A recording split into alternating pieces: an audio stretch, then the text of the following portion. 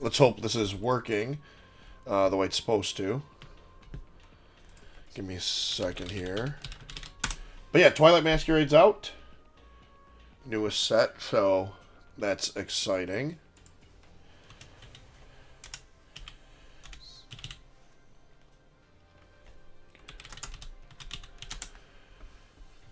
Let me just pull this up real quick. Alright, so let's see here. Yeah, so today I'm showcasing a couple new decks, obviously, with Twilight Masquerade out. I think we start with some Dragapult. I know that's the deck everyone's excited for, so I figure let's start with that. And then we'll move on to some other stuff.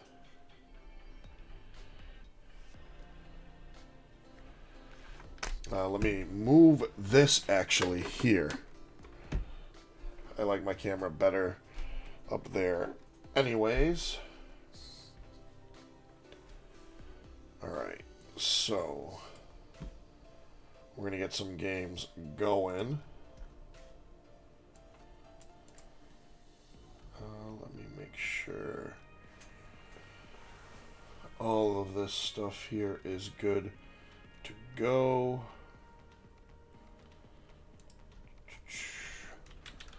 Alright. So we're not going to start with this. We'll start here. This Dragapult. Make sure everything's working.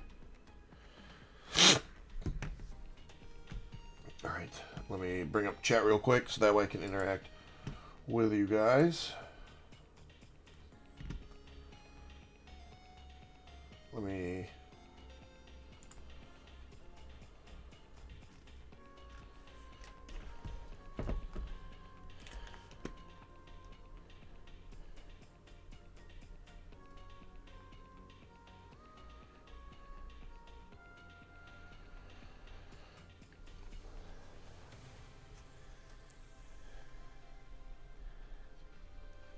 Alright.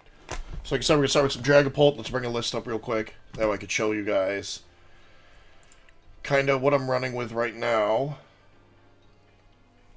Pretty standard, nothing crazy. 443 Dragapult line. Dreepy, for those of you that don't know it yet, 7 HP.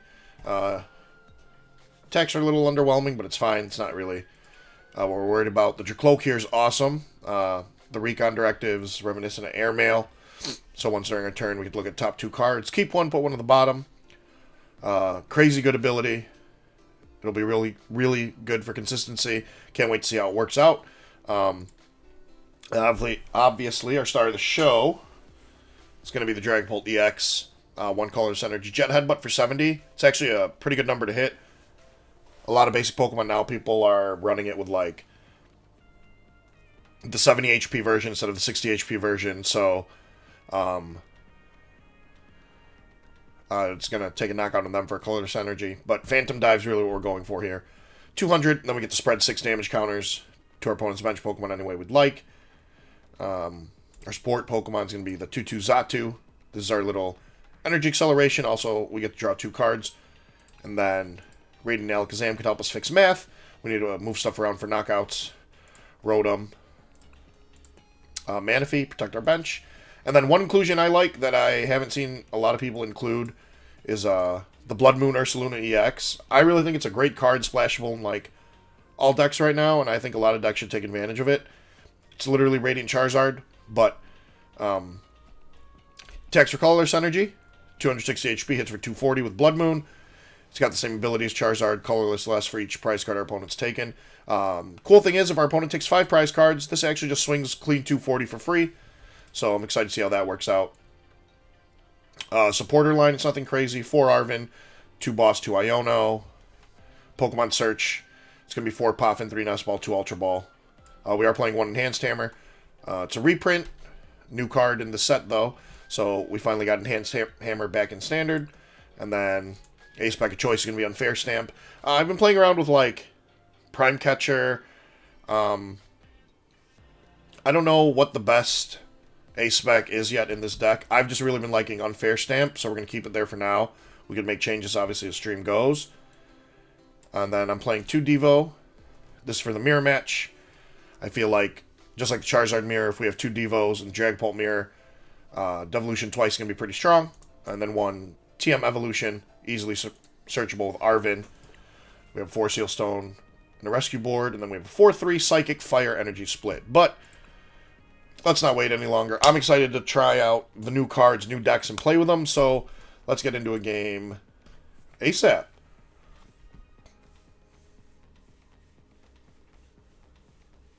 Yeah, let's go. Unknown? Anon? Sorry, I'm so sorry if I butchered your name there. But yeah, let's get into a game. Let's see what Dragapult does here. I'm excited. Like I said, playing with the new cards, I always love when they drop. Super excited to try out some of the new decks, new archetypes. I'm going to choose Auto second. I'm playing this deck kind of like Zard. I just want to go second. If I get Arven, Evo TM, I feel like we're good. Fortunately, we are leading Radiant Alakazam, which isn't the best. We do play Switch in the deck, so we should be fine. Looks like we're playing against Miraidon. It's probably a tough matchup for us. And with this start, I mean, we are going to pop and get out. Double Dreepy, we'll Nest Ball, probably get a Rotom and draw 3. But, yeah, our start's not super hot. Okay, so we top deck the Rotom there off the mulligan. I kind of wish we top decked like an Arven or something. But we still get to draw 1 more card start of the turn, so please, let's see what we get here. Playing Blissey Knight. I could build and play Blissey. I want to mess around with Greninja a little bit. I just wanted to start with like Dragapult, but I'm down to play like any of the new stuff, honestly.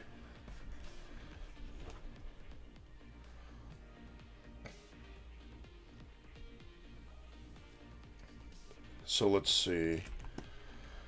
Opponent gets a Rotom down. I haven't seen Rotom in... Oh, sorry for that, y'all. I haven't seen Rotom in Miraidon decks, really.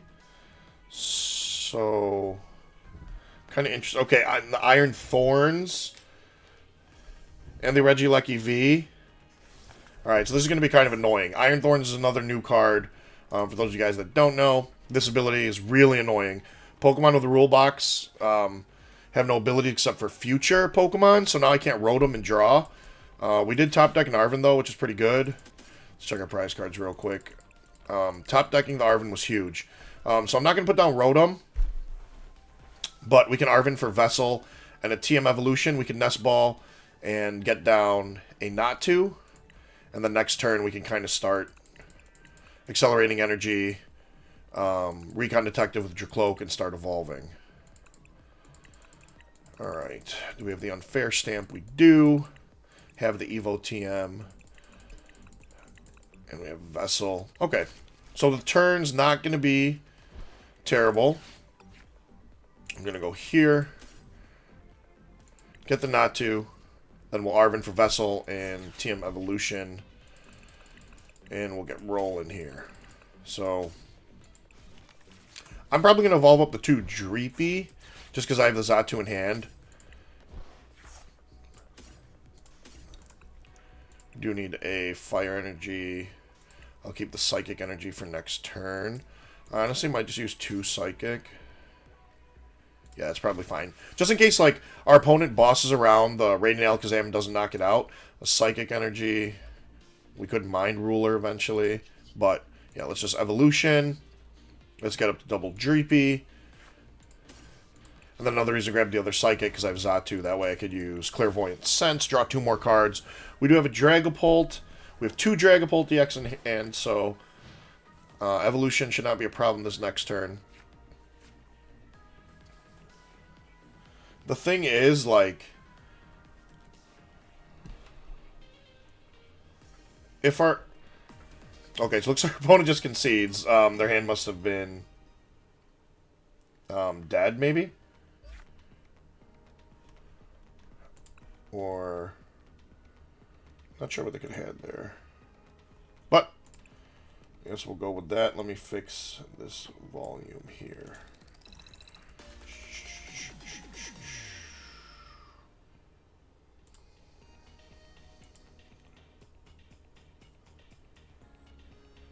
Alright, let's queue up another game, though. Let's see how we can get rolling here. I think, like... I don't know. I think Dragapult's really, really good. I know it's like the hype of the new set. It's the new deck that everyone's like, oh, it's going to be tier S, it's going to be broken. Yada, yada, yada. I get it. But the deck is, or at least on paper, looks very, very good. So I did want to try it out a little bit first. And then we could always change and go from there if it's not working out. This has been an issue today, though, with TCG Live. As you can see, a lot of games were getting like stuck frozen on this coin toss screen. So we don't even get to toss the coin, and we don't even get to really like start the game. But I'm going to give it just a little bit. Maybe our opponent is AFK, or maybe they're loading up slowly too. But, yeah. Okay. So it looks like it's going to be one of those scenarios. I'll probably just have to queue up another match and see if it works. If it doesn't, I'll just go ahead and reboot live, because that's the only option I have. Okay, and our opponent was playing Great Tuskmill, looks like, so it's kind of cool. I don't know how we fare against that matchup. I would have loved to play it and find out, but PTCG Live didn't want to let us, so... Alright, let's try this again.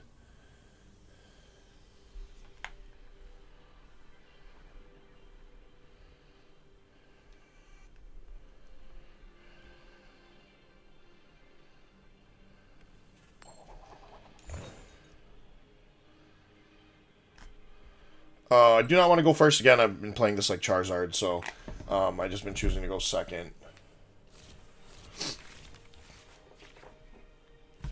Alright, so we don't open an Arven, we don't open a Poffin. We do have an Iono, which is fine, but we need to get to an Evolution TM. Okay, Monkey Dory. This is actually an awesome card. I love Monkey Dory as a whole in general. This ability, Adrena Brain, is really cool. Looks like we're playing against Guardy. Don't know how the Guardy matchup goes. In theory, I feel like it's probably pretty close. Even with the spread damage, I know a lot of people probably think like, oh, we have spread damage, it's definitely favored. Okay, so it's not. It's actually Blissey, so we're going to get rolled by Blissey playing Dragapult. Blissey's an awful matchup for us, but let's see if we can kind of weave our way around and navigate through this thing here. Let's see. Alright, looks like our opponent doesn't have much outside of that, but that's fine. Getting 2 Chansey down is pretty good. They led Monkey Dory. Okay. So let's check out our prize cards real quick.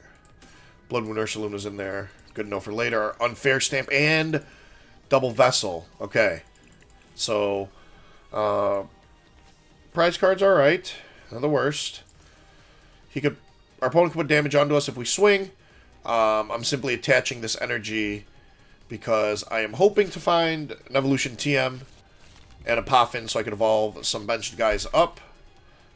Cool, so we found 2 Devo TMs on Evolution TM, which is okay. Unfortunately, our best move then, and I don't want to, is just going to have to be Rotom draw 3. This is a really slow start, though, against a matchup that's already pretty shaky. So, I'm not liking our prospects right now. We drew into the Evolution TM. Okay. Took a little bit, but we did. Excuse me. Took a...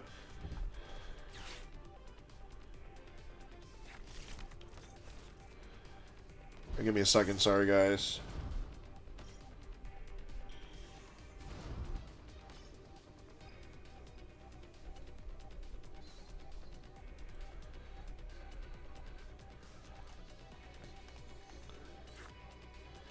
Give me a second. Alright, so our opponent didn't do much either. They did evolve twice. Their hand might be kind of dead. So it's like, I don't want to give our opponent the Dreepy. I really don't want to give them the Rotom either, but it's like... I kind of have to, like, pick here. I do want to go into, like, Double Dracloak, though.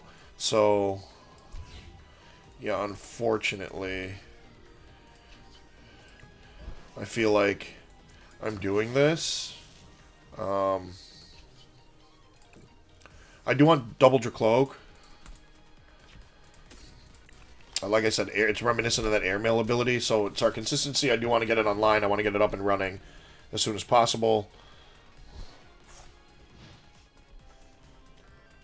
Sorry, I'm just tweeting out socials right now.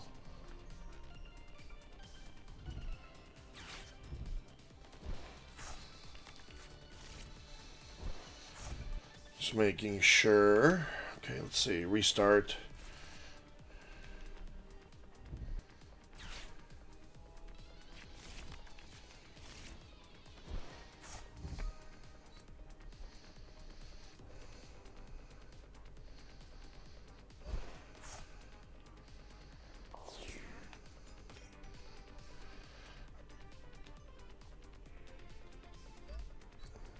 Alright, so let's see. 180.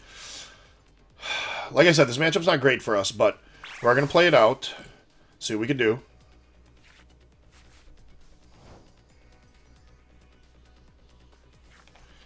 Alright, so we do find Nest Ball. I do want to get another Dreepy down. The Monkey Dories are going to be rather annoying here. We already have the Psychic Energy. So Ultra Ball will be good. We could get a Dragapult, we could get a Xatu, whichever one we're missing. Because we can get the attack off here if we find one of the pieces, which we don't, unfortunately. So, let's see what energy we have. We only have one. Okay. So we can deck 2 more cards. Then I have to get rid of both. Yeah, I don't want to do that. So, what I'm going to do first is grab the Xatu, and then off the Xatu, we're going to use the Clairvoyant Sense, get to draw 2 cards. Hopefully one of them's a Dragapult or out to a Dragapult. And then we can start attacking. If not... okay. So it's not, unfortunately. I don't like letting 2 prizes go just like that. I also don't want to lose a Dreepy, though, so... I'm just going to instant charge and give up the Rotom, unfortunately. Not looking super hot right now.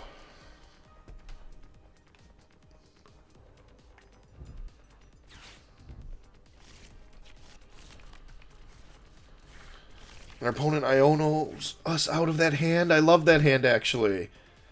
Alright, at least we do have a Dragapult now. But man, I wanted to boss Zord, bring up a Monkey Dory, because I feel like...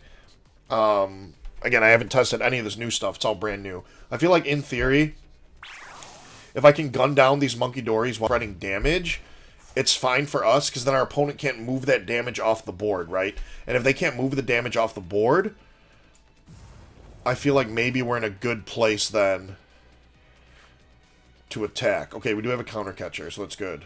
I know there's Dracloaks on the bottom. I don't want to shuffle my deck just yet, though, because I want to see if we can find a supporter. A meaningful supporter, I should say. Arvin might be fine. It's Airmail Recon Directive again. Iono is what I was really looking for. We have this. We'll attach here. Counter catcher.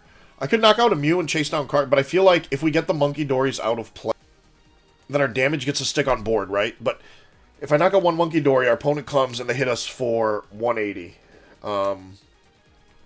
We then swing into a second Monkey Dory. We're 4-4. They knock us out. It's 4-2. If they can't move the damage around, then it's fine. But then we lose the prize race. So I think, unfortunately, I do need to start keeping up with the prize race here. Wait, do these abilities stack? Okay, if it has Dark Energy. So neither of them do. So we'll just hammer off the double turbo. We'll pop and get another Dreepy down. We could get another Natu. Just trying to think if we're ever going to want one. This deck doesn't really play much energy, so we're not counting on like acceleration for draw. But Might be fine to, like, thin the deck out of that card, too, before an Iono. And the other Zatu's prized anyway, so...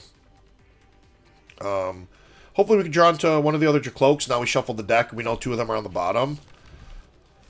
Stick our find one of the Jacloaks. Okay, that's huge. So put that there. Let's Recon Directive. Whenever the game wants to let me Recon Directive. There we go. Yeah, I don't know. PTCGL, just since the update's been so buggy, so I apologize for that, everybody. Cloak. We get all 4 out. Whenever the game's ready.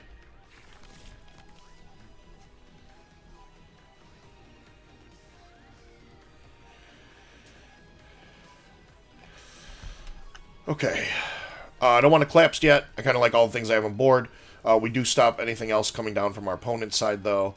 I don't think that's going to matter too much. So, just like knockout here, Phantom Dive. We know this Blissey is going to be the one to come up and attack. So, I am going to throw the damage onto it. This is the one ready to go. The thing, see, if I only put 3 damage counters, it's going to get moved off immediately with Monkey Dory. So, I feel like I have to put all 6, unfortunately.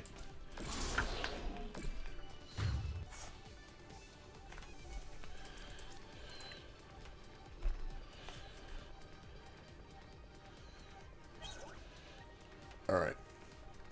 Now let's see what happens here now with our opponent.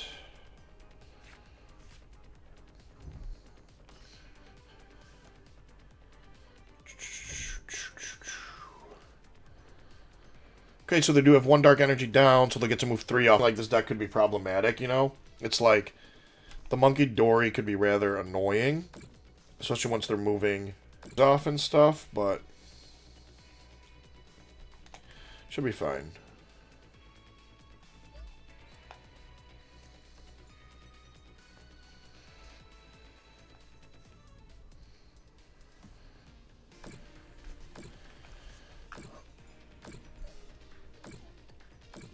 Man.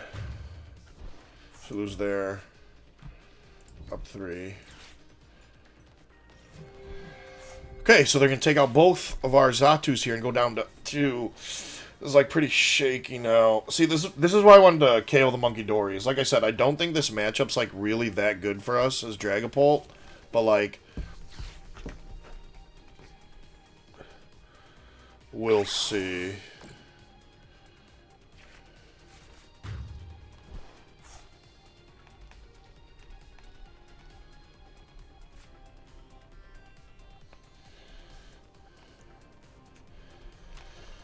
So we don't one-shot this. It has no damage now.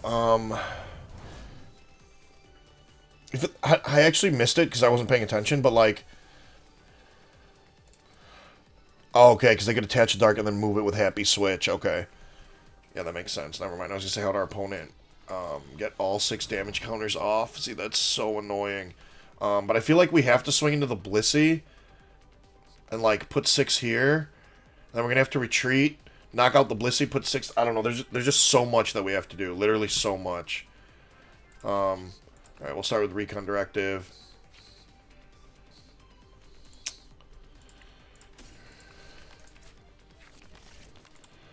So, like, they could... if we bring it up again for... let's see. Maybe I could attack into the empty Blissey. Like, the Blissey with no energy. Okay, Boss's Orders is what I wanted. See if I could, like, swing into it. I know there's nothing in the deck. Seeing what we got left. We do have Fire Energy to attach there. A Clap Stadium now would be probably a good time to use it. They'll obviously get rid of a Monkey Dory. I could also, like, KO the Monkey Dory, but the thing is, like, they could Happy Switch an energy back to 1, Energy Switch an energy back to 1, because they have 2. Is it anywhere? Yeah. So, like... the 6 damage counters, like, never stick almost, right? It's like... if I hit it for 200, they move 6 off, it'll be at 140. Hit it for 200, that'll be a KO. So... we do get the knockout. We would need a second Dragapult, though, because we're going to have to, like, retreat into one. So So I'll probably do this now, since I'm not going to play boss. We're going to Super Rod, put the energies back in. By energies, I mean the 2 Psychic. I don't know, I just don't see how we ever win this matchup, especially with that slow of a start. I have to start much better than that if we're expecting to win this. We obviously don't need the Xatu anymore. We should be able to get away with just manual attach, manual attach. This is where the Blood Moon Ursaluna comes in like handy too. It is for like late in the game to come up and sweep something. It hits for 240. If one of these Blissies had 6 damage counters on it, that's a perfect knockout and we'd win the game. The problem is that 6 damage counters are never going to stick. Like, literally, our opponent can, like, Monkey Dory, move the energy, Happy Switch, move it back there, and then our 6 damage counters go nowhere. That's, like, the big issue here. That's really why I wanted to knock the Monkey Dories out, which is maybe how we're supposed to approach this matchup. So, I think definitely how we'll approach the matchup. Because we just gust the Monkey Dory, and then if they can't move the damage counters off of us, and they can't, like, Happy Switch and move energy back and forth to recycle and reuse this ability, we should be fine. Theoretically. What up? Nuke, what up? Just having fun with some of the new stuff. You know.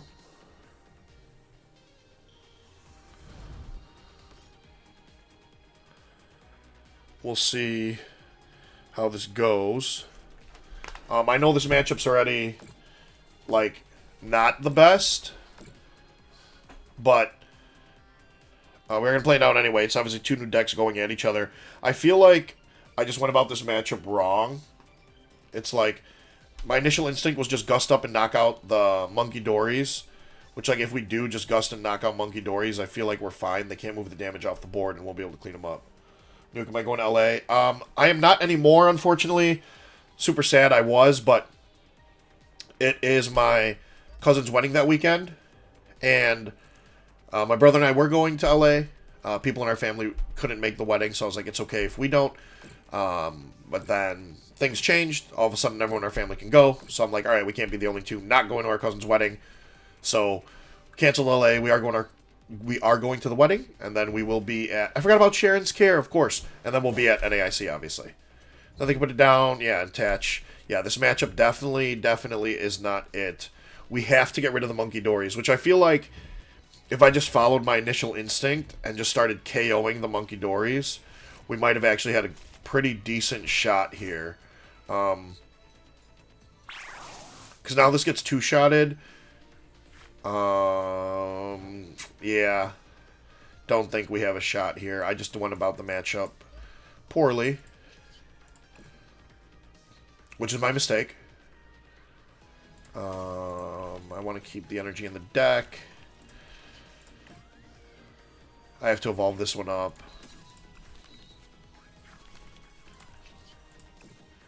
And I unfortunately have to retreat, so. We can't use the skateboard as one of our retreat options. So thankfully we have that. This might be too little too late. This is what I initially wanted to do. Just start knocking out these guys. Which I think if I did this in the beginning, honestly, and they couldn't move the damage counters off, I think we low-key would have actually just cooked our opponent and won this matchup. So I actually do hope we match up with a Blissey again. Because I think if we just chase down all their Monkey Dories, I feel like I could have just beat my opponent here. Like, my setup was pretty strong, too. I feel like I should have just trusted my gut and went Gust knock out the Monkey Dories, because now I think I'm out of Gusts. There's a boss still. Yeah, see, because then they only get to move 3 off. Okay, so we lose there. Yeah, the Blissey matchup. It's not favored for Dragapult, but I think I went about that matchup wrong for sure. And then if I see a bunch of Blissey on the ladder, which I can't wait for later, guys, we're going to change the Greninja. And I cannot wait to cook all the Blissey. But yeah, Blissey seems okay. I feel like it just gets bodied by some of the other decks in the format. So I hope people play it. I think the deck's really, really easy to beat. It just really beats like Dragapult.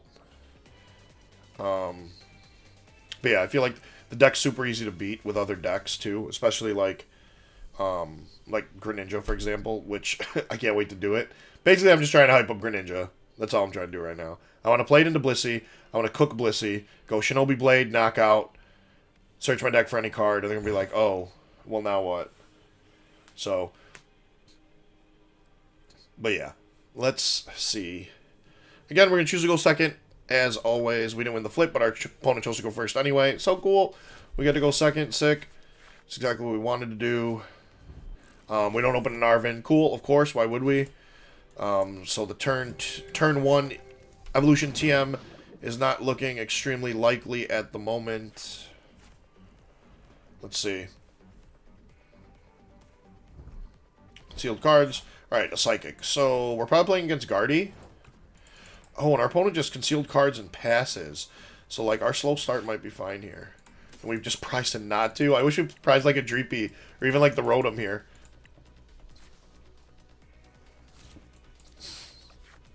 So we're not going to be doing much, unfortunately, on this turn. So don't worry, opponent, you are safe. I'm going to put this down in case poor little Natu here gets KO'd. I should thin the deck out of energy. The thing is, I don't want to discard Boss's Orders, I don't want to discard Stone, and I don't want to discard Xatu for obvious reasons. So I'm just going to let it turn go and pass. Alright, let's see. Colress. Okay, so our opponent's playing Lost Box. Now I kind of wish I didn't put down double Natu. Actually, I'm glad I put down double Natu. They could Colress, get Comfey's down, switch card, Cramorant, knock out one of the Natu. So at least we get Energy Acceleration at least once. Though, I guess we don't really need it, per se. I guess we didn't need it at all, really. Yeah, I didn't need... Let's see. Yeah, so I really wanted to play, like, music in the background. Like Pokemon lo-fi music while I was, like, streaming. That way everyone has, like, a little bit more to listen to. But I had to do more research, make sure it's music that I'm able to use on a live stream. Alright, so they got rid of an Artisan. Kind of wish they kept that for us, low-key. But okay, it makes me glad now we got the second Natu, because there it looks like they're going to come up and spin innocently for KO. And we have a board of Dreepy, and the Natu that could. Alright, Xatu, draw some cards, because we're going to need some help. A lot of help. The best thing for us would be, like, Arvin, probably. Alright, so our opponent's just popping off now. Turn 1, Greninja pass. Turn 2, everything they want. So, I probably will promote the Natu, because I'm going to Clairvoyant Sense, put a Psychic onto one of these guys. And I could always retreat if I have to. The thing is, like, if I don't evolve up into, like, a Dragapult or get, like, a Rotom down, Cramorant's going to take another knockout, which never seems good. I'm going to get another Dreepy out of the deck. Should get Manaphy, theoretically. I haven't seen a Water Energy from our opponent yet, but they definitely play Water. Yeah. So, let's not just lose the game to Moonlight Shuriken. We'll definitely get the Manaphy. We'll thin the deck out of 2 more cards. So hopefully we can draw into something a little more useful. Clairvoyant Sense. Alright, the Xatu ability that could. Arvin.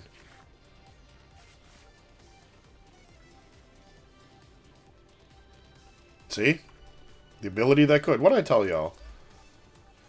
Rare Candy, Dragapult. So our board's like dead outside of this though. And like consistency wise we don't have your cloaks down or anything, but like Clairvoyant Sense into Rare Candy, Dragapult seems pretty good. Not gonna lie. And then the reason I'm not spreading these damage counters between like Comfey is like if I split 3 and 3, our opponent plays switch cards, so they could switch card all of the damage off, and then it's like our whole turn was nullified. This way, at least if it's on 1, and they switch card still has 30, and then we still get a KO next turn by, or double KO by Phantom Diving whatever's active, and then placing the 4 damage counters on the Comfey. So, let's say I split it 3 and 3, 2, 2, 2, something like that. They could heal off all the damage, and then it just becomes nullified by one switch cart, and I did not want that to happen, obviously. One of the strengths in a deck like this, like, we don't hit for big numbers, but we do spread damage. So we need to take advantage of the spread damage. And say they don't switch cart and they don't heal this Comfey, then we get like a triple knockout next turn. We KO whatever's active, we put 1 damage counter here, we can put 6 or 5 on another Comfey, and then the next turn, take another big. Sorry, did I say triple? I meant double knockout. I meant triple double knockouts, is what I was trying to say. Throwing a lot of words in there. Triple double, speaking of triple double basketball. Who are you guys rooting for? Win the NBA Finals. Or at least make it if your team's still in there. Alright, so that's what our opponent has. See what's in this card pile. Double switch, only one of the switch carts. Only one Chorus. Yeah. Did they just put the Raikou in there? They did. What worries me now is though Sableye comes down, if they get our only Dreepy, like, the Dracloak is really our only form of consistency and kind of draw on the deck. Like I said, Zatu's not really used for draw. It's like Energy Acceleration when we need to swing and attack in one turn, but we only play 4 Psychic Energy. 3 of them are already accounted for. So it's like, we're not digging through our deck constantly, right? Kind of turboing through it. Okay, so it looks like they didn't heal the other Comfey. So, like, this is going to hit us for 110. Do I want to, like, KO Sableye? We have a boss. How do I think the Lugia matchup is? I think the Lugia matchup is probably awful for Dragapult. I think Lugia is actually pretty good next format, or this format, I should say. It's probably not a great matchup for us at all, though. Because the Chinchinos come up, they could one-shot us. I know we could spread the damage. I know we could KO the double Archeops in a couple turns and whatnot, but do we have enough time to spread damage, right? Lugia's going to pick to go first. If they get turn 2, Summoning Star, double Archeops, they get a Chinchino out, they start one-shotting our Dragapults. I feel like it gets problematic for us.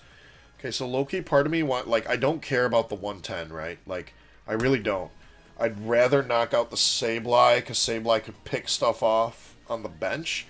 This would, to KO us with the Cramorant, they need a Gust. If they're Gusting, they're not Colress. So that's fine. We're going to do this, actually. Gonna do this. We're gonna Phantom Dive, knock out the Sableye. We have knockout here, and then we can put all 5 on another Comfey. So next turn, we can kind of set up the same thing with like a double knockout turn, right? Cool. Awesome. 2 prizes that do absolutely nothing for us. However, we can't S-Ball for Rotom finally. We have 4 Seal Stone, Unfair Stamps in hand. Again, Lost Boxes play Must Disruption. If they do, it's a Roxanne, and we're in Roxanne range. Hopefully they don't, because if they do, not looking hot. You like Ant-Man, want Dallas to win it, but think Boston will take it this year. Ooh, okay. So you're like 3-way split right now. Huh. I like that. I do like Ant-Man too, but I think, like, the Wolves aren't ready. Like, I don't think they win it yet this year. Surprisingly, Boston, I guess, is the only team that's quote-unquote been here before in terms of the teams that are remaining. So it's like, can that experience carry them as it should? I don't know, but this year's NBA playoffs have been awesome to me to watch. Oh, no.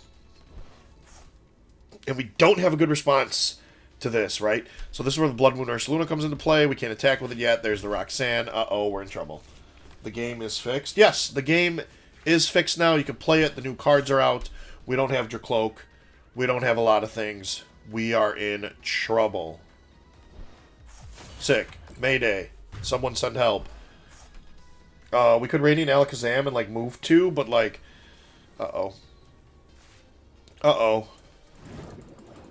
See, this is the problem without getting the Dracloaks out, like, earlier. Yeah, there's not much we could do. This is not good. Not good, not good, not good, not good.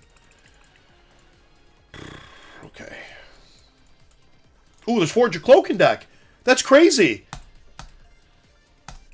I bet you we don't find one.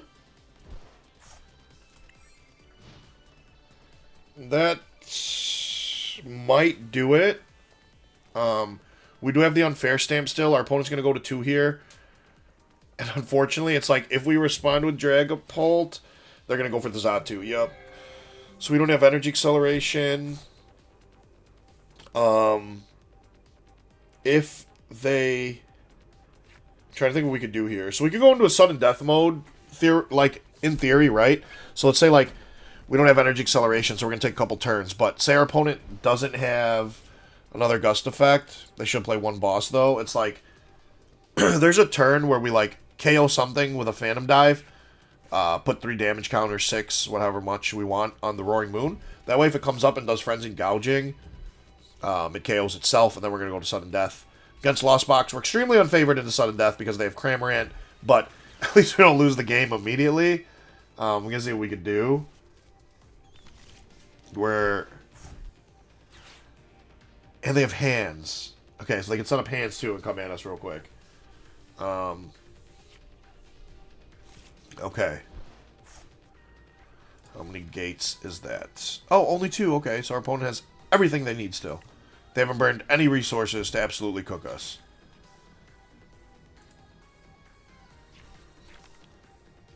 Okay. So they're going to attach here for the turn. Oh, and just hands for... Go to 1? Yeah, there's no way to win this game now. Cool. Alright. So we will try this again and see if we draw any better at all. The thing is with, like... I don't like live as much sometimes because I feel like some of the draws you get are just completely unrealistic. But it is what it is. At least we get the new cards online and we get to play them. We get to test the new decks. It's going to be a lot of fun. Ooh, let's see what we got. Let's collect all, shall we? Let's check it out, y'all. Cool, 25 credits. Ooh, that's pretty. Teal Mask Ogre Pond. Ooh, so I think we're going to get 1 of each. And the Legacy Energy. So we do have one. Let's see the Chimchar. Luxray EX. Cool. Iron Bundle. Wait, why was Luxray EX in, like, the uncommon spot? Did anyone see that? Thank goodness this was on stream, or no one would have believed me. Right? Because it like, low-key was just in the uncommon spot and not at the end. We're going to have to play that back and check it out. Because that was weird. Yeah, that was so weird. Why was the Luxray EX, like, in the uncommon spot? Alright, so let's try this again. We're 1-1 so far, Dragapult. Let's see. Yeah, I was winning the first 3 cards. That's what I said too. I was like, what? Our opponent will go first. Cool. Like, so the cool thing in this format's like, even if we want to go second, even if we don't win the flip, sometimes we'll still get to go second anyways. I never want to lead the Blood Moon. We don't have an Arven. Again. Alright, we're playing against the Festival lead deck. Awesome, another new deck. If we could set up, though, I feel like we just absolutely cook this deck. All their Pokemon have low HP. We're going to spread some damage, kind of knock them all out. And if they attack twice, they still knock out a Dragapult. But we need to set up first, right? So I have a Poffin, we have Vessel, we can attach an energy. Arven would have found us the Evo TM, and that doesn't get us the Evo TM. We got double Dreepy. Let's check our prize real quick. We're missing 1 Jercloak. We have Rotom. Is unfair stamp there. Evolution TM's in there. Okay, cool. So, like, odds are we don't hit the Evolution TM. But, like, I want to play for it in case we do.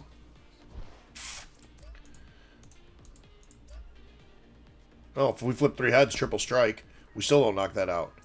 I'll save the rescue board for now. We'll just say I don't know. Into the 1 of TM Evolution? Sick. Why would we? Alright. We do have a Jercloak, though. We have Rotom. We have to draw 3. I don't want my Natu to die. We'll just draw 3. Cool. So we do have a rare candy. We have 1 Jercloak.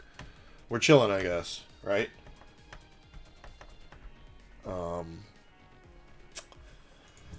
Let's see. Our opponent gets another Grookey down. Okay. Be cool to get it if we could get into like Dragapult, Xatu, and attack this turn. Be huge. We'd get 2 KOs because if they don't evolve everything up, Applin only has 40 HP. We do get spread 6. That'll be KO'd pretty easily.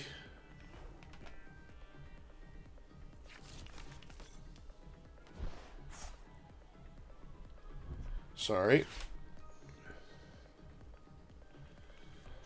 Alright, so our opponent plays another Poffin. Looks like maybe they are not going to evolve up, because they just spread the board with some Grookey.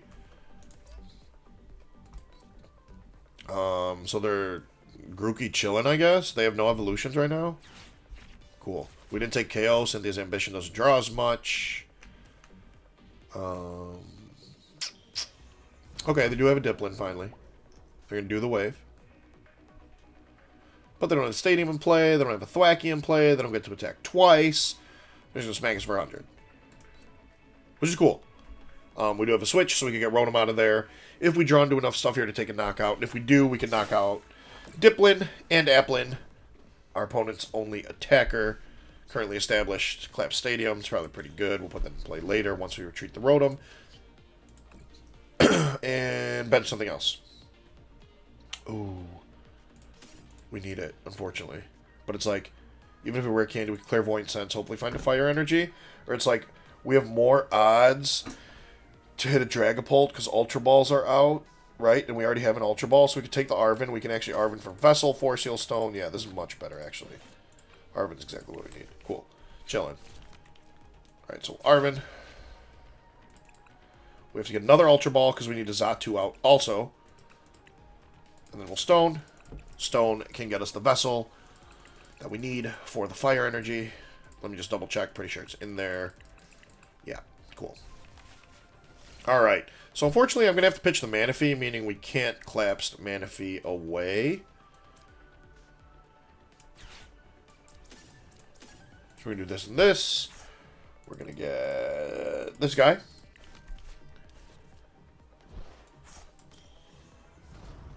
And we'll Clairvoyant Sense.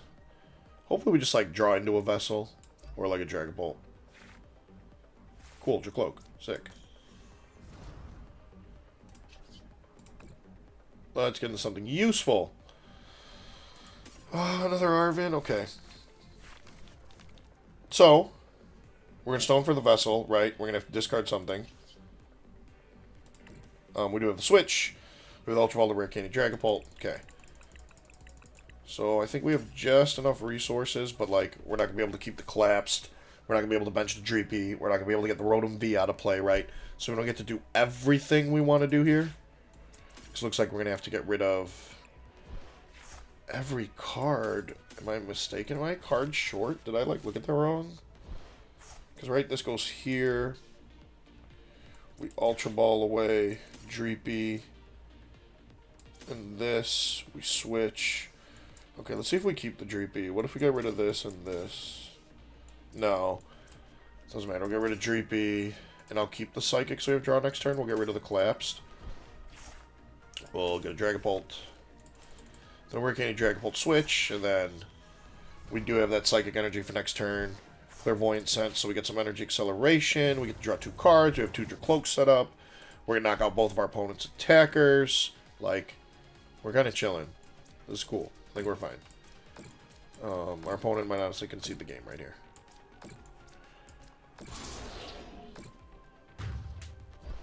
We do get 2 knockouts, which is cool. Let's see. Okay, so we did get our Radiant Alakazam. Awesome. Just in case. So the reason I wanted Radiant Alakazam is like... So I put 2 damage counters here, right? I'm pretty sure that Thwacky has 100 HP. So like... They'll evolve probably the one with no damage. But once we put 6 on it, you can put 2 on it later. A Radiant Alakazam, move 2 over, take a KO mid-turn. I don't know. There's just some cool stuff you could do and cool math lined up. Yep, there's concession like I thought. Out of our opponents.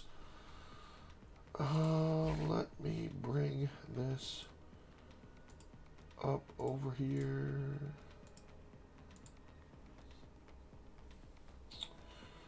Familiar. If I encounter any of the bugs where you get stuck on the setup screen. Yes. I've encountered that all day.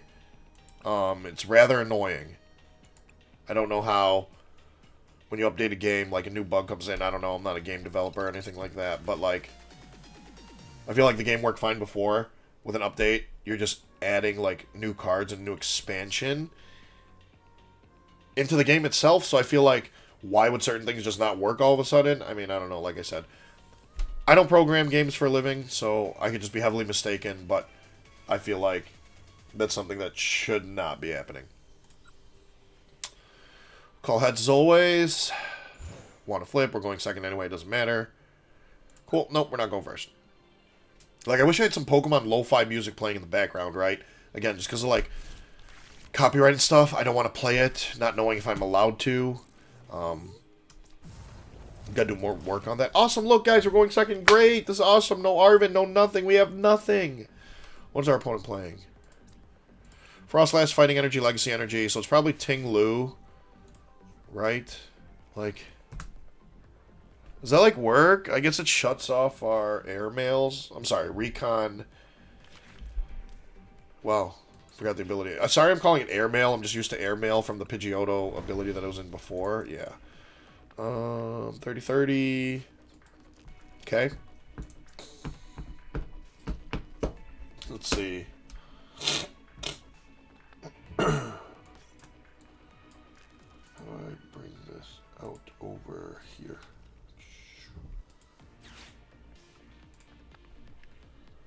Queen, when you play with this deck, do you feel it's missing something, or you wish you had played this instead? No, I don't think it's missing something. I feel like there's so many engines right now that go with this deck. I'm trying the Xatu one. We tried the Lost Box one. There's a Charizard one. There's so many engines for the deck. Right now, I just don't think... Not don't think. I know a perfect 60 hasn't been figured out yet. So it's like... Right now, everyone's just kind of... scrambling and doing... You know, whatever it is you can to, like, build the 60. So I don't think anything's necessarily more correct than another one just yet. But, like, oh my goodness. Our hand is boo-boo. Do we want another Dreepy? Or should I, like... Clairvoyant Sense. What, this? And then what? Then we don't get a Dreepy. Our opponent's ground does 30-30, so they wouldn't KO it, so technically we could, like, switch, put a rescue ward onto this, accelerate an energy to it. Like, yes, but, like... So we don't have more out. Okay, I guess we kind of have to, low-key. Seems like pretty bad, though. I'm not gonna lie to you.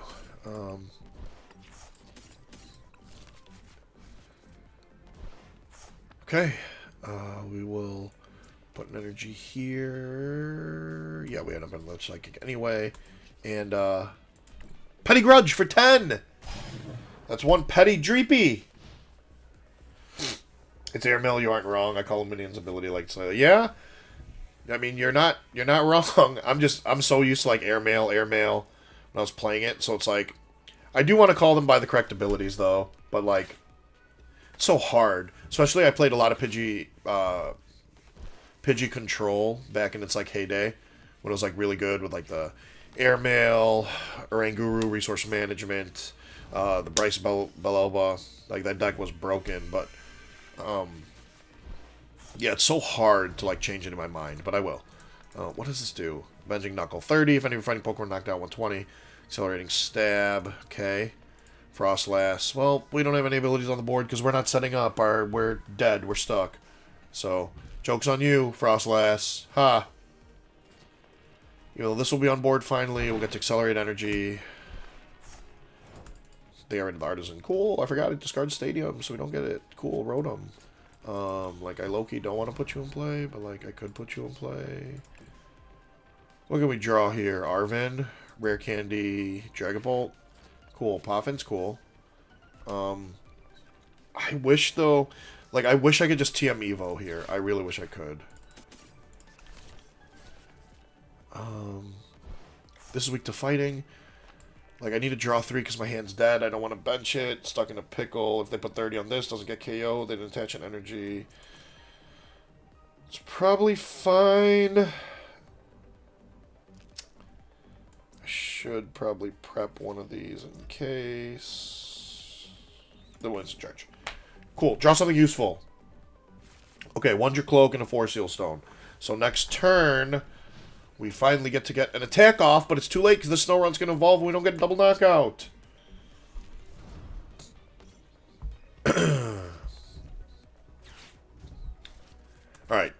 Well, they can Iono us out all the bad cards, right?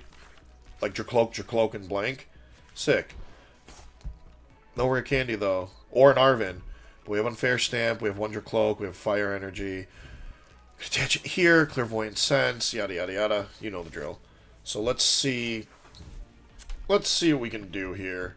30-30 is quite annoying.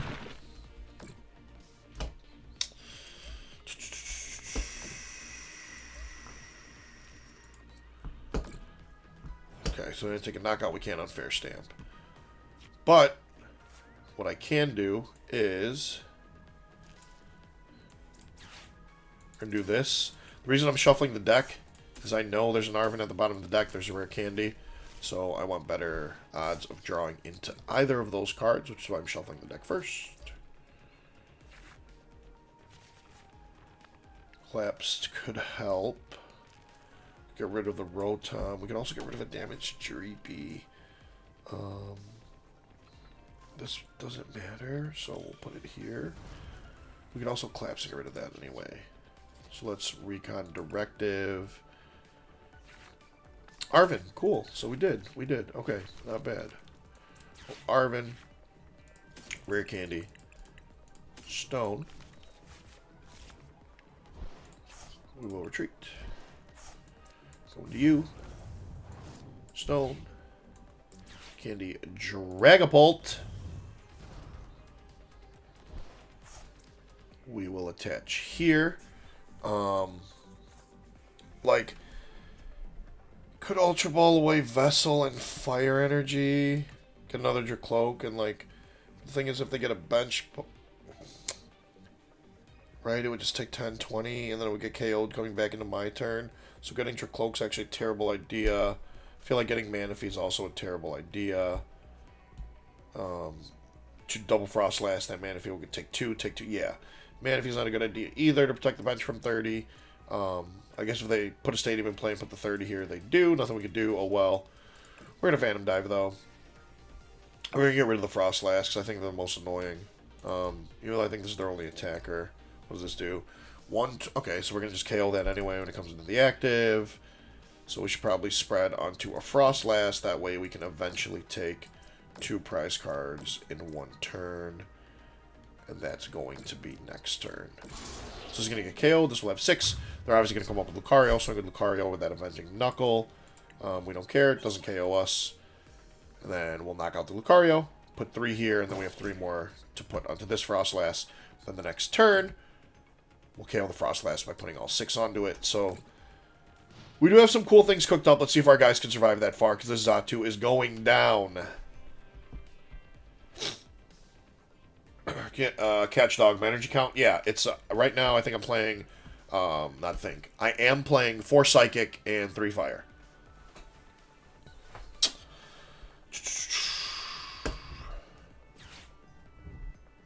All right, Nest Ball and Boss's Orders. Low key.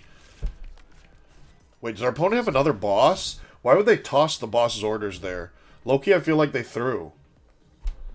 Because Avenging Knuckle takes a KO, right? Unless their last card in hand's boss or, like, a different supporter. But if it's a different support, yeah. So why would they toss the boss anyways? I would have kept it, right? So this thing hits for 120. This is going to get KO'd anyway. Oh, no, it won't. Because they only have... Oh, yeah, it will. Frostlass, so this will get KO'd. It hits for 120. They should have just brought up the Dracloak, taken this out, or, like, even taken out the Rotom because they hit for weakness. They'll just Ground Crasher 30-30. Okay, I guess, like, that's fine, too. Cool. So it's probably going to be pretty tough for us to get rid of the Rotom here. We have Unfair Stamp, though. Ultra Ball. This is unfortunate. We are going to have to evolve up into Dragapult, like, ASAP. Let's Recon Directive first. Don't want to put another Natu down. But I want Boss in the deck to potentially redraw into. We don't need Accelerate Generation anymore. Get rid of you. If I collapse and they get rid of this, then I don't take a 2-prize KO, right? So that's why I'm dumping the collapse, guys.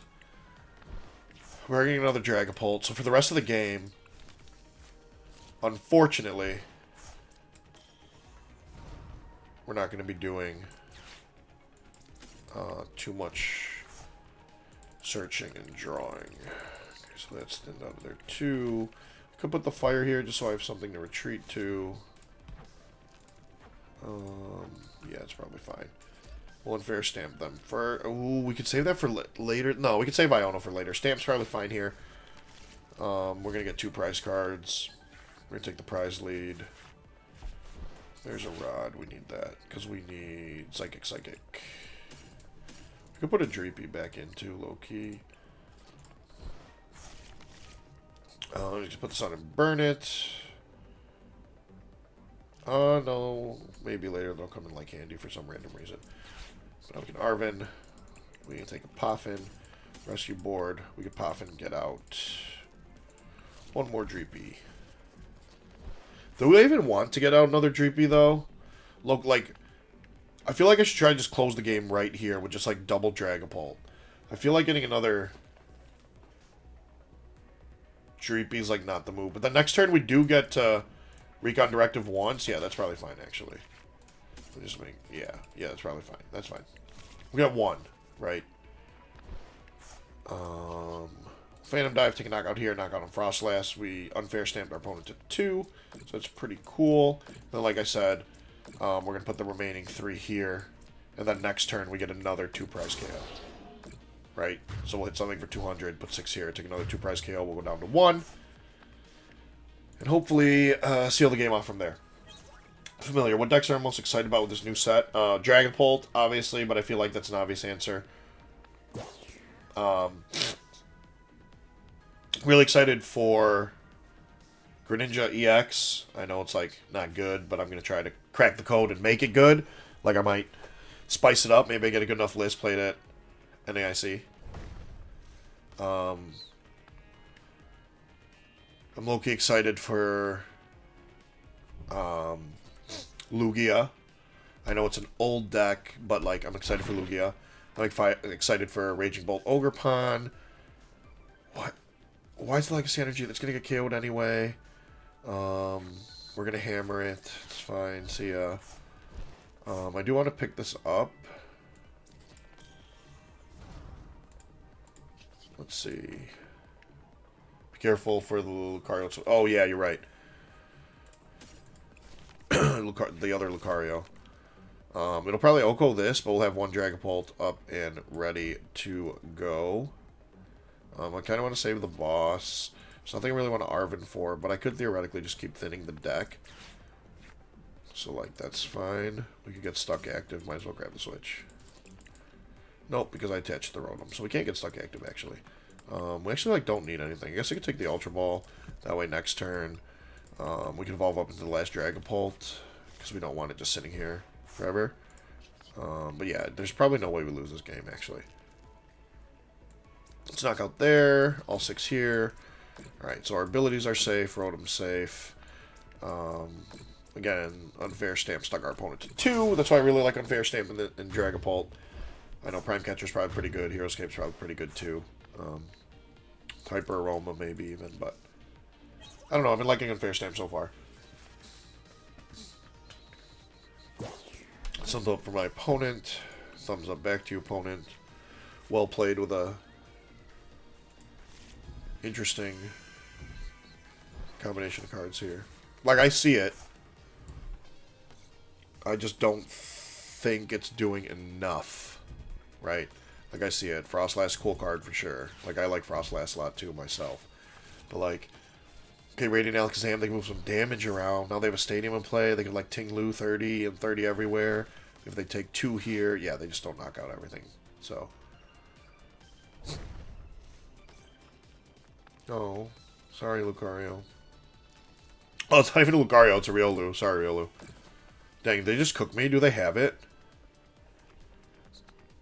Oh, just punched. I don't want to punch the Riolu, guys. I feel so bad. I don't want to KO it. But, sorry, opponent. Bye, Riolu. GG's. It's going to really make me place all of these. It's like, the game just can't read that I have KO. I could just take, like, my last prize. I guess that's fine. Moshi, my senior's goat. What's good? Not much. Just trying out some of the new stuff. Twilight Masquerade, obviously. Dragapult had to be first up on the list. I don't want people to get bored of it too fast, though, so obviously I'm going to switch between stuff. But I was like, I got to get to Dragapult first. Super excited to play it. I know people are probably super excited to see it. Probably change the deck a little bit. Here's like an archetype of Dragapult, guys, that like many people weren't doing. Like, can I like play like Dragapult Frostlass, right? So I have no energy acceleration, but like I said, I really like this Frostlass. It's interesting. It does damage. We have spread damage too. We could do it like Serena, at least heal our abilities off. But like, I don't know, that's probably not it. So, but yeah, let's go back to regular Dragapult, not that one. And then, let's see what happens here with this one. Frostlass Bolt is wild. It is wild, but like, so hear me out on like the synergy, right? I know Serena is going to damage itself. Our Dracloak's going to get damaged by the Frostlass, right? But if we play Radiant Serena and we have 2 Frostlass out, we're going to heal 20 damage from each of our Pokemon every turn. The Frostlass only can put 20 anyway. So it's like, we get to heal the 20 off, right? So it's like, I don't know, does it work? I don't know, I haven't tried it at all. Maybe we will later and see what happens. But like, the damage happens in turns that are passing, right? So it's like, if I Frostlass out, I pass a turn, I have like Radiant Serena out, and like Dracloak, whatever. Say there's 2 Frostlass. All my Pokemon get 20, it goes to my opponent. My opponent finishes their turn, comes to me, all my Pokemon get 20. I Radiant Serena heal 20, but all my Pokemon still have 20 damage on them. So like, effectively, what did I heal, right? Unless I play like Cresselia. I don't know. Fresh water set. Like, okay, so this is like the bug that's been like happening. People are getting like stuck frozen here a bunch. So we're just gonna, it's fine, we'll concede. GG's opponent. Hopefully you need the points to climb up into Arc rank. Or the XP, whatever it is. But yeah. That's been happening like a bunch today. So like, nothing you can do about it, it's fine. Hopefully Pokemon fixes the platform here. Let's get back into it again. We'll give it a second. Click, but yeah. Let's try it again. Let's see what happens. Come on. If I played it works, DM me, Liz. Yeah, I got you. I've been like testing a bunch of random stuff. Maybe 1 or 2 more games Dragapult, then I can play Greninja. Like Greninja, I know it's bad. Everybody, I know. I get it, right? I get it. Maybe somehow cook it, make it good, right? Again, a bunch of people told me Charizard EX was bad when it first came out. They're like, oh, it's cool, but it's a stage 2. You have to play it with Pidgeot. You're crazy. 2 stage 2s will never work. Deck's bad. I'm like, no, I think this is good. List works, right? So that's why one of the first tournaments was legal here in North America. I took it to play to great success. I don't know. I like it. So same thing with like a bunch of decks in the past. If anyone knows like any history about me at all, okay, mirror match. Yeah, so I'm gonna try it. If the deck is not good, it's not good. Nothing we can do. We don't have an Arven. We're going second in the mirror. This is amazing. We could get triple Dracloak turn 2, but we can't because we don't have an Arven or an Energy. I mean, Arven gets its Vessel and TM Evolution, so like Arven top deck, but we'll see. Greninja Frostlass broken. I know. I feel like it is too, Moshi. Like so many people are like maybe it'll work, right? Maybe it'll work. I'll try it. I feel like oh, it's Lost Bolt. You're chilling. Yeah, it is Lost Bolt. Thankfully, so I think we're okay here. Get out of not to check our prize cards real quick. I love Blood Moon or Saluna in the mirror match. Honestly, if I didn't pull this, I probably wouldn't be playing it in a bunch of my decks. But like, it looks so pretty, so I just wanted to play it. We have Rotom. We can Nest Ball for it. We have Double Candy. Do we have Unfair Stamp? We do. We have the TM Evolution. What's our energy count look like? Everything's there. We have the Collapse. Chilling this. Arven, so we're missing a boss. Yep. Radzam. Cool. Okay. Yep. We do have Double Devo for the mirror. Gonna do this. We're gonna get this guy. Would have been cool to, like, evolve up this turn, though, because now we, like, low-key might not be able to attack next turn. I wanted to TM Evo here, and the hand is still not that great. It's up to Dracloak and his airmails to save us. Or their airmails to save us, I should say. There's 2 of them on there. Opponent's in a Colress. Looks like they have a tough decision here. Really tough decision here. They're just chilling. But yeah, I so wish I could play, like, I'm going to find it. I did see something online that said you could play, like, the Pokemon Diamond Pearl library that you could use in, like, your streaming videos and that you could use for your own personal content. I only glanced over it. I didn't get to look at it, like, completely. I definitely want to read into it more because I'd love to play, like, Pokemon music in the background for everybody. I feel like makes the watching much more enjoyable, you know. Is that to the optimal Pult variation? That has yet to be seen, Moshi. I don't think, like, in theory, right, it seems to be the early front runner for the most optimal version of Dragapult, right, if that makes sense.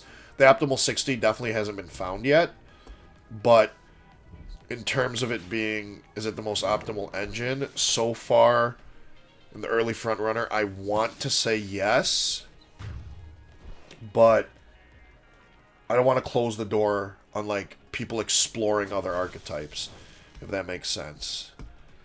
There's our Vessel, we have a Nest Ball, we have this. We haven't seen an Arven yet, so I don't want to shuffle the deck again, but I do want to thin the deck out. So it's like, it's fine. Let's walk it down another Dreepy. Alright, and we're the little Dracloak that could. Airmail, or Recon Directive, sorry. Xatu, okay, we have Psychic Energy. Xatu leads to stuff. Draws into, like, Rare Candy, Arven, Force Seal Stone, something. We have so many good outs in the deck. Please give us one. Sick. None. Cool. Okay. Well, chillin'. Instant charge. Draw 3. Cool. No big deal. Still no good cards. Alright. Anyway, back chat.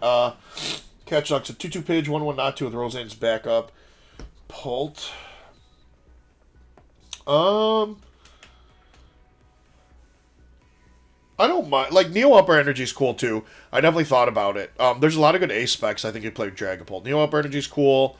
I think Unfair Stamp's pretty cool. Prime Catcher, obviously, really good. Hyper Aroma might even be good and help you out. But 2-2 Pidge with a 1-1 not 2. If you have, like, the space, yeah. But I feel like if you play 2-2 Pidgeot, 2-2 Pidgeot line, you need to up the rare candy count for sure. But I feel like Pidgeot's fine. Like, I've seen Pidgeot engines. They're fine. There's nothing wrong with them. Thing is, the Pidgeot engine, you're more prone to, like, losing to Devo plays eventually, right? So, like, I don't know. But you definitely would have to play 4-4 Candy. Right now I'm only playing 2 Candy. I feel like 2 Candy's fine because you wanted your Cloak. That way you could Recon Directive and draw through your deck. Adds consistency, but as you can see, there's no Dracloak in play besides this one because they don't want to come out of the deck, I guess, after seeing, like, 30 cards. That's cool. Kind of wish they reprinted Scramble Switch. Scramble Switch would have been cool, too, actually. I feel like decks that run Iron Hands could really take advantage of a card like Scramble Switch. It'd be huge. You had to put a Mist for Pidgeot. Yeah, I was going to catch Dog. I would say, if you're playing Pidgeot version, kind of like Zard, you definitely have to play a Mist Energy. Like, there's no ifs, ands, or buts about it. They're going to come up, Flower Selecting, Retreat, 110. We're going to attach a Fire. We're going to Airmail. We're going to Clairvoyant Sense here. We're going to evolve the Dragapult, hopefully find more Dracloaks. Play a Switch, hopefully find Clap Stadium. Boss's orders, knock out a Dracloak, put 6 on another. We're chilling. That's the dream right there. Moshi, what's a scramble switch? So, the older A specs, scramble switch was literally a switch card, like switch, as you can see here on my screen.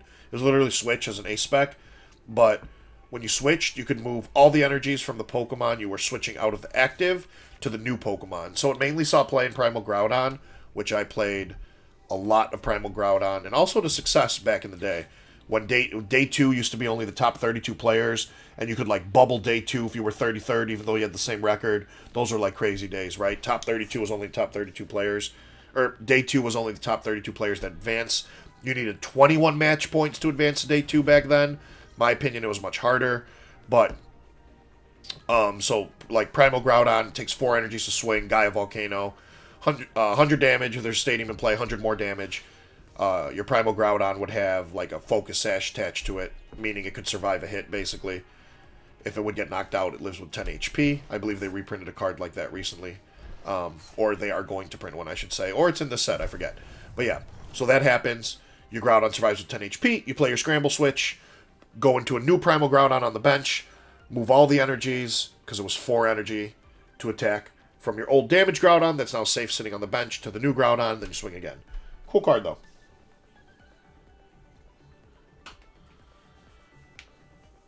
Brian, what's good? Am I playing Sinnoh? I am not playing Sinnoh. Actually. I feel like Collapsed has a little bit more value. Get rid of like damaged Pokemon, get rid of Rotom. Mist Energy doesn't bother me because I'm playing Enhanced Hammer, so I could Arven for it anyway.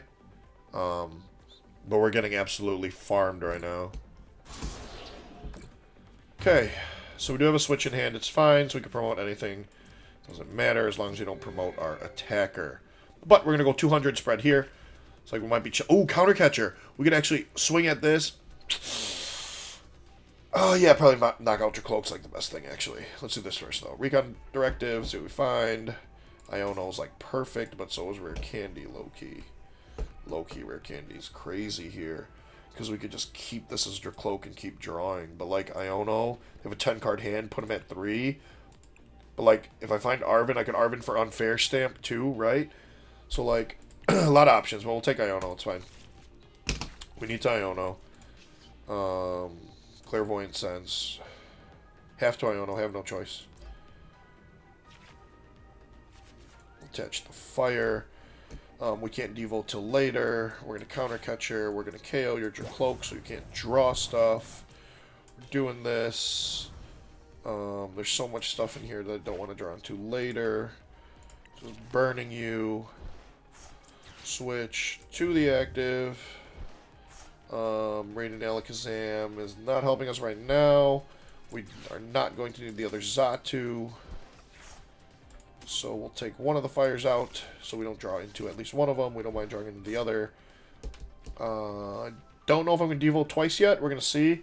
Our opponent doesn't rare kit, but if we do this, we can damage here. We're going to two-shot that anyway. We should probably put the damage on a Dreepy. Yeah, so let's just Iono. We're going to put them to 3, knockout, hit here. They're going to come up with this, swing. Take a knockout on our Xatu, unfortunately. Cloak. This like keeps us out to it. Yeah, we can't do that. We can't do that. Can't do that. We'll do this. We'll do this. Recon Directive. Oh, we find 2 of them. We do have the Collapsed. So it's like a good time to slam down Collapse. If I could like fill my bench, Collapse away Xatu, that'd be great. But it's like, if I Collapse, I keep them from putting something into play. Like, what else could they put into play that I'm really scared of? Nothing, right? Like a Sableye, I guess. But, like, I'm not scared of Sableye either. Yeah, that's fine. I'd rather get another Dracloak. So we could... Cool, guys, we finally got your Cloaks out this game. Like, that's cool, right? Let's Recon Directive again. Don't need more energy. Don't need Nest Ball for anything either, though, so I guess it's a little irrelevant either way. So we're going to Phantom Dive, Knockout, Swing, and put damage here. But, like... Ooh, or... We just took the Nest Ball, we have Rescue Board. Low-key, we put the 6 damage here, right? Blood Moon Ursaluna hits for 240. Like, I do like it for the mirror match, but I feel like we use that later when we, like, spread on 2 things. Yeah, that's fine, actually. We're going to do this first. Trust me, I have a plan. Oh, no, we have Raiden and Alakazam anyway. Yeah. Trust me. I have a plan. So, I play Blood Moon Ursaluna. For, like, scenarios like this. Our opponent's going to go to 2, right? So, Blood Moon's going to attack for 1 energy. On this next turn, if we just... We're going to retreat. And swing at the Dragapult. Knock out the Dreepy. They're going to swing into our new Dragapult. We retreat Blood Moon, and Blood Moon Ursaluna should be able to clean the game for us. We still have the switch in deck. So, no, we don't. Okay, we have Rescue Board, though, so we're good. You were playing Catch Dog, you agree. For you were playing 2 cards is nice point. I get any card I want and 2 cards. Yeah, I could see. I mean, I could see that. That makes a lot of sense for sure. Like, Pidgeot's good. Like, we've had, like, the quick search ability is just good. We've had that ability before in the past. It was super strong. Like, searching your deck for any 1 card at any time you want it is just always going to be good. Like, there's no way around that. So we're going to bench nothing else here. Our opponent has a Colress. So they did find cards they wanted. Radzard went to the discard pile, and a Dragapult EX went to the discard pile. So they're going to rare candy that one. Okay, cool. But so, here we, like, swing, right? We're going to just... They're going to swing into us. So we're going to need to retreat. Are they playing Devo? We might just be a turn behind because of that slow start where, like, the Cramorant just got to farm us. And then the Rotom dying was, like, huge. Because we could... Like, we have Devo plays, too. Thing is, we just don't have enough damage on the board right now. Yeah, so they're going to KO the Xatu, which is fine. The 6-200, so for sure this has to retreat. This cannot attack again this turn. Like, we could Blood Moon Ursaluna this turn. But if we Ursaluna this turn, it's... I don't know, it's hard to say. Let's see.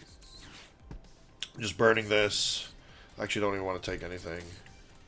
So both our boss are in there, okay. So I thought... does it, like, ever hurt to put Blood Moon Ursaluna down now? We have 22 cards in deck. Let's just see first. Let's see first. I'm going to see if I can draw the Unfair Stamp. Because, like, Devo here, they got rare candied. That'd be, like, huge, right?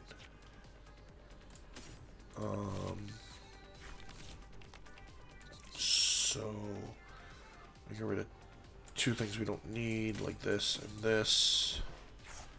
Like, I really want to just take the Blood Moon now. But I won't. We'll do this. We have to go here. We have the rescue board. We have Arven for Unfair Stamp.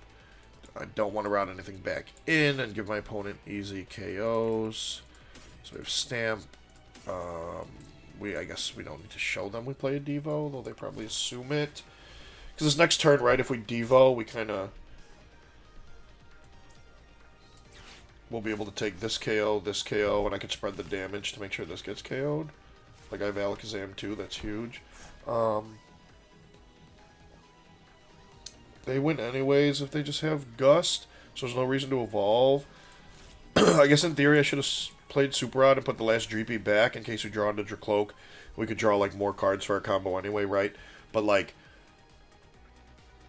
Because I'm going to retreat this anyway, so if our opponent has Boss and they knock out... My theory was if they knock out one of my baby Dracloaks and a baby Pokemon I bench, I lose. But that would require them to have Boss's Orders. If they have Boss's Orders, they boss us up and win the game anyway. So... Yeah, that was probably... A slight misplay on my part. Okay. So... This is going to have 200, right? So we're going to Devo. This is going to get KO'd. We're going to put the rest here. And if this doesn't evolve up, right?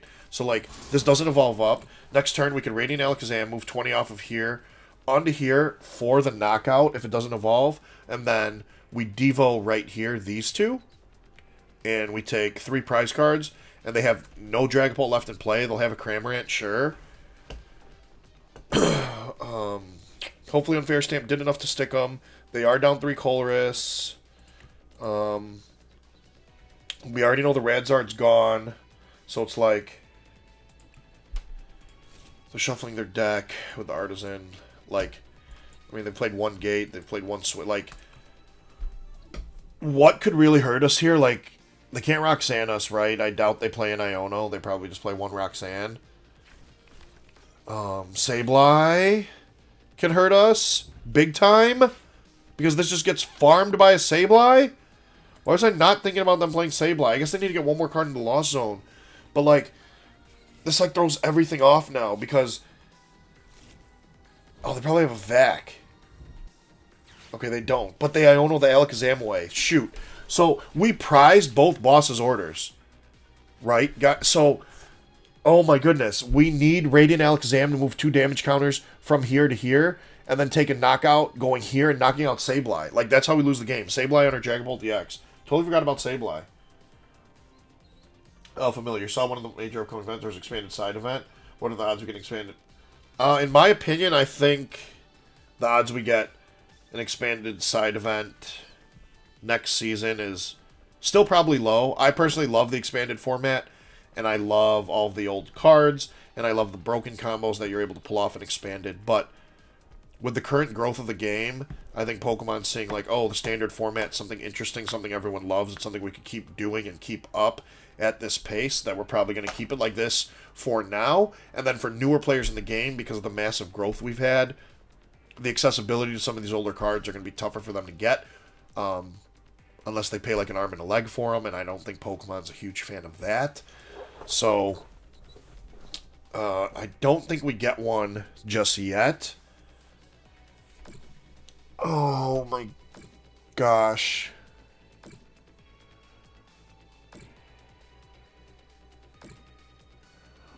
We have to KO that Sableye.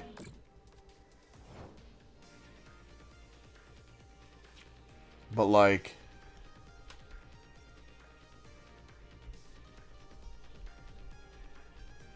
Okay. Do I ever take a 5 prize turn? If I Alakazam, move this here, no, right? If I Devo, this and this get KO'd, but I get Sableyed, so that doesn't help me. If I KO this and a Sableye, all they need is a Psychic Energy to win the game. They would just need Sableye to win the game. I need Radiant Alakazam, so we have an Ultra Ball left in deck, plus the Radiant Alakazam itself. But that is our only out to it. So our odds are not that high. And we...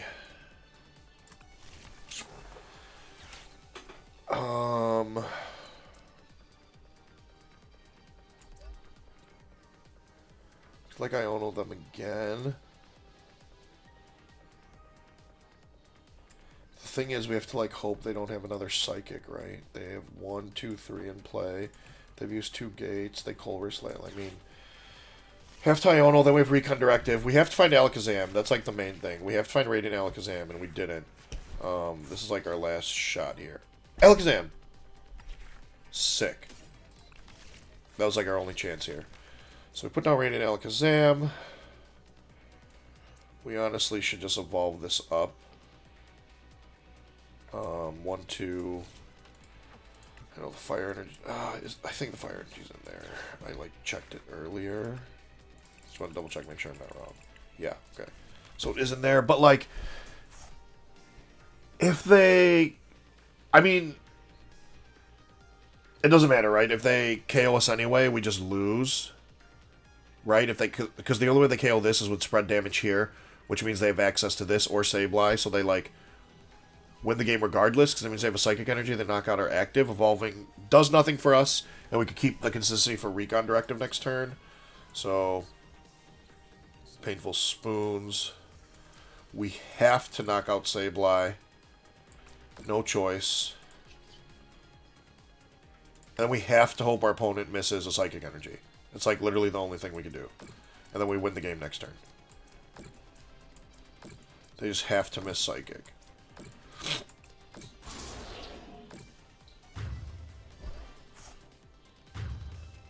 Next turn we have Radiant Alakazam, we have Devo, We have, like, everything we need. We're going to pull a boss here. We could KO... Finally, we get a boss. We KO that. Like, 110 doesn't kill us from Cram, so it's like... I don't know. Gonna be a close game regardless. Come down to the wire. Super odd. Shuffle, try to get the... Oh, yeah. Sorry, I saw that late. Yeah, I was like, I'm just gonna Artisan Shuffle. Anyway. Let's see what they nest ball for.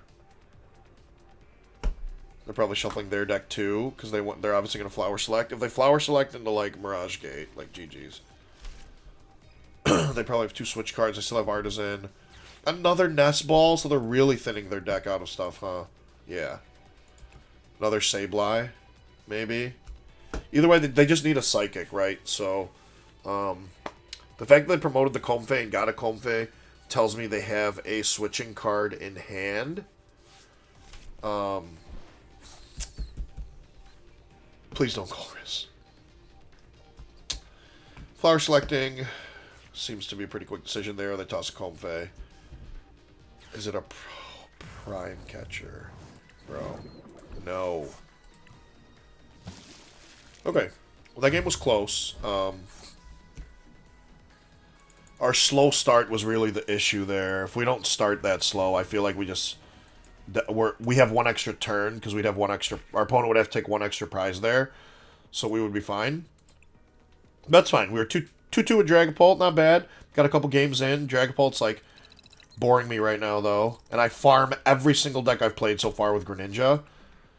Let me rephrase. Every deck we have played so far on the ladder while streaming, I feel like I would have farmed those decks if I was playing Greninja, so I'm just switching to Greninja. Like... We're playing Greninja. We're gonna farm the ladder. In my head, in theory, this deck seems good. It's a rough draft of list. Probably needs some help being worked on. So, but yeah, I was on a voice chat earlier with some of my teammates over on the Shuffle Squad. Dre, Brother Jem, and Josh were on that call. Kind of, like, we were kind of playing a little bit, but we were like, ooh, how can we make Greninja be a thing? So, like, hopefully this works. It looks like we're going to have the Frozen thing again, so I can't show you guys Greninja right away. It looks like we're going to scoop, go to next. Hopefully the game doesn't lag and freeze like that. But yeah. Yeah, Catch Dog. I was, like, Dragapult's really good. Like, don't get me wrong. Dragapult's super good, but, like, there's probably going to be a bunch of people that are going to be streaming Dragapult. There's going to be tons of videos on Dragapult. Jeez, all those concedings making me lose so much rank here, but it's fine. So I'm like, I don't want to just bore everyone with so much Dragapult, because there's going to be non-stop Dragapult, I bet, like, everywhere. I don't know, I feel like a lot of these decks need to be explored, right? When new sets come out, I love exploring a bunch of the new decks. Obviously, most of the time, not all the new cards work, but once in a while, there's a hidden gem in there that people forget about or don't explore enough, and ends up being okay. Okay. Cool. So...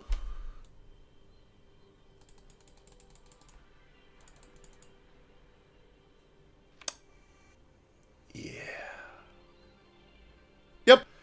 We're having the same issue. Cool. Just, yeah, this was more points. That's cool. No worries. It's not like the ladder ends soon and we're going to just drop all our rank. We're going to drop back to, what, Pikachu rank, whatever the bottom one is, with all the conceding we have to do. Because the game just doesn't want to work. I don't understand what's going on, but let's see. You'll just win the ELO back because you're goated. Thank you, appreciate it. Hopefully I do. But with Greninja EX, we'll see what we can win back here. Man, usually when you, like, back out on one of these games and go back into... Oh, okay, our opponent was just taking a while. I was going to say, usually when you back out of one of the games... So if you guys are, like, having this bug that's, like, pretty common right now for some reason... where, like, the game freezes on the coin flip, if you just concede the game and go back into it, usually it's, like, worked for me where the next game has been fine. So give that a try for sure. Even though it didn't work that time, looks like it did the third time. Cool, I have an Arven and a Froakie. We're chilling. And an Energy. And I want to go second because I'm playing TM Evo. Why do our opponents meant 3 Pokemon? What are they playing? Dragapult? Is this the ultimate test? We get to play against Dragapult? And it's Dragapult Pidgeot. So, in the 4 games I queued up with Dragapult, we obviously saw my Dragapult Xatu. We saw the Lost Box Dragapult. Now we're seeing Dragapult Pidgey. There's so many different versions out there. No list is obviously perfected yet.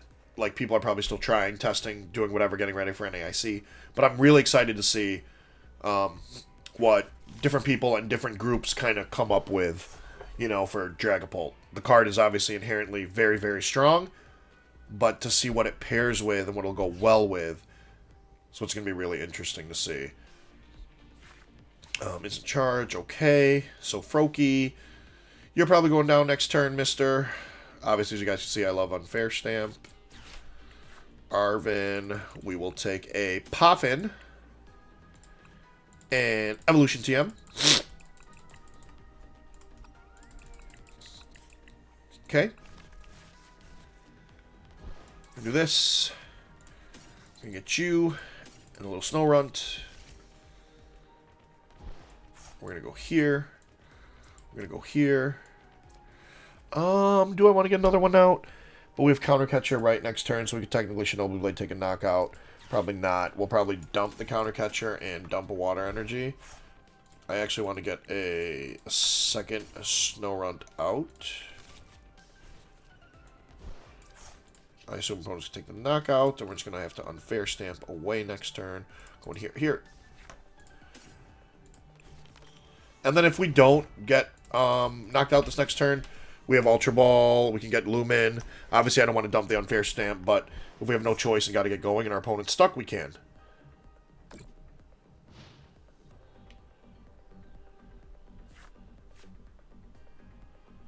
So, let's see what happens. Sure, can't wait to see Ride on list how it plays out. I put in Rotom and Maniac, so the Greninja is a joke, and you're actually loving it. Yeah, honestly, like, there's so many, like, I feel there's a bunch of cool cards in this set, like, cool EXs, too. I want to see what, like, people make and see, like, if something goes crazy. Lance, I like Lance, actually, a ton in this. Like, old Airmail Pidgey used to play, Professor Zelm's Lecture. Lance gets you 3 Dragon Pokemon, I think it's pretty good. Pretty good.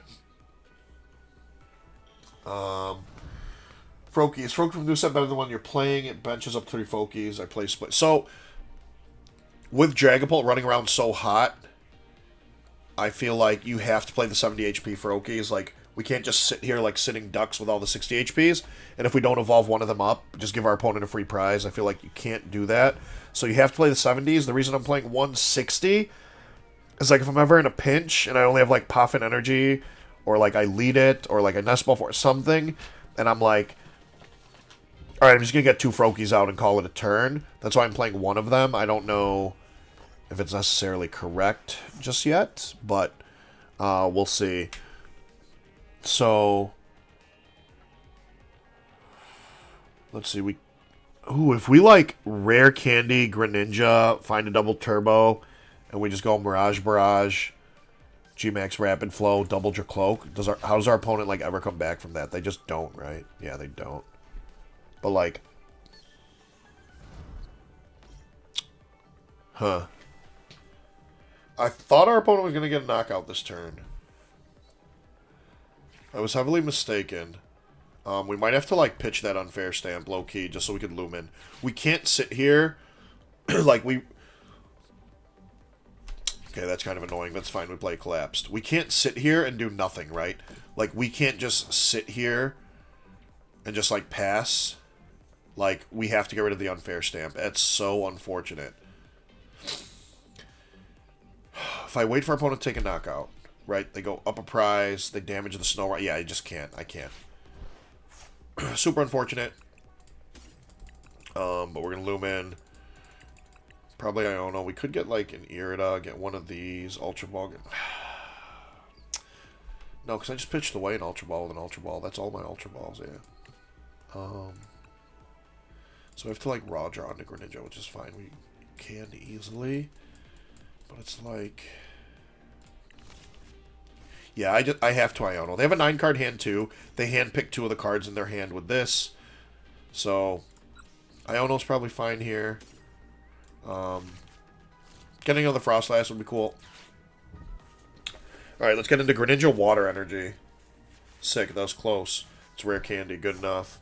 We don't have... Here's the thing, I do want to get another Snorunt out. Since we didn't get a Frostlass, we know they're going to, like, smoke one. But is, like, one Greninja enough to get us through the game? That's my question, right? Because if I don't get a Froakie now, I get it next turn. And then I could, or I can get it down now, next turn I can Frogadier into it. But, like, I feel like this is more important. They're going to KO it. We get the KO, but your opponent never saw it coming. We have Irida, so we can find the Frostlass that's missing next turn. Well, Shinobi Blade. I'm going to look for the DTE. The Temple, though. It's like I need too much. I need the Stadium, too. So it's like... If we look for Arven, right? Arven gets me Stone, which finds me any card, and then an item. But the item... If I played a Lost Vac... Maybe we need to play, like, one Vac. That's how I could, like, bump the Stadium. So maybe we don't need a Mirage Barrage yet. What I will do first, probably... you know what, actually? We have 2 of these and only 1 Stadium. I don't want to collapse away the Rotom, though. So we're going to keep this for now. There's a Frostlass. Because we have outs to Arven, right? Like, Arven becomes the Stadium. And if they collapsed away the Rotom, it's cool. We get to collapse away Lumineon. That's going to get hurt from the Frostlass damage anyway. But yeah, next turn, if our opponent doesn't really do anything, and we find Stone, like, or we find Arven, we Stone here, collapse Stadium, get rid of this, which is awesome, did its job, took its damage, attach DTE, go smoke those 2. So, we'll see. We're cooking a little bit. Clairvoyant Sense, okay. They still have Double Cloak ability here. Like, I wish we got a second Frostlass down last turn that, like, fixes so much of the math. Because now they're going to be at 3 coming into ours, going back into theirs is 5, coming back into us is 7, back into them is 9. Where it's like, if we had the extra damage counter the turn before, it'd be huge. Yeah, there's Dragapult, they retreat, put the fire, they KO one of the Snoruns, that's why I got a second one. Cool. So I don't regret that play at all. We can't Ultra Ball for another Greninja because we opened, like, all 3 Ultra Ball or within the first 2 turns, which is crazy. Can't Irida for Greninja because it's a fighting type. It's cool, though. Let's see, let's see. Alright. This one probably gets a fire energy.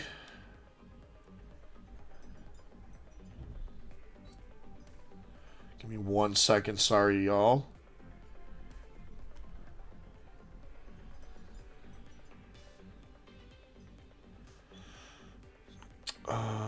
Let's see. See what our opponent decides to do.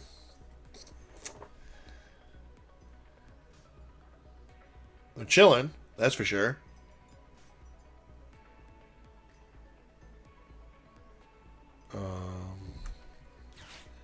Okay, Ultra Ball. Probably gonna get another Dragapult so they don't keep taking damage from Frostlass. But nothing's gonna stop the Pidgeot from taking damage. So maybe for some reason they, like, don't knock out a Snorunt. I know that'll never happen. We could, like, Irida for a third one and we'd have 3 Frostlass in play. Again, I know it's not happening. But just in case, you never know. Maybe they get, like, trigger happy and they want to, like, smoke a Frogadier. I don't know. I don't know. Arven, cool. That's what we need. That's literally what we're looking for. We need an Arven.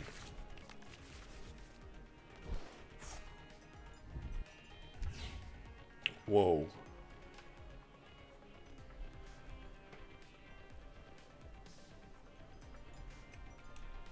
Can we find one of our 3 remaining? Arvin.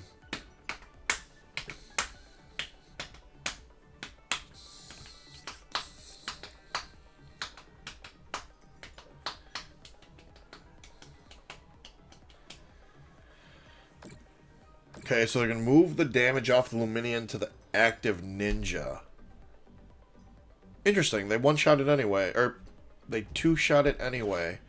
Ah, because they're going to KO the Luminion. Right, so they wanted the 10 damage counter to stay relevant. Okay. Makes perfect sense. We lost our unfair stamp, so we can't reshuffle. They unfair stamp us. Kind of painful, maybe not. If we... Okay, Nestball Irida. That doesn't get us exactly what we need. We do get a second Frostlass, though. We get Shinobi Blade and look for a card again. I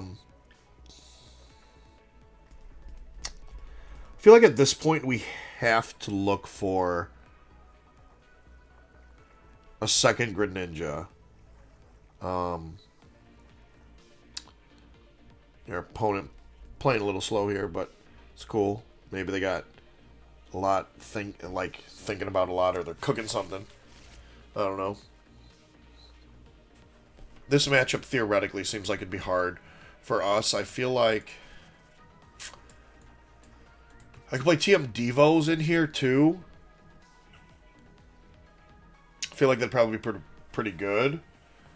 Come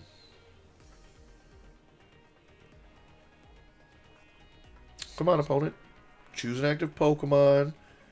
Swing. Yeah. There you go. There you go. So this is not good. We get Phantom Dived right here. We'll have one Frostlass out. We're going to get a second one, though, at least. Finally. I feel like we have to Irida for Frostlass. Vessel. Probably Vessel. Prep this with energy. We won't put another baby Pokemon in play, just because it can get KO'd super easily now.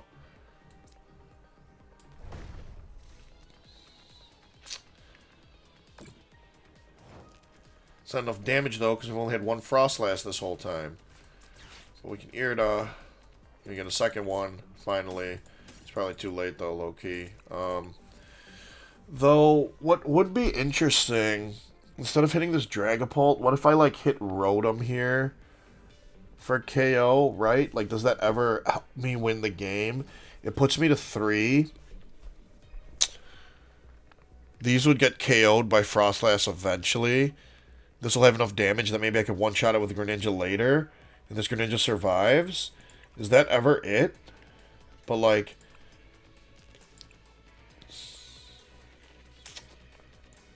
Yeah, you know what? That might be it before, like, they could collapse it away. Yeah. That might be it. Do this. I don't want to put too many baby Pokemon in play. This one's fine because it has 70 HP. Here's the thing, though. If they Radiant Alakazam, move the 10 off here, then put the 6. This has 200. They win the game by just taking 2. So, probably not the best idea. Second guessed myself.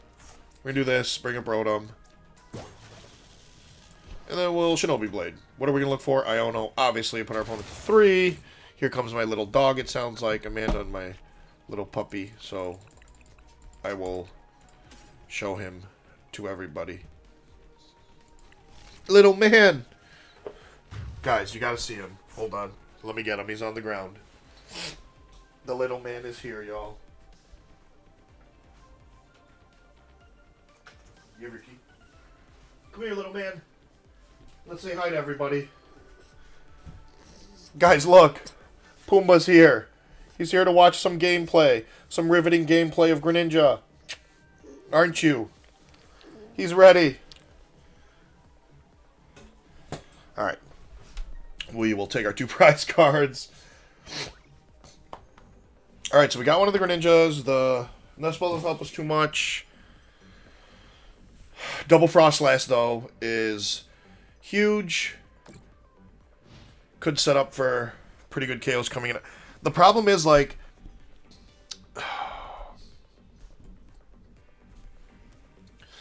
So if our opponent goes, like, swing 6 on here, Maybe I should have grabbed the Turo. Yeah, that was a misplay, maybe, low-key. I should have grabbed the Turo, because if they hit this, even if I retreat it to the bench and promote this, like, I don't think they've used any Gust this game. Yeah, they just used the counter catcher. Like, we would lose, because wherever the 6 damage counters is, they just clean it up. Like, we've been avoiding the problem. Like, we've been avoiding Dragapult, which is, like, the issue. I feel like I should have addressed and went into Dragapult sooner. Or maybe we need to play Devo TMs in here. I forgot if I'm playing one or not. I don't remember. I gotta check. Brian, energy count ninja. I think I'm at 6-2. 6 water, 2 DTE.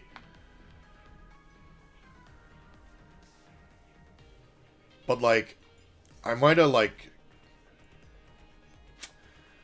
misplayed myself out of this game. I probably should have hit this. And then, like, we definitely need Devo TM. Like, if I Devo TM here, this next turn, like, this Natu's KO'd, this is KO'd, this Pidgey's KO'd, that's 3 prize cards, I just win.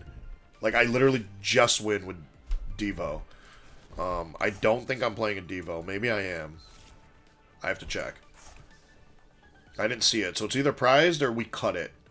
I don't remember. I'm going to have to double check real quick, though. But literally, if I just had one, coming to my turn, double Frostlass, this is at 7, this is at 7, this is at 7, unless they evolve this one up. Okay, so it wouldn't be at 7. But Natu would get KO'd, Pidgeot would get KO'd, be down to 1 prize card, and then I could win the game with, like, Boss on Alakazam or Boss on Dreepy, right? Just creating the lines as we go. Yeah, familiar. That's what I'm saying. I didn't realize, like, so earlier today we were talking, it's like, in theory, right, it seems like Devo TM is so, like, situational, because we were like, yeah, we have Shinobi Blade, we have Mirage Barrage, we have Frostlass, right, but how many times are we going to use Devo TM? Isn't it really necessary?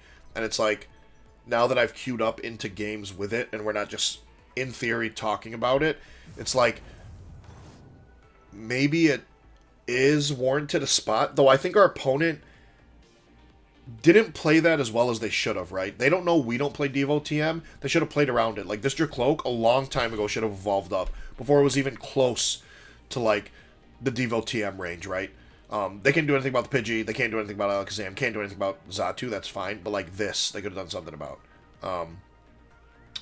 Radiant Alakazam, they could have done something about, right? They didn't have to bench it. There was no need to bench it. They moved 10 damage off of Lumen because they were going to damage it. Like, what relevance does this 10 damage have to them, right? Literally nothing. They two-shot the Ninja anyway. And here's the thing, though. If we don't find a water off this Iono to 3 because we have to retreat,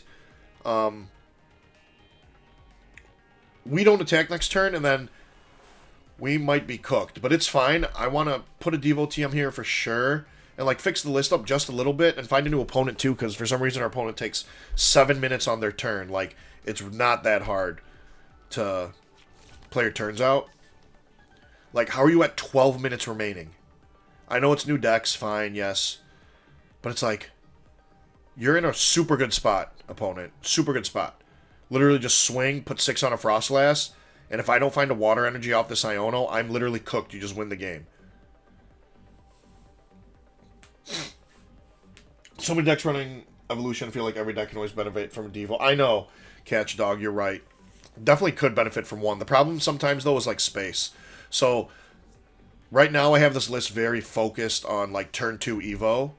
So I'm playing 2. Okay, that Iono might actually help us. Get us closer to what we need, Loki. Nope. But, list. Yeah, I'm going to bring up the list I have here. Isaias, Marco, sorry if I butchered your name, but I'm definitely changing it. They're on the dial-up speed internet. Yeah, honestly. And here's the thing, like, we don't top deck something here, we just lose. What would my opponent collapsed away, though? You know what I'm saying? It's like, I want to put the collapsed in play, but it's like they just get rid of something damaged, right? They won't get rid of Pidgeot. If they do, that'd be sick. We're still at 3. I can't swing with this Greninja. I cannot swing. If I swing and our opponent goes boop, boop, we lose. Really? It's going to put the timer on me? I just got my turn. My opponent's taking 10 seconds a turn, dog. Or 10 minutes a turn.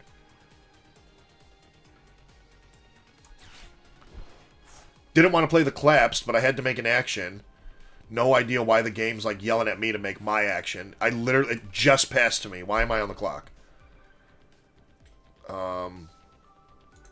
Could they... Oh, they have plenty of energy left. 1, 2, 3, 4, 5, 6. I don't know. Most decks only are playing 7. Okay, so... I knew that would go. But here's the thing. These two are both ready. This is here. This has 1 energy. Is there ever a world where we, like, retreat? Don't give them the option to put 3 on this to knock it out. Boss. Try to strand a Dreepy. Right, this goes up to 7, this goes up to 9. And, like, we could still get a Devo play later.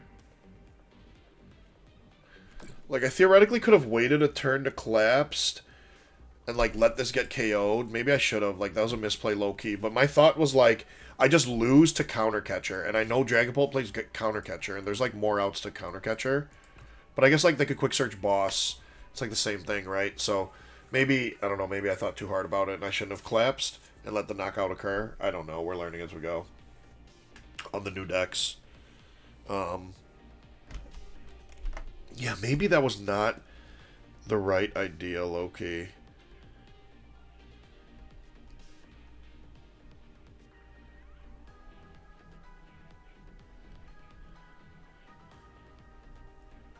Yeah. I guess I could have waited. Because they have quick search anyway, right? If they have counter catcher, it's the same thing as boss's orders. So, like, I probably should have saved the collapsed and, like, filled my bench and then collapsed away damage. Yeah. Okay. Little misplay, that's fine. That's fine. Nuke, anime recommendations. I'm so sorry, I really have, like, none. I don't really watch, like, anime like that. Outside of, like, the super... I guess, like, popular ones, you could say, like Dragon Ball Z I watched growing up as a kid. Sometimes I watch it now for fun. Naruto, the whole series. But that's, like, it. I don't really, like, watch that. Like, that's not my genre or, like, forte of things, like, I like to watch. So I don't know too much about it, unfortunately. I apologize. So that's the switch effect? Yeah. They'll go here, and if they put 6 here, we're kind of like checkmated low-key. Because they could put 2 here. This takes a knockout. Next turn they go to 2. They could go bop. Yeah. Yeah, this is not swell. If I had a Devo, this whole game would have been a lot different. Also, like... Maybe a 1-1 bib in this deck, too, so I could draw. It's like, with no draw in this deck and just relying on Shinobi Blade to search for a card, you're, like, really prone to Iono, which we did have a 1-1 bib, but it's, like, so counterintuitive with the Frostlass, right? That's, like, the issue. It, like, doesn't do anything. Catch Dog. Attack on Titan. I've heard a lot of people talk about that, so that's probably pretty good. This is going down... This is going to have 1 HP. They'll move this over later. If I promote this and don't evolve, they take 2 prizes and win the game. If I promote this, they take 2 prizes and win the game anyway. I don't think we have a way to win. Devo option was like our only play. So yeah, we're just like, our opponent's taking way too long anyway. They're taking, like, look, how are you at 8 minutes? Like... You gotta play a lot faster than that. That's why so many people tie at regionals. Like, you need to play faster. You cannot be playing that slow. It's not... You don't gotta be playing that slow. I promise it's not that hard. Okay, so here's the list, anyways. I know this is, like, a pretty bad way to see it. We could edit it. Let me see, am I playing a Devo? I don't think I'm playing a Devo at all, y'all. No, I'm not. Okay, so there's no Devo at all in the deck, and I am only playing 1 Vessel. I'm playing double Counter Catcher, 1 Boss. So, 6-2 energy. And the Lumen. it's like 4/4 Frostlass. I guess I can play 4/3 Frostlass and add the Devo TM. The reason I'm playing... I mean, I could cut an Evo TM too, right? Because I'm playing 2. But the reason I'm playing 2, like, I'm so reliant on the turn 2 Devo, right? Because I'm only playing 2 Candy. I feel like I cannot afford prizing it. And 1 Vessel... It's like... I don't know, let's try like that, actually. Let's try 4/3 Frostlass. The thing is, if I prize one, then all I'll have out's 2/2. I never have the potential to get out like a 3/3. But do I ever need a 3/3, right? Probably not. Catch Dog, gotta go. Alright, for sure. Awesome hanging with you, too. Thanks for stopping by, tuning in, watching some gameplay. Truly appreciate you. Hope you have a great rest of your night. Alright, let's see if Greninja can get something. This new list. Ooh, Quee. You know a lot. Okay, cool. Yeah, that's your man right there. I know the concept of Death Note, and I've seen like a couple episodes.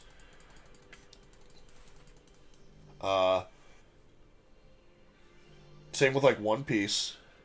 I've seen like a couple. But like, I don't watch it heavily enough like that to really know what's going on. Alright. I just want to get, like, one good ninja game. If I get, like, one, I'll be, like, happy. 1 or 2 good ninja games before I, like, pop off. There's some stuff I gotta do. I gotta pack for the weekend. No, that hand was actually perfect if we had a basic Pokemon.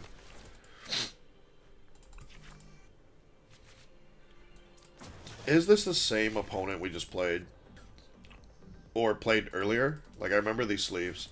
Unless the... Oh, these are like the new sleeves that come, so maybe just multiple people are using them. Alright, it's a Dragapult. Is this like the Lost Zone Dragapult we played earlier? If it is, they get cooked by Ninja, if I could like set up. Oh no, it's just Dragapult Zatu. It's cool. I know we're going to see a ton of it today. And if you are hearing that slight snoring in the background, it is my little puppy. He just came in here and passed out. I thought you were going to support some of the stream, little man. Alright, so our opponent gets the Rotom. They get rid of the Vacuum. So they have 2 Dreepy down. I have to burn a double turbo as of now to get, like, the TM Evo off.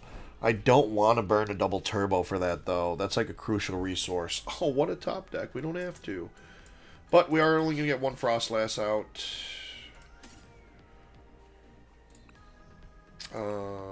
And 1 Frogadier out. I guess that's okay. Right? See, we prized a Frostlass. That's why, like, I want to play the 4/4 Frostlass so bad.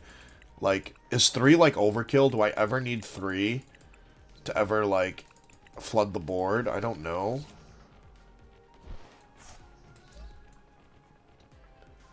Like, I feel like it's cool to have the option to have 3. This was, like, probably a misplay too, low-key. I probably should have just instant charged. Because my hand's, like, pretty dead. And, like, since I used the water here, because I wasn't thinking, even when I evolve, I can't Shinobi Blade with the double turbo. So it's like, if my opponent just has it all next turn, which is not a lot, it's just Rare Candy, Fire Energy, Dragapult, I lose, like, my only consistency option. Yeah, that probably was not it. I probably should have just instant charged. And, like, if nothing happens, next turn, promote Frostlass, attach the evolution, and then TM Evo into the Frogadier. That probably would have been smarter and better. Antonio, yo. It's going pretty good. Nearing the end here. I'm trying to get the last couple games in. We did some Dragapult earlier. Now moving on to Greninja, something I feel like's a little more fun. Yeah, going pretty good. Going pretty good. How about you? Joseph, hey, what's up? New to the channel? Well, thank you so much for being part of the Shuffle Squad's YouTube channel. Everyone over here at the Shuffle Squad truly does appreciate it, and we appreciate every single one of you that's here tuned in, and everyone that's subscribed to the channel. Thank you guys so much. Honestly, from the bottom of our hearts, we do appreciate it a bunch. Familiar, is Glalie ever worth a deck space? I don't know, that's interesting too. Glalie interesting too. Nuke. Wow, yeah, I know. I know Greninja's like not that good. It's like I'm trying to make it a thing, but like into like Dragapult's like your worst matchup. That's like the problem, and Dragapult's going to be everywhere, right? So that's like that's the issue. Like the bad matchup is Dragapult. That's the issue. If like we could fix the Dragapult matchup, it could be a lot better for sure. But the big issue is Dragapult.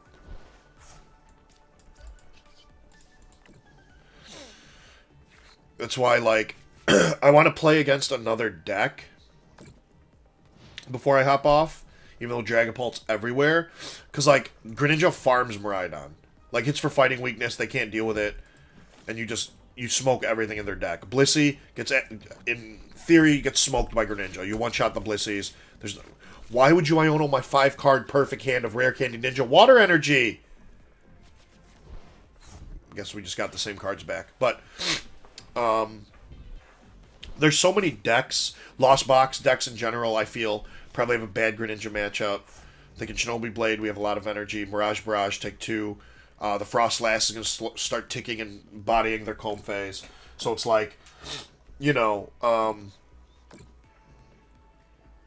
it's Dragapult's a hard matchup, and we know it's a hard matchup, but that's like the only deck right now that has been tough. So like if I can find an answer to it, he Alakazam moved it, and now we're gonna lose the Froakie with a double turbo. And we can't come up in Mirage Barrage. That's cool. We'll just unfair stamp you, I guess. But you only have 3 cards, maybe not. Oh, Joseph found because of the Giratina deck. Oh, awesome. Okay, cool. So I take it you watch the Tina deck over on the channel. That's awesome. Maybe I will unfair stump them now, actually. Cool thing is, we do have this. Bad part is we can't bench another Snorunt. It's never going to evolve up because it's going to just keep getting smoked by the Dragapult, right? So, the only Froakie we have left is a 60 HP one. Unless we put like 2 down, which like might have to be the move. We just have to put down another one, an unfair stamp. 4 Seal Stone. Yeah. Have to. We're gonna do this. Gonna do this.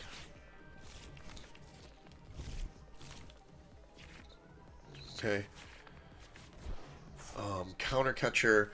So what we can do, we can knock out the Rotom, but again, this is like the same thing that hurt me in the last game, is not dealing with the threat, which was like the 1 Dragapult. So I probably won't do that this time. I will Star Alchemy though. I do want the other Froakie down. It's like I could Super Rod, but like next turn I could like Super Rod too. So it's like, yeah. So I guess I'll make my opponent kind of pick their poison. Both these have 60 HP. Or you know what? Not even, because they're gonna hit. Next turn though, I could like Irida for Rod, right? I'm gonna Shinobi Blade this turn. I probably get the double turbo, so no. Like, I should make them pick. I probably should get another Froakie, though. But if they go, like, 200 knockout Froakie, I'm, like, screwed anyway. I kind of need this damage to kind of start stacking. So, we do this. We look for the double turbo. We have the Irida. Or here's the thing. If I super... So, for next turn, I Super Rod, put stuff back in the deck, I Irida, get it out. I think I need the double turbo, because if I double turbo, go, like, Dreepy Dracloak, right? Or even, like, Rotom Dracloak, we take 3. Then we could KO the... We have the Devo now. I forgot we're playing the Devo now. Okay. So it's like... Yeah. Forgot we're playing Devo now in the deck. I want the double turbo, though, because we only play 1. That way I have, like, options to do other things if I want to. The Frostlass died a little too early because of our slow start, unfortunately. So we didn't get to rack up damage counters on the board for ability Pokemon. But if we're able to establish Frostlass again... So this has to get a Dracloak, right? Or Zatu, yeah, Accelerate Energy. Like, that's fine, too, and draw cards. They obviously have a Psychic Energy in hand.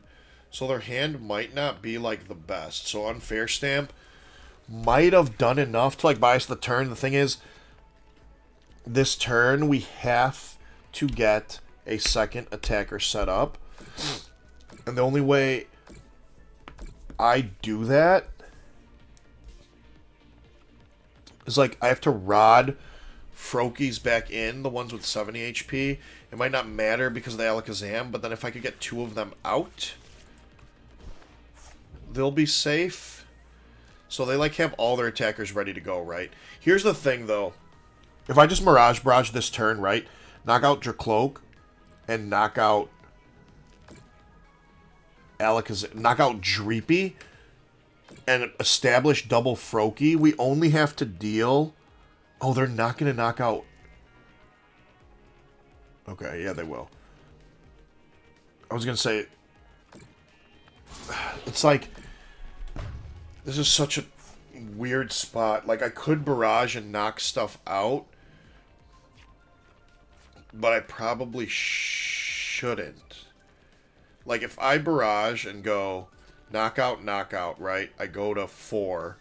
They have no other attacker. I get to KO this, but it's like, what am I KOing that with, right? Like, does that make sense?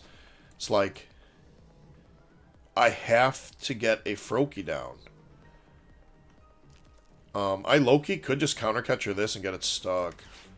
I have to get the Froakie down, but not that Froakie. That's like the issue.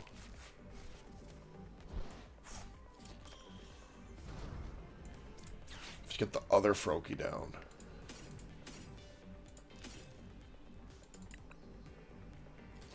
Right? Am I ever going to try to get another one in play?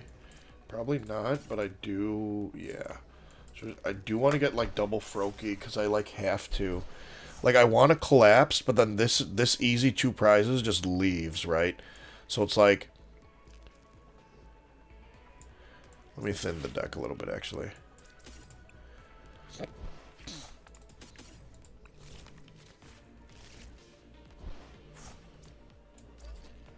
So we're going to try this first. Right? If I go like this...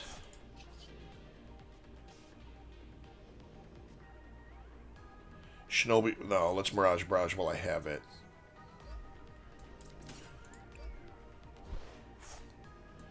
And I go... This gets KO'd. That gets smoked anyway. Like... This and this, like, take away their draw power, and then take away the chance of another Dragapult coming out. I don't know, the lines of play here are so iffy. I don't know if that was, like, correct. Like, maybe I should have dealt with the Dragapult first again. Like, maybe it was... that's like the misplay I made the last time I played it. Should I, like... maybe I was supposed to just hit this for 170, knock it out. If they don't have another Dragapult in play, or another Dragapult in hand, then the Dracloak can never hurt me, right? So, like... Oh, looks like it's going to be stuck. Oh, no, they could KO me. I have to knock this out now. I have no choice. Unfortunately, I had to use the other double turbo, so I can't just Mirage Barrage again. A boss's orders here would be huge, but then this 2 prizes, this just gets KO'd. I cannot leave this here. So I think the best move is to retreat and collect. Oh boy. How do I take 4 prize cards? Devo is huge. We could Devo. We can Devo. A Devo would be huge. Arvin. Rare Candy. This has to retreat, unfortunately.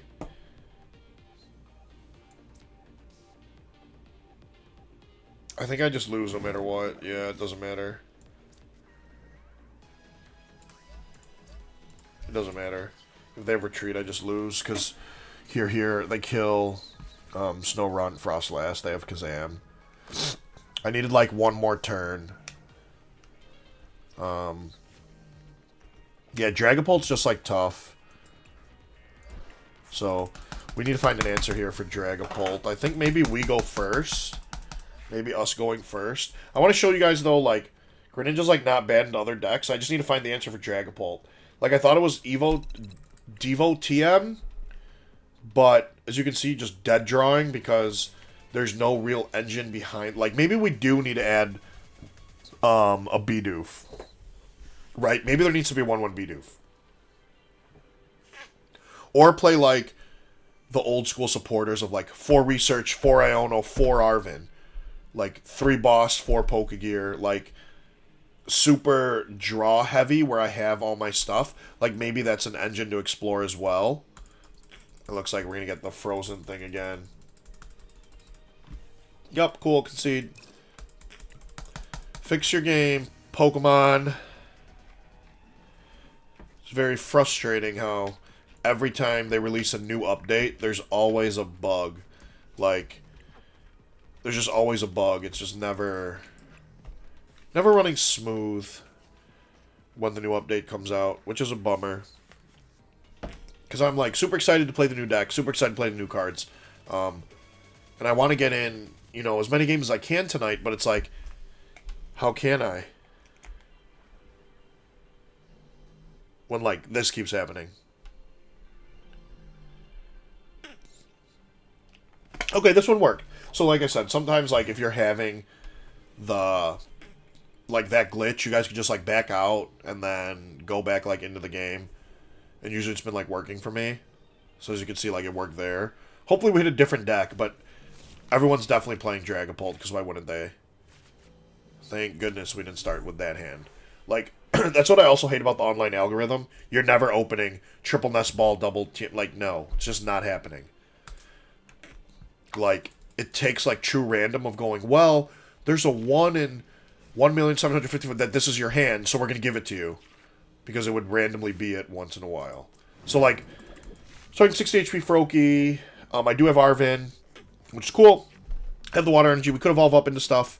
We could flock into 2 Froakies. Honestly, I want to find a Poffin, just so I could have, like, more basics off of this. But I do have an Ultra Ball, so I guess I'll get, like, Snorunt, Froakie, and then Evo Snorunt, Froakie.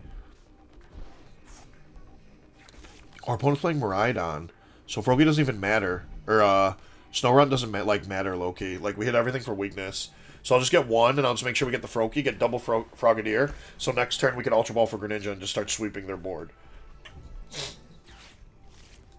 So, like, Miraidon's also very good in this new format, because it's very fast, it's strong, takes advantage of the evolution Pokemon, or Pokemon that need to evolve. But I think Miraidon just gets absolutely farmed by Greninja. So I kind of can't wait to play this game, because for once it's not Dragapult. So, oh, we get Snorunt anyway. Cool. I guess the game wants us to have one. But we're still going to get double Frog, for sure. Let's check it out. Do we have double Frog? We have enough. We have 2 Greninja. Cool. Prized 1. That's fine by me. Prize Frostlass again. That's why I wanted to play a 4/4. Okay, so we have enough energy. The unfair stame's there. Okay. So, let's do this. We're going to get Frog. And then no matter what next turn, we're guaranteed a Greninja, which is pretty cool.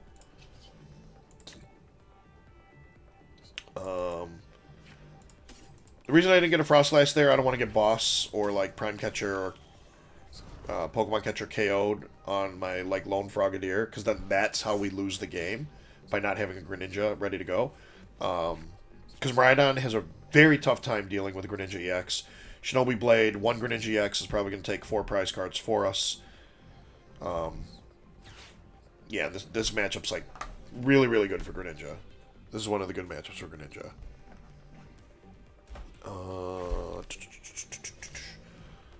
Let's see what our opponent finds. Okay, so they're probably going to come up in Ambus, which is expected.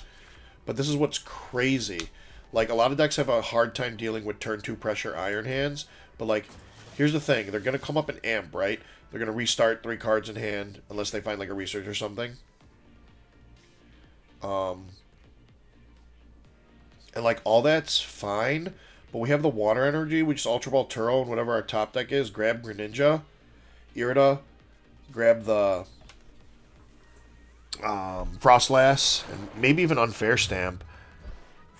And then we just Shinobi Blade for knockout, and they have nothing. They have no energy on board. It's like, it's crazy. I don't know. I think it's really good. Into Miraidon specifically. I don't want to get rid of the boss's orders. But, gotta do what you gotta do, right? Yeah, that's fine. Gonna get this. Make it even worse for them. We're gonna stick them with the Unfair Stamp. Here's the Frostlass. We're gonna get 5 new cards.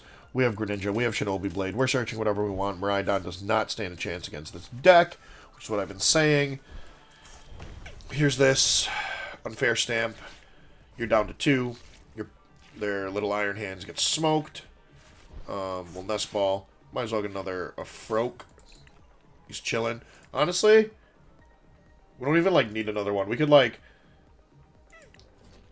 get the Snow Runt so, like, the damage on Mew starts to pile up.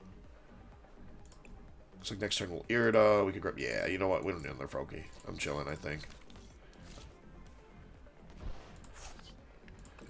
Because now this is KO'd. You have no energy on board. Cool. Of course I'd like to search my deck for a card. Why would I not? We have Mirage Barrage. There's, like, 240. We, like, hit these for weakness. I totally forgot about that. Oh, my gosh. Guys, there's so much we can do.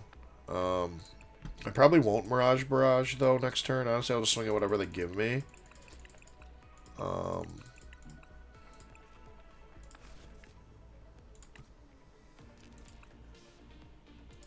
I'll probably find just the Greninja, low-key. Yeah, I think we're chilling. Yeah, see, opponent concedes. And that's what I was saying, like, Miraidon's good into, like, the new Dragapult deck, into Lost Box, because of Iron Hands, into Guardy, you know. But Greninja being a fighting type, hitting for weakness is mildly annoying. The Greninja Zard matchup. Yeah, that one's probably interesting too. I'd probably wait to have a turn to like Mirage Barrage 2 small things. But like the things with abilities, I would let the damage like pile up and not take prize cards so they can't one-shot me. Oh, that'd be an interesting matchup too, actually. I'll probably play like 1 or 2 more, guys, so thanks for tuning in, hanging out. I gotta refine some lists. Okay, so we have an Evo, and looks like we have to waste the double turbo. That way we can, like, guarantee the attachment, right? Like, more than likely we find an energy off Iono. A water energy or, like, Vessel. So we should, like, hold and save the double turbo. The thing is, if you miss... Oh, Dragapult again. Sick. The thing is, if you miss... then you're, like, really in a pickle. And I don't know if that's, like, a risk I want to take.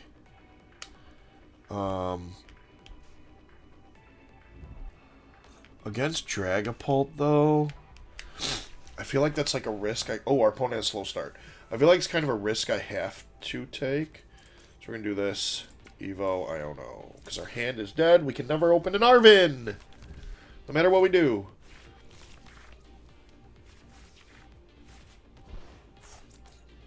Okay.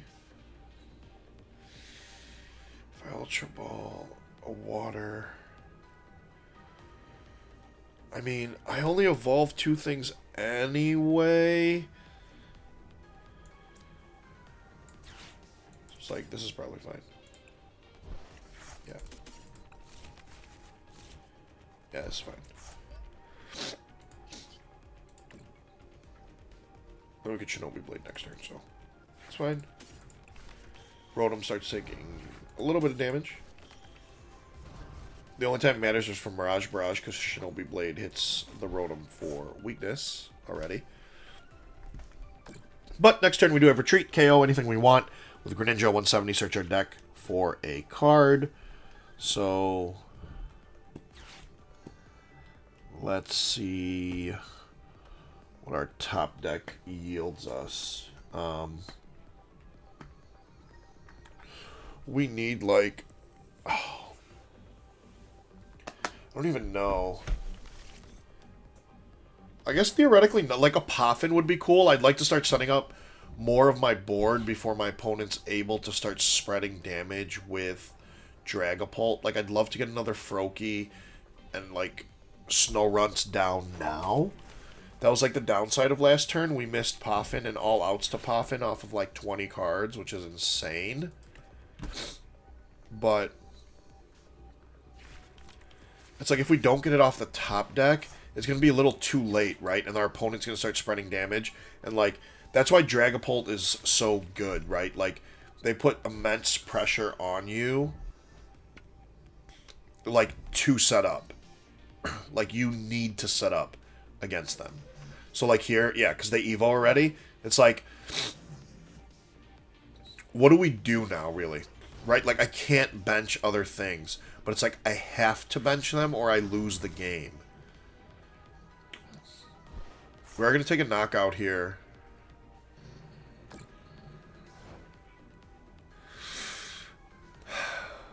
Okay, Arven is pretty good. Like, part of me is like, do I not take a KO here and, like, instant charge with Forest Seal Stone? You know what I'm saying? But, like, I feel that's never correct here.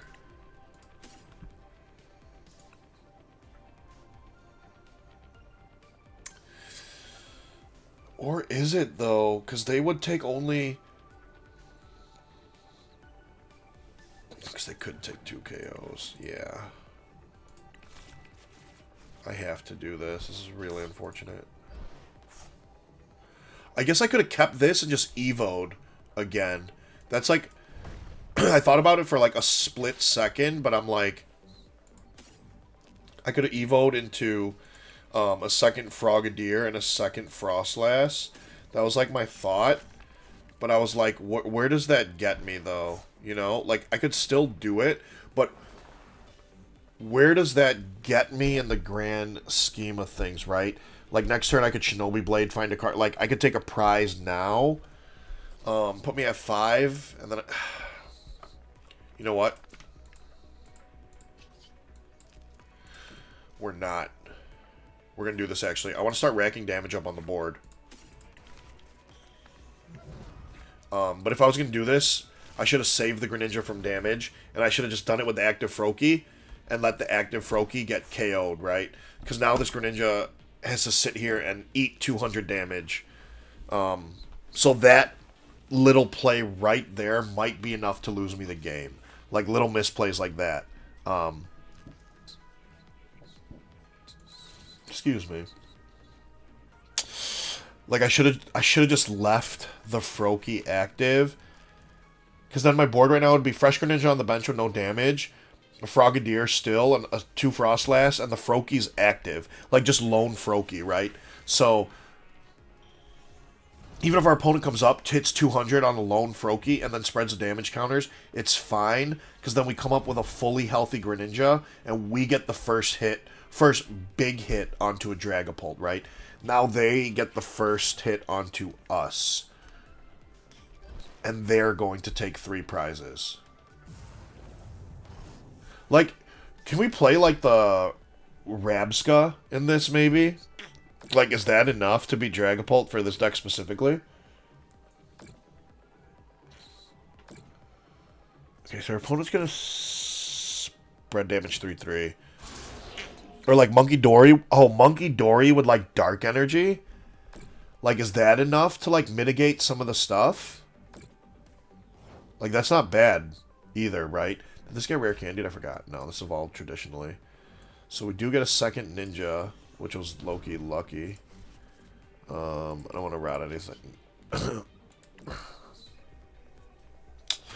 So we're going to grab off here. They're going to take 3 prize cards.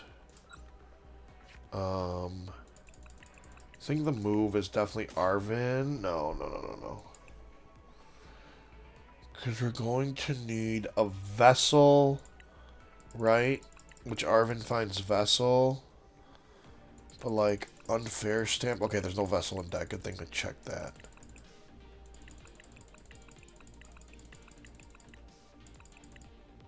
I feel like that means I have to grab the water. That's so...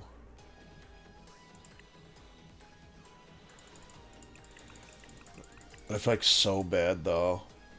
Or we could, like, draw into the water off of Unfair Stamp. Yeah, probably. This just gives us more playability. Because I could Rod. I could put the Ninja back, the Frogadier back, and a Water Energy. Right? So we'd have more odds off of Unfair Stamp. Still find a Water. Maybe I need to play more than one Vessel. I don't know, though. Like, surprisingly, the list is, like, pretty tight. Pokeshark, you think Sablezard's worse in this new format? Not... I don't think it got better, if that makes sense. I think it might be a little worse, because I feel like Dragapult has to be a pretty rough matchup for the deck. So I don't think it got better. If anything, I think it might have gotten... I don't think it got worse, though, either, if that makes sense. Because it still has its good matchups. I just don't think Dragapult is a good matchup for it, but it still has some good matchups. Like, Zard will still be a good matchup for the deck, right? Other Lost Box variants are still a very good matchup for it. So it's like... It's hard to say if it necessarily got worse. I feel like it definitely loses to Greninja, though. Anything with Comfy loses to Frostlass. Like, it just gets ping, ping, ping. Thaddeus. Hello. Hello.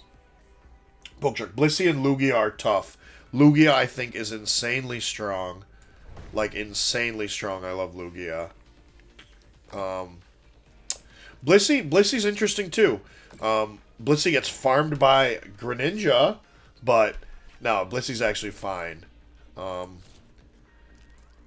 Ooh, so that was interesting knockout they took. Probably go here, water. Arvin for Unfair Stamp. This could be a good Devo turn. No, because this gets KO'd anyway. This has 60, but then this would prevent them from evolving.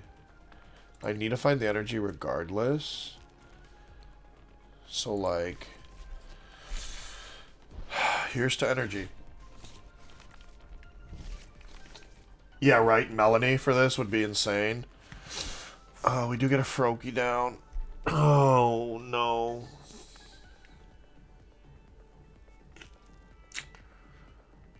Hand is dead, unfortunately. But, like, our opponent could be stuck too. Right, we could, like, do this. Set up and... Lugia's so inconsistent, though, Thaddeus. I feel that's such a common misconception. Lugia's actually... Like, Lugia's not inconsistent at all, I don't think. I played it to EUIC. That's, like, the last time I played it. And Lugia's a consistent deck. I don't think its problem is its inconsistency, which is what I feel like a lot of people have a common misconception on. I feel like the issue, like the main issue with the deck is like, it's so hard to explain. Like, it's very easy to get Archeops into the discard pile. Like, that's not the hard part about the deck, right? A lot of, like, even getting one is, like, really easy. Especially, like, with the new set. Carmine is really good into Lugia. Like, you want to go first anyway, you get to go first. I think you play 4 Carmine. If you open one Archeops, even if you don't open an Archeops, but you open a Carmine, it's fine. Because you're playing a supporter turn 1, which you used to be able to do anyway. But you get to play one turn 1. And, like, really, so our opponent is really set up, right? So, I don't think it's, I don't think inconsistency is what's, like, ruining the deck at the moment. Okay. So we got the water energy off there. Cool. We are definitely doing that. And then we are definitely getting this. Because we have a Force Seal Stone.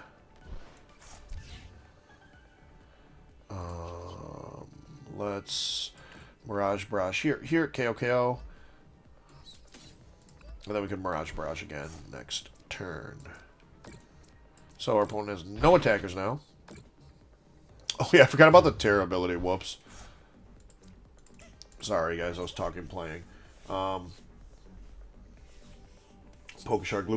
Lugia is running Roseanne's backup. The like new Lugia is running Roseanne's backup. So yeah, I think they should too.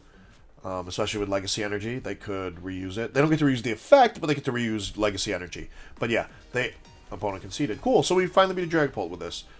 But yeah, they should run Roseanne's backup for sure. It's like very early, so I don't think everyone's figured it out yet. Like I saw you said some.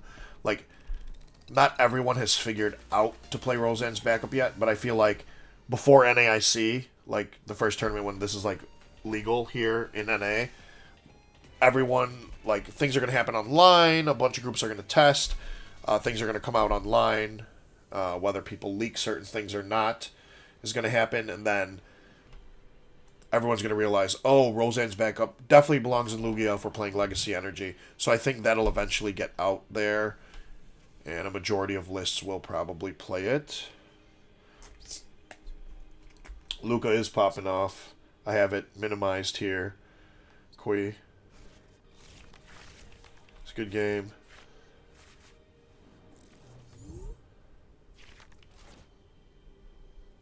We're going to lead Snorunt. Cool, so not a bad hand and a bad start. We don't beat Raging Bolt, though, Ogerpon.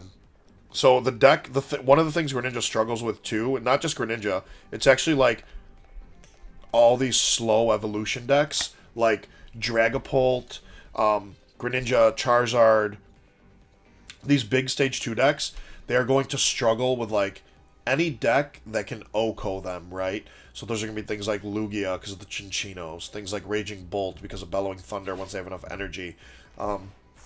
These are things that become, like, very problematic for these types of, like, setup decks. And you'll see here, like, how much of an issue it ends up becoming. I did not want to draw that.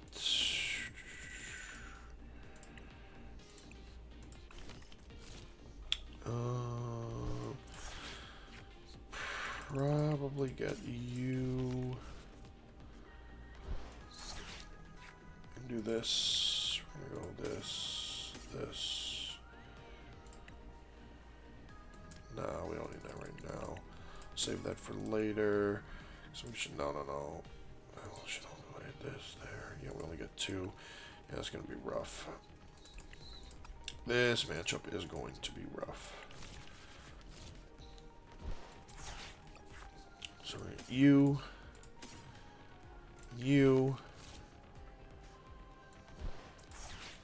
Do this. That.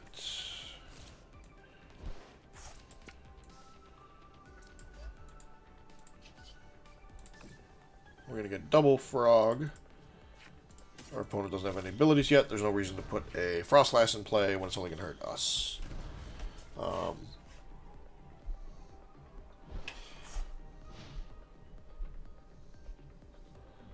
Who goes popping off?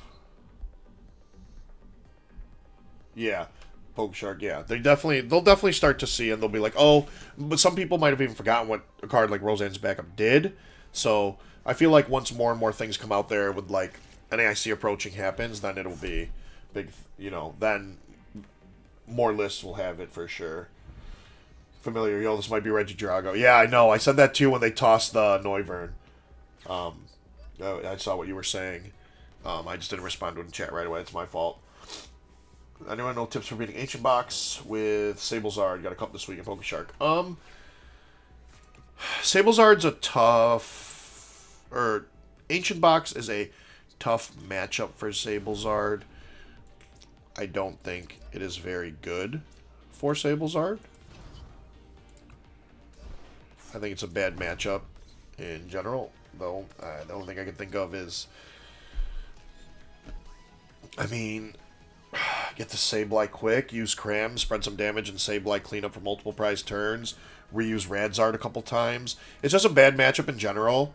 And that's okay. Like, some decks just have bad matchups. And it's okay to have some bad matchups. You just gotta try your best to win those matchups, even though it's not always the easiest thing. I feel like I'm just gonna Arven again, low-key. So I could, like, Stone, but I don't need to Stone. I just kind of want to Frostlass out. Double Turbo would be good here, actually. Yeah, probably just a double. If I grab DTE, my hand's kind of like dead though. Arven gets me Stone and like any item. It's definitely got to be Arven here. Yeah, sorry it took so long, guys. I was watching a little bit of the game too on the side. Josh, my goat, Josh Frink. Familiar, it's just Bolt Ogre. Yeah, Raging Bolt Ogre Pond's super interesting. I think deck's pretty good. Unless our opponent top decked a supporter. Really curious as to why they dumped the Mew there. Like, really curious. We'll see. Like, why? PokeShark. As long as you don't see Mill, Ancient, Arc Vulpix, or chilling on Sunday. Yeah, see, I mean, those are all kind of fringe decks. Like, those are niche decks. They're not big parts of the meta. Like, those aren't decks I wouldn't worry about seeing. Like, if you see them, you see them. There's nothing you could do. Like, there's no deck that beats every deck in the format, right? Because if there was, everyone would play it. But if you're worried about decks that see such low representation in the metagame of losing to, that's okay. I think that's okay. And if you do see it, like, so be it. There's not too much you could do, you know. Try your best to win it, obviously. You still have lines to take in unfavored matchups. I'm not here saying unfavored matchups are unwinnable. You can definitely win unfavored matchups. It happens all the time in Pokemon TCG. The thing is, you can't hang your head too low on it. Okay, Prime Catcher, cool. Yeah, Knockout Rotom. Don't hang your head too low on it. You got to find your lines there. Sick. I'll take 6 new cards. You got to find your lines of play. And as long as you do, where are my Frostlass? We'd be farming through this Apex Dragon right now. But, yeah. Obviously, find your lines of play. Always keep your lines open. Know how to approach your bad matchups. And they are still winnable for you. So don't hang your head too hard on that. And this is all blue. Sick. Our opponent missed a fire energy. I really don't want to Iono them. Like, there's no need. I do need to switch up out of here. No, our opponent conceded. No. It's okay. We'll get into another one, guys. I'll play probably one more. That'll probably be time. PokeShark, yeah, Sablezard's underrated pick. Takes good matchups into, like, top 6 decks. Yeah, Sablezard's definitely another deck that's kind of underrepresented. It's not a big deck in the metagame. And it does take some good matchups into some of the more popular decks. But, again, that's the same thing now. It's the flip side, right? And you're playing Sablezard, so you understand that. If I'm playing Charizard, if I'm playing Chien-Pao, and I'm like, oh, one of my bad matchups is Sablezard. Like, no one is playing Sablezard, right? So, like, if I see Sablezard, I see it, cool, no big deal. I know my lines. I can still beat the deck. And it's kind of the same thing for you. Like, you're playing Sablezard too, right? So you understand, like, oh, if I see Ancient Box, again, things like Sablezard that aren't really a big part of the meta, Arc Vulpix, etc. Like, if you see them, you kind of see them, and you're like, it is what it is. I'm going to try my best to beat them, take my lines in this unfavorable matchup, and do what I can. You know? I don't want to lead Luminion, that's for sure. And I don't want to waste my double turbo on an Evo TM. So we'll see what we can do here.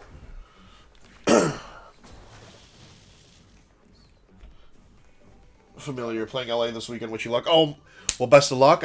We farm Miraidon, but best of luck. I do wish you the best of luck, and I hope you do well. Big bummer that I had to cancel, can't be there, but I wish you and everyone else going the best of luck, and hope you come back with some great news. What are you playing? Do you know what you're playing at all? Pokeshark, it's more Noivern than anything. It's an immediate win. Yeah, right. Right. Noivern kind of just stops and blocks your entire deck in general. But that's why they play it, right? Oh, we top deck Arven, so we don't even need. So like we're gonna Arven, right? We're gonna Poffin, we're gonna get the Evo TM. I'll check my prizes now because I was just so excited our opponent did that and we prize 2 Froakie. No, we can't let our opponent know that, so we're gonna get a Snow Run. We do get double Frog here, which is cool. Low-key, we're like chilling. We have like everything we need. Miraidon is an awesome matchup for us. We have to burn double turbo, but like that's cool.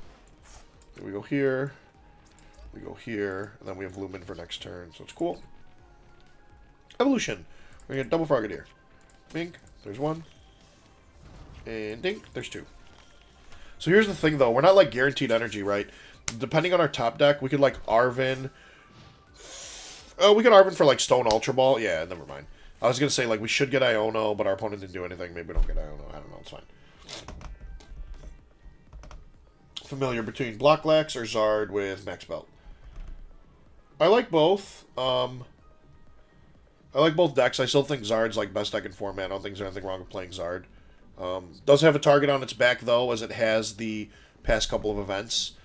So just be ready, for the extra Zard hate. Blocklax. Blocklax is good too. I feel like if there was any tournament, people would be more ready for it. It might be now, just because Azul just recently won Stockholm with it. So they killed our frog. No.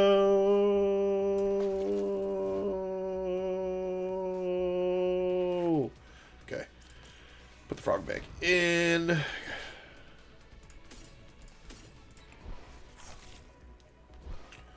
Going to Lumen for an Arven. This Raichu is KO'd. Wait, let me just make sure. I thought I double checked earlier. We do have Vessel. We do have Stone. Cool. Chillin'. So let us get Vessel. Let's get Force Seal Stone. Stone. Okay, so opponent concedes. Yeah, like I said, Miraidon. Miraidon's another good deck next format.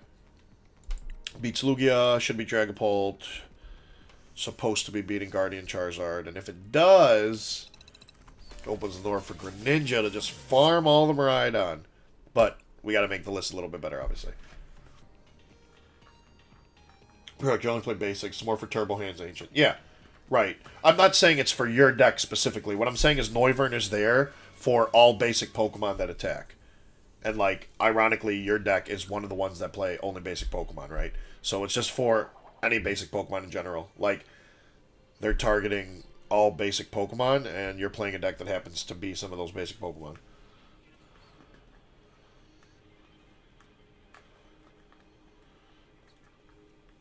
Dallas in 4? Is it going to be Dallas in 4? Is it, though? Let's see. Yeah, no, it won't be in 4. It'll be a good series, I think. Bookshark says, Blocklax too fragile for this tournament. Yes and no. Maybe. Like, yes and no. Because there's not really too much you could really do, per se, for Blocklax. Like, if you like over tech for a deck like that, that's how you end up losing and not doing, like, as well as you should be because you're cutting consistency cards and other cards in your deck, right? 4. Oh, my opponent chose to go second. Rats. If I gonna want to... No, we'll, like, Rotoms. We could, like, draw 3. Next turn we have Arven, we have Stone, we have this Evo team. Yeah. Yeah. That's probably fine. That's much better. Sorry, Froakie. You're gonna have to go down, bud. But, like... Yeah, oh, no. No. We drew into Double Frog, meaning we're not going to be able to evolve into Double Frog, which I guess that's a downside to Instant Charge, which might have been a misplay by me. I should have just benched a second Froakie, or, like, benched a Snow Run and, like, passed. That might have been my mistake. But, yeah, in terms of, like, Fragile, like, for block Lax, it's like, yeah, people could play double Turo, that's fine. Like, Lax plays Sandshrew, so you're never getting him back. And if you're playing a deck where it's like, you're making room for, like, I'm playing double Turo, I'm playing a Yell's Cheer, I'm playing a Pal Pad, I'm playing 4 switches, whatever it is, like, counter it, you're hurting your deck's consistency in other places, worrying about a deck that's less than, like, 3% of the meta, right? Which is, like, I think a lot of players do this too much. They over-tech their deck, or they overthink it, or they are so worried about these fringe matchups that it ends up costing them the possibility of potentially doing well or doing better than they would have in the tournament, right? Like, if players are going into a tournament worried about the decks that are fringe, like very fringe, seeing very low play, less than like 3% of the metagame, it's like you don't need to tech for those decks, right? You shouldn't be. You should be teching for the decks you're expecting to see, like the top 3, top 4, right? Because you're expecting to be winning. Those decks will be winning. You're expecting to be into day 2. Those decks will be in day 2. And you're expecting to play those decks, so you want to make sure you're ready for them, right? But then in turn, that's how these decks end up doing well, right? The very small percentage of block Lax that shows up to a tournament will do well because decks aren't specifically teched hard against it, as it shouldn't be anyways. Like, the decks shouldn't be teching hard against it anyways, what I'm saying. I already have the Evo. Do we have the energy? We don't have the energy. Okay. So... Oh, we kind of need a lot. We kind of, like, whiffed low-key. Like, our hand is just full of a bunch of stuff that we don't like. So we're going to go here, and we're just going to stamp our opponent. Hopefully we could hit, like, Poff and Energy. Like, we don't need that much. Like, okay. Poff and Energy. Perfect. Double Frog. Now all the evolutions are in deck. We can even get the 3rd frog guy out. Forgot he's prized. We could get Snow Run School. But now we can evolve into Double Frog. We have Irida for, like, Ultra Ball. Like, we're chilling.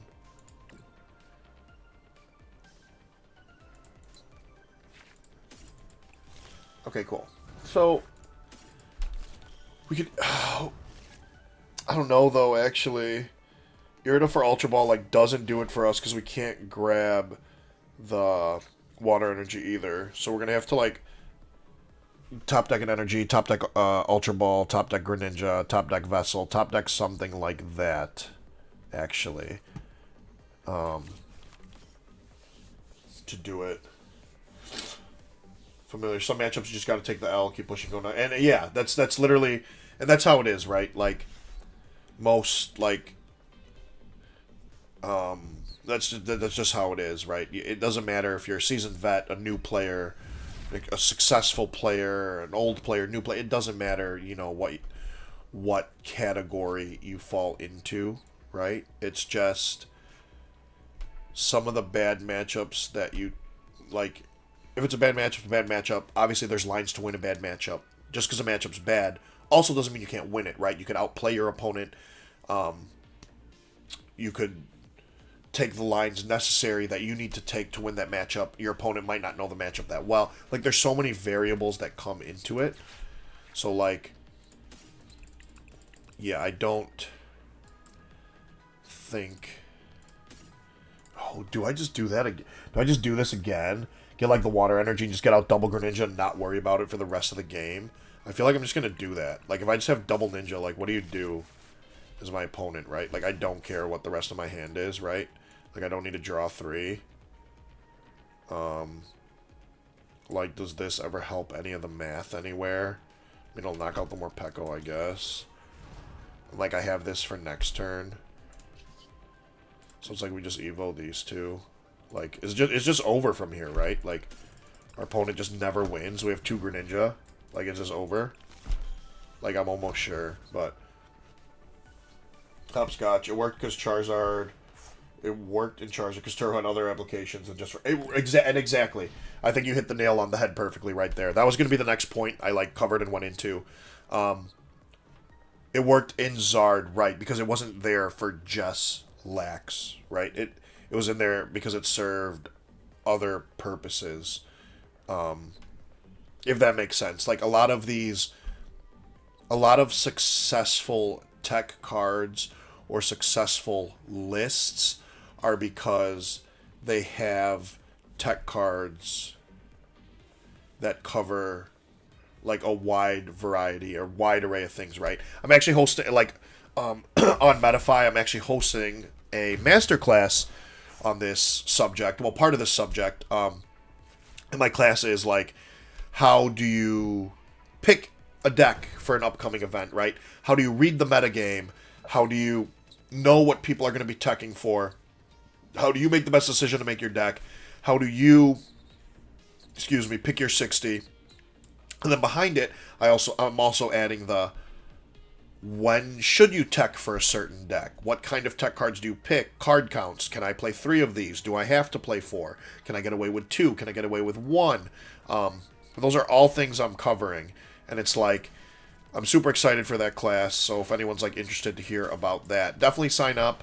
I have to link it onto my Metafy. I think it is linked to my Metafy post. If not, I know it's on my Twitter or X, whatever they're calling it nowadays. But it's like, there's a lot of that needs to be covered, I feel like. And it's... they could KO it here. Sorry, I'm just trying to think. They could KO me here, and then I hit. But, like, there's a lot of that I'm super excited to cover, especially, like, how do I pick a tech card? Why do I pick a certain tech card? Do I need to tech for this deck? What deck do I need to tech for? And there's so much that that I think gets kind of lost and people don't talk about it enough. So I'm super, super excited to talk about it. Super excited to do the class on it. I can't wait. But, yeah, since you brought up Charizard, like, that's a perfect example, right? Like, how did those Zard lists, or, like, how did Tord say, you know what, I think playing Turo Yells Cheer, I can make the cuts for it here, and it's good against control, and it's good against other things, right? Like, that was his idea that he eventually came to. Why did he come to that idea? Like, again, those are things, like, I don't want to spoil it because I'm going to cover it in the class, and I do want people to take the class with me because I'm super excited. Can't wait to talk about it. But there are things like that, right? It served more than one purpose. So what's going to happen here? I just lose. 1, 2, 3, 4, 5, 6. Yeah, our opponent just retreats. Cool. I definitely was not paying attention enough somewhere, guys. My bad. When I was, like, ranting. Because I, like, threw the game away somewhere where I just, like, wasn't paying attention. Because we absolutely farm Miraidon. But, yeah, see, even in bad matchups, this is a perfect example. Bad matchups you can still take and win, right? Like, you could still win those bad matchups or matchups that are unfavored. All right, so I'm going to close it out with... Oh, whoops. I'm going to close it out with one last Dragapult game, guys. And then I'm going to hop on out of here. Wind down for the evening. But thank you guys for hanging out with me. I stayed on, I know... hopefully long enough to showcase some of the new decks. I'll be here again next week on the Shelf Squad's YouTube channel to stream some more games. And who knows, I might even do it more and more often than just once a week. Because I do have fun doing it. It's fun, like, hanging out with everyone. It's awesome. I enjoy playing games. I like showcasing games. I like showcasing decks. Showcasing a little bit of how to play decks. Showcasing, like, lines to take. Oh, no. I guess this is okay. Like, the Ursaluna's going to get KO'd, but we have Arven, we do get Poffin, we get Evo, we have Nestball. Okay, so it's in the mirror match, this won't get KO right away. So, it does get to tank a hit, I guess. But, like, this is kind of good in the mirror match, too. Like, late game, it comes up in cleans. So, a little unfortunate, kind of a bummer to start it. But it's okay. So it's not a direct mirror as our opponent's playing the Pidgeot version, it looks like. And that's a pretty strong turn 1. An energy drop would make it an even better turn 1. Like, that's all they're missing right now. But we're going to get down Dreepy Natu. Off of our Poffin here. Alright, and let's do a quick run through. So we lost a Dreepy and a Jercloak. That's okay. Or Natu's doing their chillin' Rotoms in there.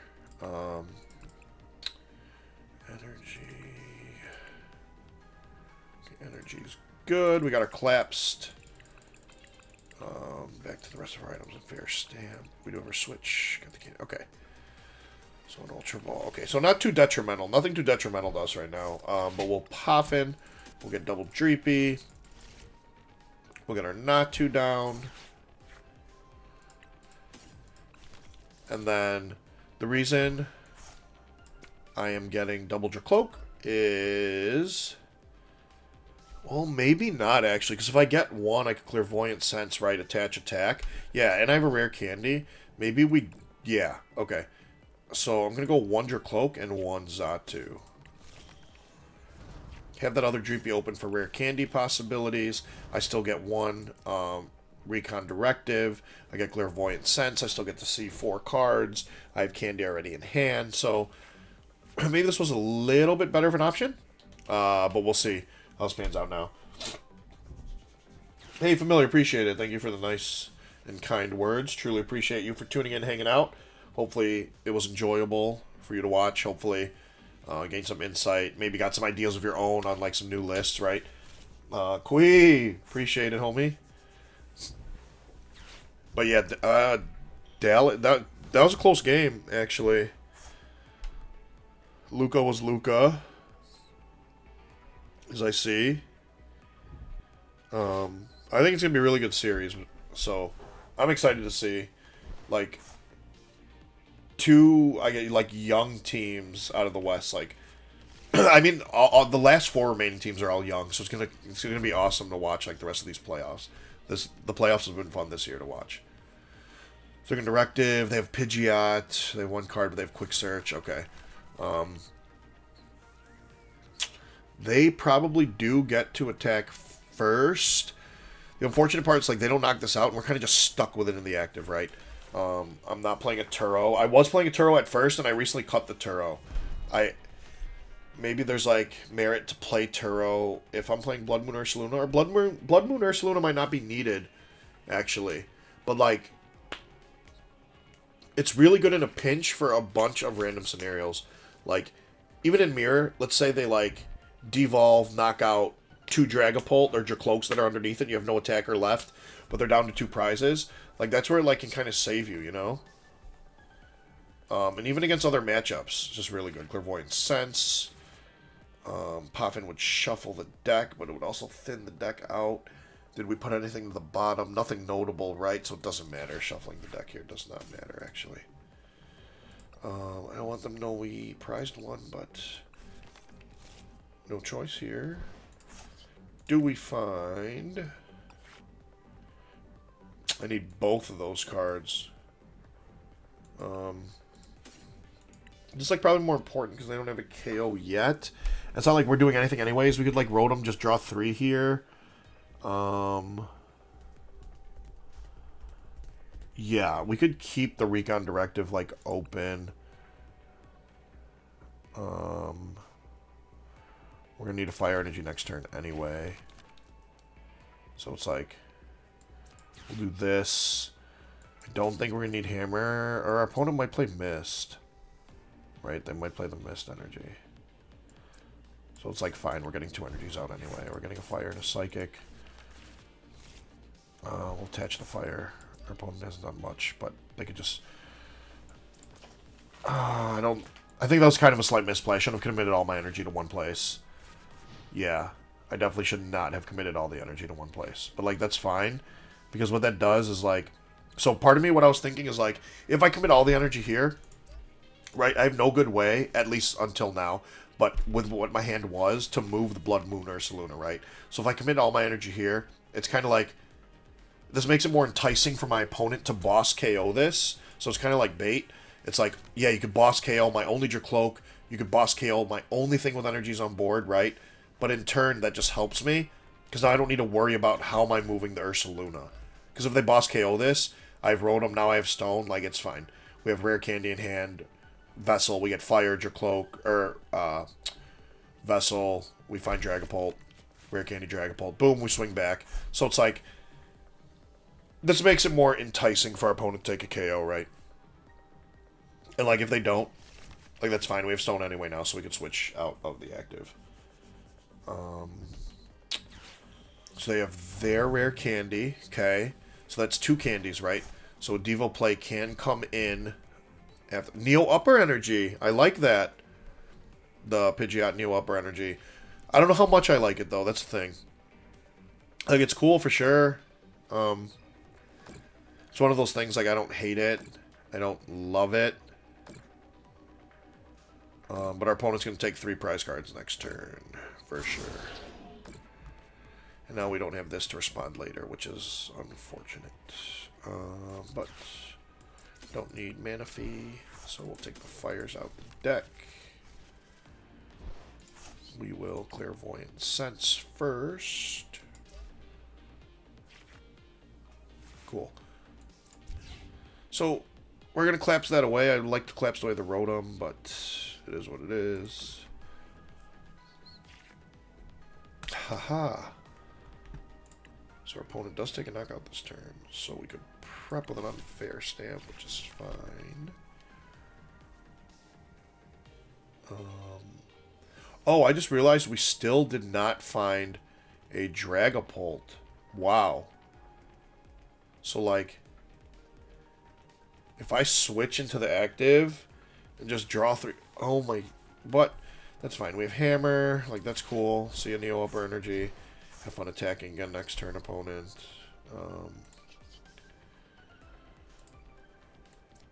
Should probably split the energy. Yeah. I have my V-Star, but, like, it doesn't get me enough, right? Like, I need Switch and Dragapult. I can't believe I didn't get either. But our opponent's not attacking next turn, so I'm fine just doing this, and I'll do it after. Sick! Next card was Dragapult. Alright, that's exactly what we needed. Where were you? It's fine. So now... Okay. So they are going to get the attack off, and they're going to take 3 prize cards. But we did prep. We got the Unfair Stamp. We could keep Wonder Cloak active. We could send up the Dreepy with the Psychic Energy. We can Rare Candy, Dragapult, attach the Fire, bench the Radiant Alakazam, collapse Stadium away. The other liability is going to be Rotom V. Then we Unfair Stamp. I know. It's a lot. But that's all we have to do. We are very behind here. Our opponent's going to get to swing twice before we get to swing once because, for some reason, the deck did not find stuff we needed. I guess I was a little greedy grabbing the Vessel that one turn when it was Dragapult Vessel. I should have grabbed the Dragapult and guaranteed a Dragapult instead of guaranteeing the energy because there's more outs to energy. So, like, that's my fault too, right? Because you could raw draw energy. The Vessels that are still in deck. Arven becomes energy. Forest Seal Stone becomes... yeah. So... total misplay there on my part. Our opponent's wasting their Devo now. I don't know why. Because there is a world here where I just Devo them now, right? Like, this got rare candied, and this got... I know they have 2 Dracloaks, though. That's like... That's what I don't like here, right? Is like the double Dracloak. If they didn't have 2 Dracloak, I would have totally done it, but... I'm gonna do this.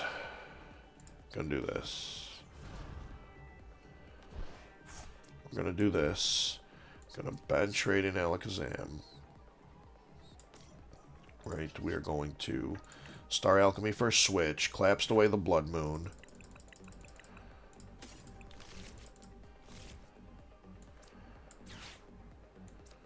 Do this.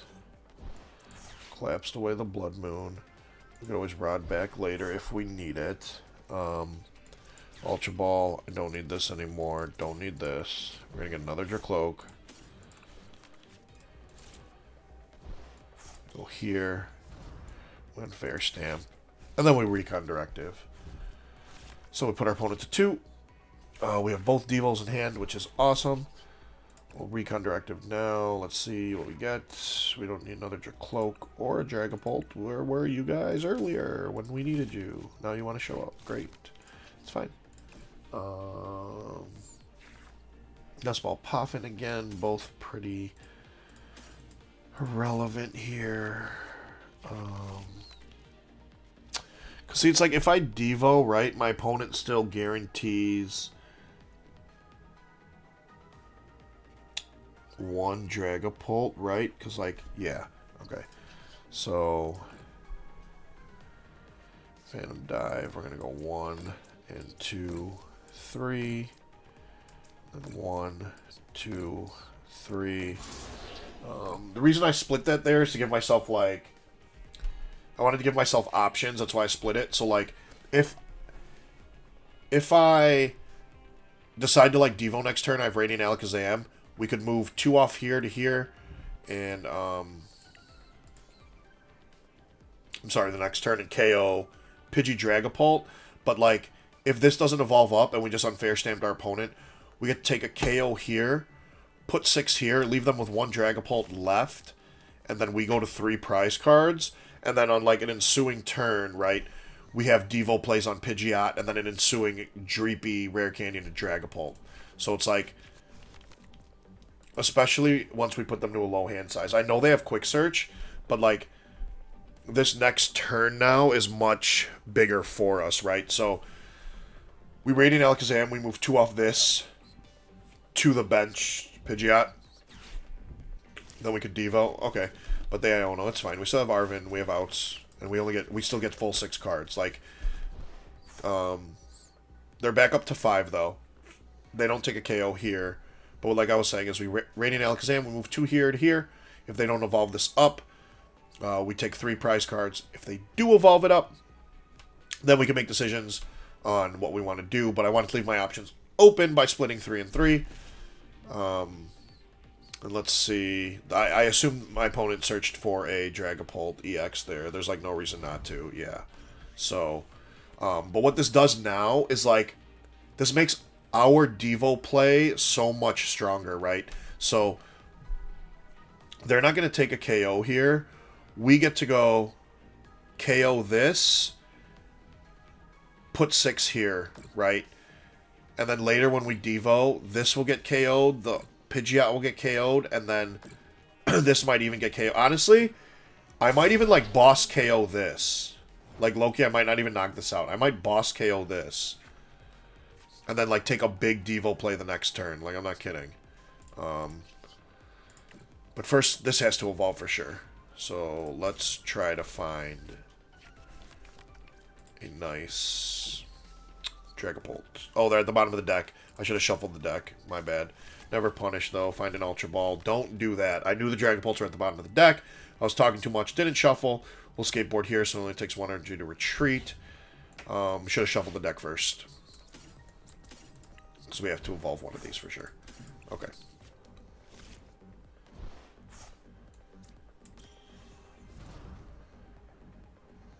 Hello? Okay. I forgot, we did not rob the energies back yet. Cool. So, he is not attacking. Now our opponent knows that. That is huge for us. But what I will do now is go like this. And we will move damage counters here and here. And then it's like... Oh, it's so tough. Like, I should knock this out. But it's like, we're under Collapse Stadium right now, right? More than likely my opponent also only plays Collapse Stadium. If I just, like, KO this, right, and spread more damage, I'm going to have a big turn where I could Devo everything. Yeah, I'm doing that. We're definitely doing that. We're doing that. We're doing that. Oh, and our opponent concedes. So, maybe they saw what was happening there. But basically what I was trying to do is, like, I'm setting up a board state where when I Devo... Like, both Dragapults are going to be KO'd, and then their Search Engine and Pidgeot's going to also be KO'd, so I would eventually leave their board with, like, nothing, right? That's what was coming. Eventually. Really crazy line, good dub, thank you. Alright, this one will be the last one, guys. Hopefully it's not a mirror match. This is going to be the last one here. Hopefully, I can, like, show a different match besides a Dragapult mirror, because that's, like, all that was coming in today, which I expected, which is fine. We're obviously playing Dragapult 2, like, it's the new big deck out of the set. Everyone should be excited for it, so I don't blame them for playing it. Hopefully we won't get that coin flipping glitch again. Okay, we didn't, which is good. Right, and then the more games I get into, it's like, I get a little bit of testing, I get to see consistency of the deck as well, see changes that should be made. I'm going first.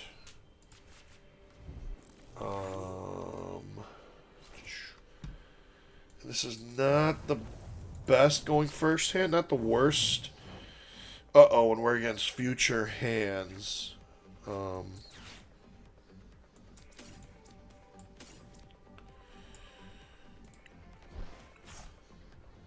Please have Rotom in the deck.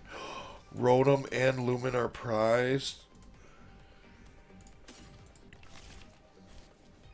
I was kidding about this being the last game, y'all. It's going to be the next one. We prized Rotom and Lumen. I was like, yeah, I don't... If I'm, like, going out on one last game, I don't want to do it like that. I did get a different deck to play against, though, which is, like... That would have been pretty cool. Getting to see a different matchup and trying to take different lines there. I guess into Dominican Blown. Nice, you definitely Devo everything next turn. Oh yeah, 100%. Next turn, that game I had Arvin for Devo. Like a big Devo play was coming. 3 weenies, can't play the client, it's so bad. I know, it's... I feel like every time there's an update 2, I feel like bugs and stuff get worse, and I don't know why. Like, I don't know if it's because files of new sets are so big, or like something like that. I'm not too sure, but it's like I totally get what you're saying, and it is extremely frustrating sometimes, especially like today's glitches were like the coin glitch where your game freezes and you don't even get to pick a coin flip. You don't even get to start your game, and it's like I get it. I do get it. Hopefully, though, they're able to work out a lot of the bugs sooner rather than later, right? Like I said, I'm not a game developer. I'm not a video game programmer or anything like that, so I don't know, like, the difficulty and all the nuance behind, like, programming a video game, but hopefully it's something that can be fixed and addressed in the future, because I know... so many things could happen with, like, the online client, right? With how big events are getting, with how people are complaining about championship points this, championship points that, right? And they're like, I wish we could have online regionals. I can't travel, right? How can you have an online regional when the client is like this, right? Like, games definitely would not be you know, the best possible played games, and it's like you can't webcam right, like that just will never work. Stuff like that will never work. This hand is awful, but it is what it is, and we gotta live with it. Playing against Guardy, I guess. I mean, Guardy doesn't seem like an awful matchup. This is why I wish we were playing Greninja right now, because Greninja, I want to see how it fares against Guardy. Like, Frostlass goes crazy into Guardy with all the abilities, but... yeah, we do have tons of outs. It's just... This is super unfortunate. They're probably not attacking next turn either, though. So I'm probably fine doing this, right? And just pass. I can't even draw 3 with... I wish I had a Nest Ball. I could at least road them, you know? We had 4 Seal Stone. Like, we could have done so much. Could have evoed. Alright. This is what it is. Nothing we can do. Let's see. Yeah, I want... What are you, like... What is everyone most excited about for, like... Or, I guess, from the new set? Is there like, a certain card? Certain deck? Is everyone, like... Oh, I absolutely love Dragapult. Is someone else like... Oh, I love Frostlass. Or is someone like... Blood Moon Ursaluna is my favorite Pokemon. Like, what are your guys' favorite things to come out of the new set? It could be a card, it could be a deck, it could be a card that gets put into one of the decks that you like and are playing currently. Just kind of like, what's your overall favorite thing about the new set, I guess, is what I'm asking, if that makes sense. I'm just curious to kind of see, you know, some people's answers and stuff. Okay, so we have Arven, TM Evo, Poffin. So that was an awesome Iono. I wish we had this last turn, because I feel now we're just a little behind. I kind of want to, like, save this Dreepy. Trying to think, can I sacrifice something else off of Poffin to take this TM Evo for me? Probably, right? I do need to get Manaphy in play. Sinnoh does nothing, but I don't get to use Temple, Artisan, which hurts.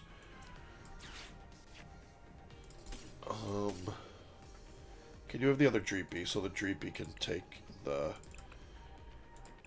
hit for me there. I have to protect myself from Screamtail, unfortunately. We go here, we go here. Like, do I need to Arven for anything this turn, or do I, like, save it? I might low-key just hold it, because we do have Rare Candy. I don't know exactly where I want to put that yet, so, like, I want to burn it. I have this for next turn to, like, look for anything could be missing after the recon. Yeah, I don't think there's a reason to, like, play it. That's fine. We don't want this getting KO'd, but we need Energy Acceleration. Arven can get us that next turn. Nah, we're gonna go 1-on-1. That's fine.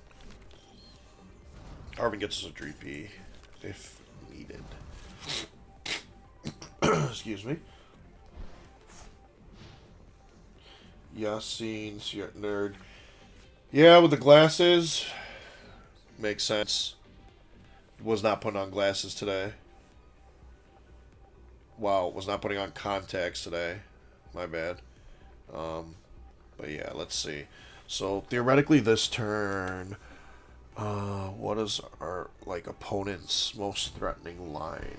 They, like, boss KO with a Drifloon. But, like, so the Monkey Dory in this matchup is what makes things annoying, right? So, like, even if you want to spread damage onto stuff, you can't do anything less than 3 damage counters, because the Monkey Dory can just move all 3 off, right? So it's like, you can't really do that, right? But, like, then again,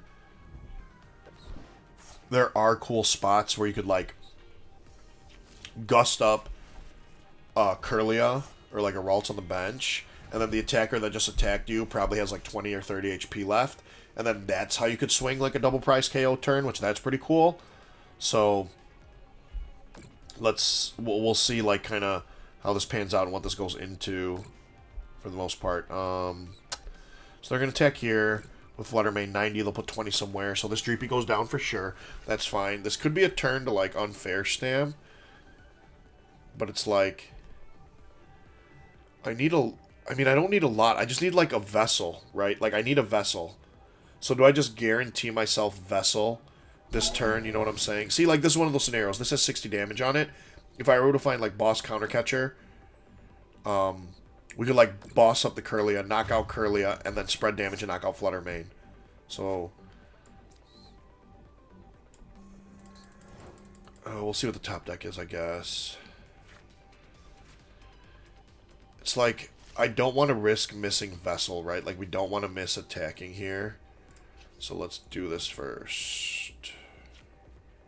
It's not Vessel, but that is the Gust. So that's actually huge, because now we have this, right? This is what I was just talking about. Then we have Gust here. Now we Arven for Vessel. Okay. So that actually worked out insanely well. Like, what a Dracloak airmail right there. Finding us the counter catcher. I guess we had Clairvoyant Sense too, right? Like, but still, finding it off the Dracloak made that decision so much easier. There's another Vessel. We'll save that Vessel for next turn, though. We don't need to burn anything here. We have Phantom Dive. We have 200 knockout here. We'll knock out Flutter Mane. Or do we, like, keep Flutter Mane in play? Because Flutter Mane, like, who cares, right? And it has 3 energy. We're just giving them 3 energy back to put in the discard pile, swing with us. Like, do we care about Flutter Mane, or do we just, like, spread to this Ralts that we know is going to become a Kirlia? Like, we don't care if they hit us for, like, 20. Right? Like, cool, you can hit Manaphy. Like, we don't care. No, because then they could Monkey Dory to the Manaphy, and then that opens up Screamtail. But we're protected by Terra here. So it's like... Yeah, I think just taking 2 prizes is probably fine. Yeah, we'll do that. Oh, the game picked for me where the damage went. Cool. I didn't know that. Sick. It's not where we needed the damage. We want to put the 3 on the other Ralts game. That's fine. You know ladder ends today. I do know ladder ends today, yes. I'm not grinding ladder, though. I already got all the rewards from, like, last Battle Pet, whatever it was, and I'm already Arceus League, so there's nothing for me to gain. I'm just, like, testing the new decks and stuff.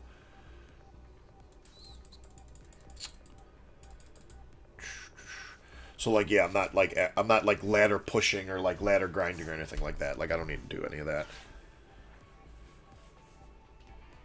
And this is why I wanted to put 3 here, game, you know? But it, like, timed out and picked where it was going for me. I thought the timeout would stop when I was, like, placing the damage counters, but I guess not. That wouldn't make any sense, right? So, that's fine. We do have a boss's orders. See, and if this Ralts had the 4 on it, where I wanted it to be, we have another double KO turn where we just go, like, Ralts. Like, they'll never have Kirlia, they don't have draw for the rest of the game. But I guess our move would be, like, they're going to attack with Drift Loon, which would be slightly problematic. Yeah, like, so here comes Monkey Dory, we'll move stuff. Like, that's where it gets annoying. Like, we need a low-key knockout Monkey Dory, too, right? So there's a turn where... I gave them all their energies, though. If they could, like, Drifloon KO us, then we're gonna, like, struggle. But if they don't KO us here, we, like, boss Monkey Dory, Vessel, set up a second Dragapult, and, like, put the remaining damage counters in Drifloon to knock it out. How many are in here? 6? 5, so that's fine. 5 times 3, yeah. They're aiming for, like, 300, but the Monkey Dory can move the damage, and then they can take the knockout on 320. Yeah. So, like, that's perfect for them. And now here's the thing. Arven, I guess we could grab, like... Wish I played double counter catcher. Because I could go to Arven for counter catcher Stone. We put this down. We counter catcher, bring this up. Stone for... Dragapult and like take a double KO again. I guess the only thing missing from taking double KO is, like, a Dragapult EX in general. Like, if we just find a Dragapult, we have double KO, right? And we get rid of the annoying Monkey Dory, and then we knock out the Drifloon. It actually would have been triple KO, because we could have put 2 here, 3... Oh my gosh.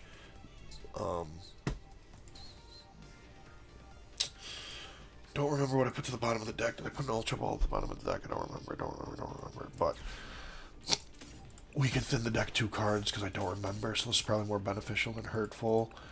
So we have another Cloak, we have 2 Dragapult, we only have 1 Ultra Ball, 1 Stone. Okay, so we have, like, quite a few outs, I guess, to get the play I want. Clairvoyant Sense. Unfair Stamp. It's like, if I miss off the Unfair Stamp, though, it feels so bad, right? Give me Dragapult. Oh. Sick. So we got the Dragapult. Now we have, like, room for a lot of things here. This is, like, crazy. Like, do we need Alakazam to come down to move stuff? Not yet, right? Because, look, I'm going to bring up Monkey Dory, because that's, like, the annoying part of the deck. We knock out the Monkey Dory, we put 2 here. Which, yeah, we have 4 left. See, if this damage wasn't, like, spread from, like, that mess up before, I actually might want to move stuff now. So we will boss, bring it up, right? I might put this down, too, because we have 4 Seal Stones still in deck. We're probably going to get Iono'd. Stones and out, we'll have 3 Arven in the deck. So it's like, we're not putting down another Dreepy anyway. We realistically should be fine, because I'm going to stamp them, right? So it's like, this going down, this Monkey Dory's getting KO'd, because I'm sick of it doing things to me. And then we're going to stamp them, right? And they have no Curlia. So they don't have a lot of draw. We have a switch now if we get stuck. We'll retreat here. Let me move the damage first where I want it.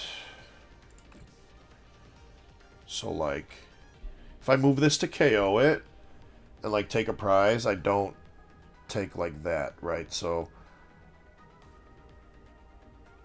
yeah, this is actually fine. We'll go like this.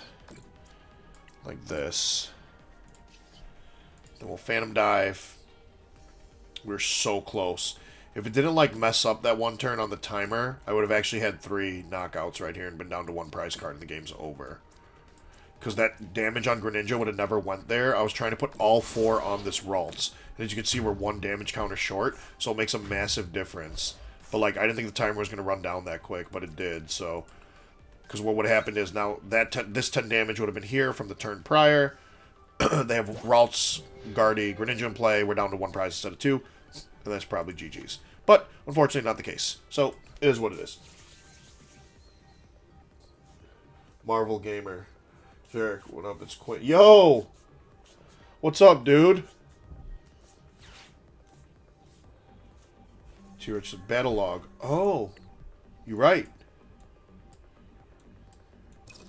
Totally forgot about the good old battle log.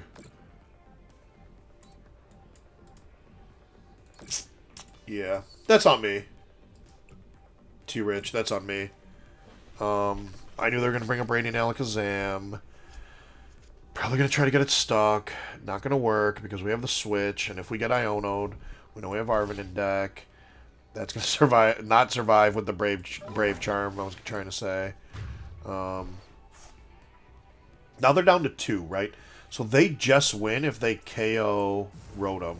So we need to get rid of Rotom because we cannot deal with this Gardevoir. Actually, yeah, we can. We could, like... hold on here. We, like, can't deal with the Guardy, right? We need to find Collapsed. Unless we, like, Super Rod, put Alakazam back in. Nest Ball gets Super Rod. Move 2 onto here. Arven and, like, Devo. So they have, like, no Guardian play. I feel like that's, like, the safest thing for us to do, low-key. It sounds so complicated. but it's like the safest thing for us. we Arven for Rod, for Seal Stone. Yeah, we have to.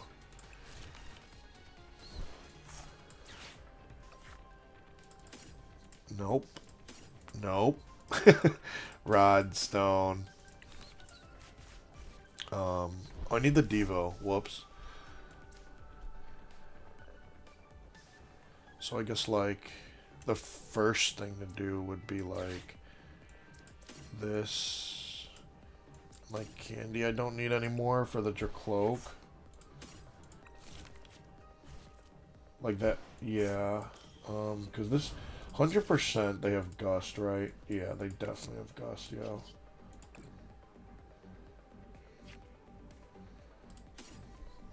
Okay. I guess.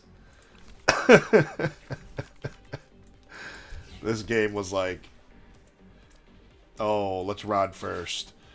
Yeah. Let's put in Ready and Alakazam. I guess we could put in some energy, right? Yeah.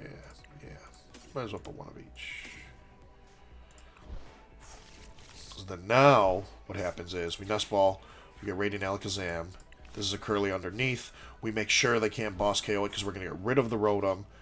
So we're going to Star Alchemy, get the Clap Stadium, get it out of play. That was crazy right there, actually. I mean, we had a lot of cards in hand, so I guess not, like, too outrageous. Painful Spoons. We're going to put this up to 80. We're going to collapse away our dear old Rotom. And then we are going to Devo your only Guardy to make sure you couldn't kill me and you have no draw. And now whatever you throw it next turn gets KO'd. Cool. You only remembered because you're watching. You would have done the same, don't you? No, you're right though. I got to remember that. I always forget, like, I forgot the introduction of, like, Battle Log, low-key, into the app. And, like, I guess I should be taking, like, notes if I was, like, testing hard, too. So, like, that's on me also. But, like, yeah, I don't know. But,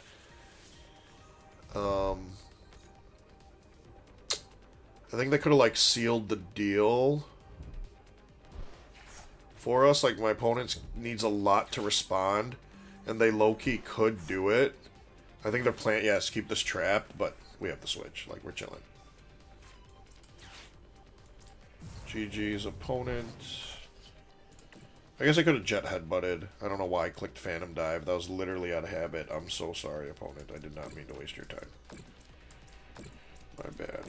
I'm throwing them as fast as I can. My bad. Did not mean to waste your time. I truly apologize. I could have just said Jet Headbutt. Man, I feel like I have to play one more Dragapult game before I get off now, guys. I don't think I can just hop off like that. Even though that was a good game to hop off on. Like, it was a close one, but I feel like I have to do another one. I feel like I don't have a choice, right? I have to. Cool, let's see what we get.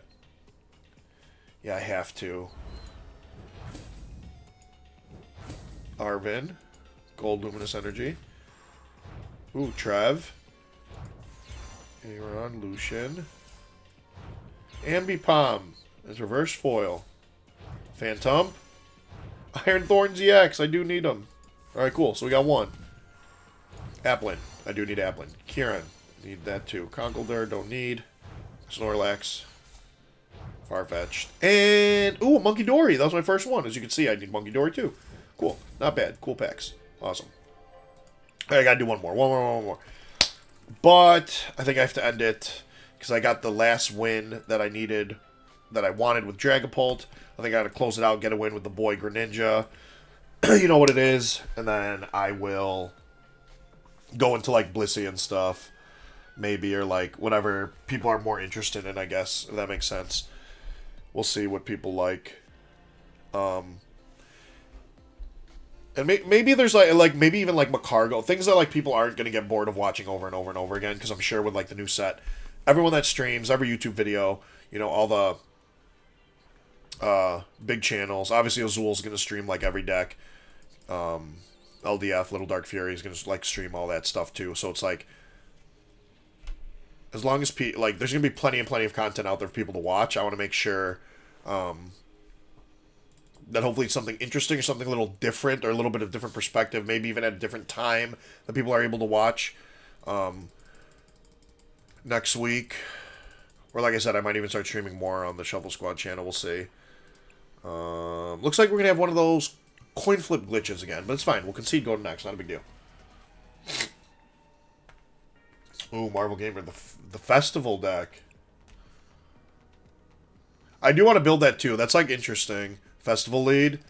I would like. Theoretically, it's like good, but like, I'm just scared of like Dragapult with it, low key.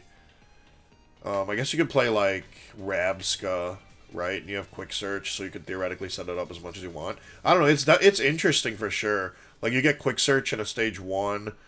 There needs to be more Pokemon with the Festival lead ability that need to come out. I feel like there's so many more things they could do with it. So hopefully they release more in like upcoming sets. But yeah, like I said, we've been doing Dragapult. Ended with a win on it. Hopefully we can end with a win here on our Greninja. But I would need a top deck of Poffin, an Evo, an Energy, a Vessel. Something that's a missing piece of the puzzle here.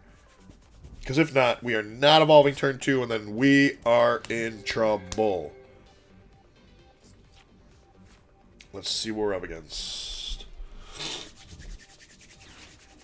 Probably Guardy. Which is, like, fine.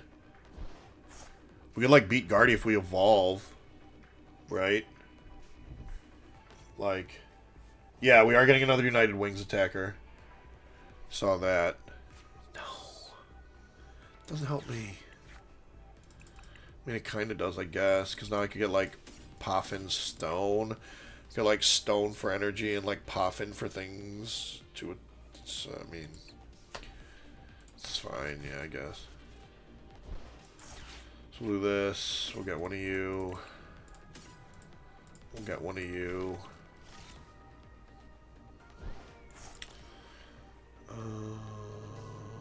The only thing we could want next turn that's different is probably an Iono. Maybe an Irida, low-key. Nah, probably Iono, if anything. I should have press checked that a little quicker. Those are in there. Okay, we have all the Frostlass. Like, this is like an interesting matchup too, right? Because the Monkey Dory is going to be really annoying, but I might have, like, even misplayed that low-key. Like, I think I just want to get a bunch of Frostlass into play. Like, I feel like that's definitely it here. Yeah, that's definitely it. And next turn I could, like, Arven Evo. Yeah. I think I definitely just want to get a bunch of Frostlass into play. I know they're going to evolve this turn, though, so I wish I could have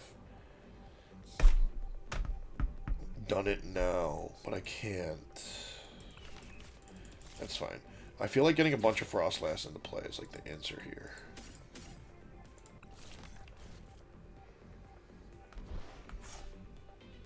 I could be wrong. I don't know. Just in there, because, like, our Greninja's weak to Psychic. So, like, I am going to use Greninja eventually, right? But, like, at the right time.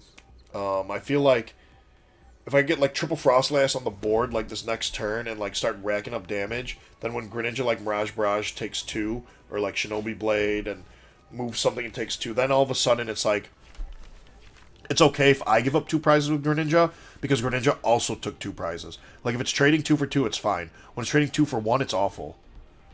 You know what I mean? You see deck? I'm playing Greninja EX. My version of Greninja EX. Is it good? Common consensus, Greninja EX is not a good card. So, no. But, I'm trying to make it work. I love Greninja as a Pokemon, too. Well, I love Froakie as a Pokemon more than Greninja, I should say. Like, this is my homie.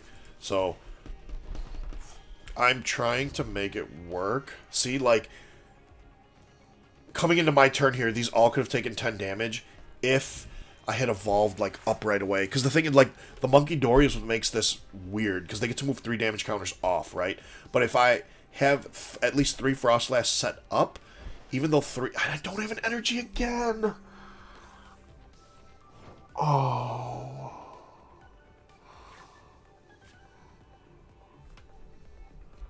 Okay. That's fine. We have Vessel. We have Evo. Cool. So, like, not exactly what I, like, wanted, but it's fine. Like, I should theoretically get Frogadier into play. But, like, I have a rare candy, too, so it's like... Do I even want Frogadier in play? Like, low-key? Probably. Yeah. At least one. I should have just prioritized, like, double, like, Frostlass here, though. Maybe that was, like, a mistake. I don't know. Yeah, that was definitely probably a mistake. Deck? Yeah, you see, the deck is, Greninja... I'm playing Greninja EX, or, like, my version of Greninja EX. Is what I'm saying. And I might have misplayed it so hard right there, because if I just get double Frostlass, right, they get 20, 20, 20, coming into my turn, it gets 40, 40, 40, because now they get to move with the 3 damage counters, like, this needed to have 20, 40, 60, 80, even if they move 3, I leave 50 on their side of the board, right? By only putting on 40, I'm only leaving 10 damage on their side of the board, and, like, the Monkey Dory is just canceling out everything that I'm doing, right? Like, he's canceling out everything I'm doing. So, like, this next turn even, it's like, I want to promote this, because if I get a Greninja, I attach to it, Counter Catcher, knock out Monkey Dory, and search for anything I want with Shinobi Blade. But, like, I can't promote this, because it's my only one, and I don't know if I'm going to top deck the Ninja. And if I don't top deck the Ninja, I could attach Retreat, sure, but, like, Water Energies are limited in the deck. I already have 2, like, I don't know. It's just... combination of bad hands at the moment. Like, the deck isn't amazing, but I would like to draw, like, a little bit better. You know what I'm saying? Like, how do I know I burned 2 Arvins, but, like, what about an Iono? Or, like, what about a raw Frostlass? Like, we do play 4/4. Like, why can't I just see them in here myself? You know? It's like, the Monkey Dory's gonna move damage. I want to deal with this quicker sooner than later, but Guardy has so many abilities. If I could get 3 Frostlass on board, it's going to, like, neutralize Monkadori. Right? So, maybe instead of Frogadier, I should have prioritized getting out to Frostlass. Yeah. Definitely should have. I am going to promote this in the odd chance I top deck. Like, if I don't, you have 2 energy in discard, so I can't even, like, Counter Catcher stall that. If I don't, I could attach Retreat, I guess, waste the water energy. I don't have a choice, really.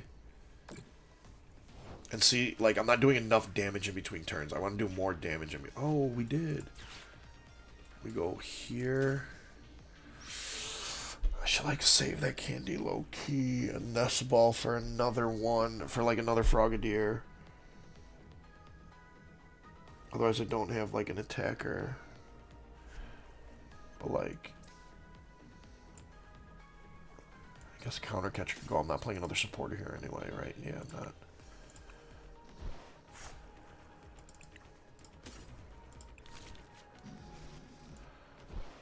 So go this. We get a Frog down. Man, I can't believe I only have 1 Frostlass up. This is so crazy. If I had like 2 or 3 Frostlass going, I feel like we're chilling. This Monkey Dory is gonna stop moving damage counters. I'm like sick of this thing. Shinobi Blade. We're gonna make sure you're going to the discard pile for now. Yeah, and what are we gonna search out? Probably an Iono, right? No, because I want an Unfair Stamp. So what should I? I should search out for Irida because I could get Stamped Frostlass. Yeah. And then like that's draw. Yeah. That makes the most sense. Yep. I know, I'm weak to Psychic. Yes, I'm going to get KO'd. I get it. This matchup's probably not very good. I'm just thinking of, like, the lines you could take, right? Like, I feel like if I just load the board with 4/4 Frostlass the entire game and just sit here and rack damage in between turns and, like, eventually I could come in with Greninja, Mirage Barrage take 2, Mirage Barrage take 2, and like the game should be over, right? But like to counteract that, like Monkey Dory's huge, Cress is probably big, staggering their Ralts would be huge, like staggering the placement of Ralts. Hopefully my opponent doesn't have an out to the Monkey Dory plus the Dark. Because without the Dark Energy, the Monkey Dory does nothing, so I don't care if it's on the bench. Arvin, so they have it. Okay, cool. Cool. Pro not gonna lie, use the Gengar. Hey, Gengar! It's another interesting one. See, fun decks are cool, right? Yes, you have it all, opponent. I know. You have Monkey Dory again. You're gonna move the damage off my guys. Because I don't have enough Frostlass in play. I get it. And they can put 3 damage counters here and knock out my only Frostlass. See, that's so annoying. But they wouldn't knock out Greninja. So I could, like, unfair stamp, maybe get 2 Frostlass up and running now, finally. Like, do I have to kill Monkey Dory again? Got rid of the extra counter catcher, too. Oh, they are going to just come up and kill with McGardy. I mean, as they should, right? Monkey Dory's going to move damage here. Oh, that means they don't KO me because they're not attacking with Hex Hurl, right? Okay. Like, so that's fine. I mean, it's not fine, but it's fine. You know what I mean.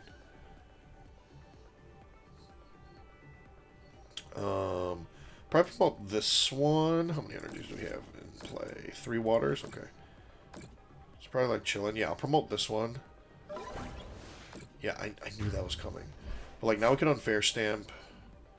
We get 2 of these out. We do have some damage. See, it'd be so big if there was a second one this whole time. Like, I'm going to lose this game because we don't have enough Frostlass out. That's literally why. Like, we're taking forever to get the Frostlass. We're going to try to retreat you. No, because Monkey Dory is going to kill you anyway. So we should probably just attach here.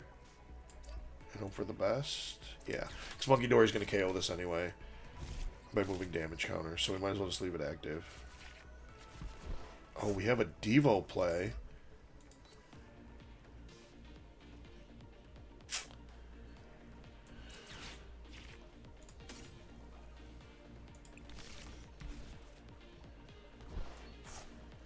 Devo play's pretty funny.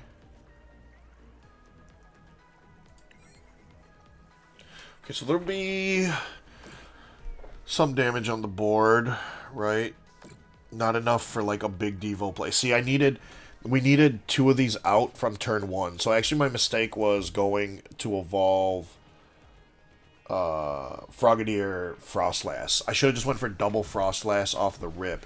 I feel like if I went off double Frostlass off the rip, like this would be at 70 right now. No, it was 2 turns without it. So this would have been KO'd already. Yeah. Totally misplayed that, but now I know, I guess. Like, that's how you learn, right? Something with Gengar, Serena, Vinny. I mean, yeah. You're not, like, wrong. That makes total sense. I think Guardian's, like, a bad matchup. Probably for this deck. But, like, yeah. I feel like... Yeah, something with Gengar and Serena. Like, that makes sense. Thinking, like, what else you could play it with, potentially. My opponent just wins, right? Yeah. Alright, so Guardy. This is a bad matchup for us. Yeah, something with Gengar, Serena. I guess let's see if we do... I gotta end with a win with Ninja, y'all. It's like, I have to. Hopefully I get it here. If not, I gotta, like, I'm calling it.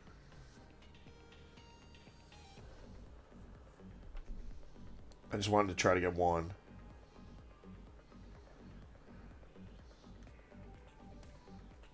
Just 1.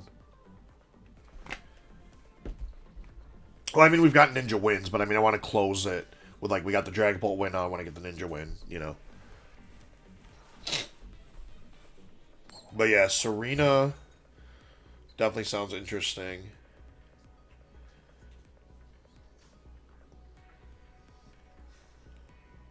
And it would hit Zard for, like, weakness with its second attack. If it needs, I mean, I don't think we worry about Zard too much. Like, Dragapult's just, like, enemy number 1 right now, right? So... Okay, so we do have everything we want in hand going second. We're playing against Ancient Box. None of you guys have abilities, yo. So I guess we'll just Mirage Barrage. Man, we finally get, like, an awesome start. And we're playing against, like, the one deck in the format that has no abilities. So we're not going to get too many of them out. No, oh, we just... Man, we're going against the one deck that just doesn't play abilities. I'm just going to save this for whatever I want to do next turn. But then I can't retreat, so I should probably always attach here. Because I could always Vessel if I need one, retreat. Do they play abilities? I don't know. Probably not. I don't think so. Yeah, it's just Moon Moon. Like, even if it is Moon Moon to Dunsparce, like, Dunsparce shuffle itself in the deck, I'll never knock it out. We're going to have a hard time KOing these bad boys, too. They have no abilities. We have no extra damage to spend. Radiant Greninja has an ability. We could eventually KO Radiant Greninja. Well, no, actually, like... Yeah, Radiant Greninja. That's it.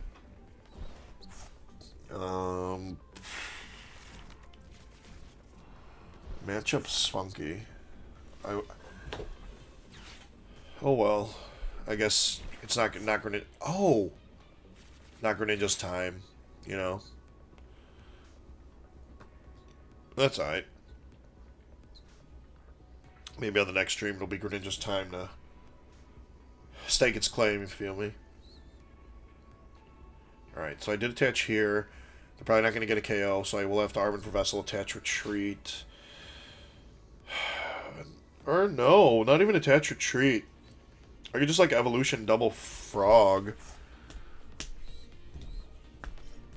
Oh, Mew has an ability, okay.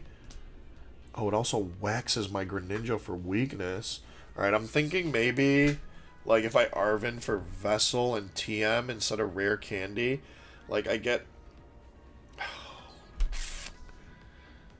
I could always just wait and, like, Candy up, right? Because I could do this for Arvin for, like, Candy and Stone, right? And, like, this turn, just Arvin for Vessel, TM Evolution, and just get double Frostlass out. Yeah, actually. Yeah. Let's do that. Rotom, we love you, bud, but you're not it right now. We can do this. Do this, and then we can always go for Candy if need be. So, going you and you. Double Frostlass. I wish I did this against the Guardy game. I would have loved to see, like, more of how the Guardy matchup goes if I, like, commit with the double or triple, like, Frostlass turn 2, you know? Like, I'd love to see if it does anything, right? Or if it makes a difference. I don't know. I could just be wrong. But I'd love to, like, see it. So now, like, this turn, like, we get KO'd. We have no 2 pressures out. That's fine. I'll probably... Lumineon, I grab Arvin. Arvin for Candy Stone. I go Candy Ninja. Stone Lumineon. We know we're going to get Frenzied Gouging. So we'll just Shinobi Blade 170 and search for Frogadier, right? And then evolve into Frogadier. Use Force Seal Stone just in case they play Vacuum in this deck. I doubt it. But in case they do, we use it and grab Iono. Right? Because then we'd Iono them to 3 because they'd be knocking out Manaphy and then they'd Frenzied Gouging the Ninja. So we'd go to 3 and then later in the game we could always Unfair Stamp them if need be. But like... There's also a world we put like Radiant Alakazam down, move 2 damage counters onto the Moon. Like, this turn right now before they Frenzied Gouging. That's probably what I'm supposed to do. Because then the following turn, I could Radiant Alakazam, knock it out, and then hit a new Fresh Moon with Shinobi Blade, you know what I mean?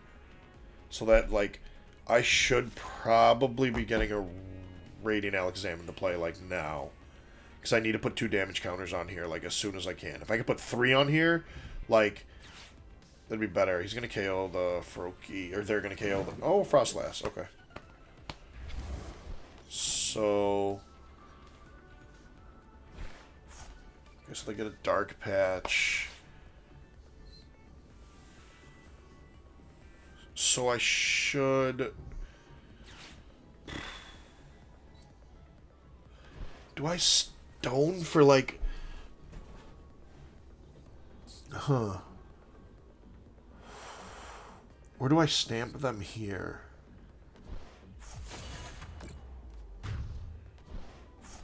I'm going to Arven for Candy Stone, right? And then if I stone for... I have to stone for Radiant Alakazam, and then I could Shinobi Blade for my supporter so my hand's not dead, right? That has to be the play. Yeah, that has to be the play. We can get down another Froakie. No, because we need to do this. This is really unfortunate because this is an easy KO for my opponent. For Arven, right? Yeah. Arven for Rare Candy Stone. Alakazam is in here, right? I checked that, guys. Oh, it's not. Okay, so that is going to be a problem. It's not in there. Okay. This is bad. This is really bad. This is really bad. We'll attach, get you ready.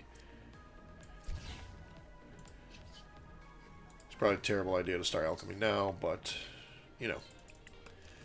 I just realized the other thing is prize, so this is really bad. Wait. Can I Shinobi Blade for 140? Do I just try to keep up in the prize race? Right? If I counter catcher 170, so I hit for 140, but it already has 30 on it, so it'd have 170, and then the Frostlass would KO it. Okay. That's kind of cool. I really wish I got another Snow Run down, though. I feel like I should just hit this, though, and then it would have KO'd itself. Yeah. Yeah, that's so bad. Oh my gosh, that's so bad. I should have just hit the moon, because if it uses Frenzied Gouging to take 2, it would KO itself, and then this very next turn, I could have done the counter catcher KO Mew for 2, right? Yeah, that was totally, yeah. Whoops. That's a misplay on my part there, big time. And we didn't even get the Radiant Alakazam.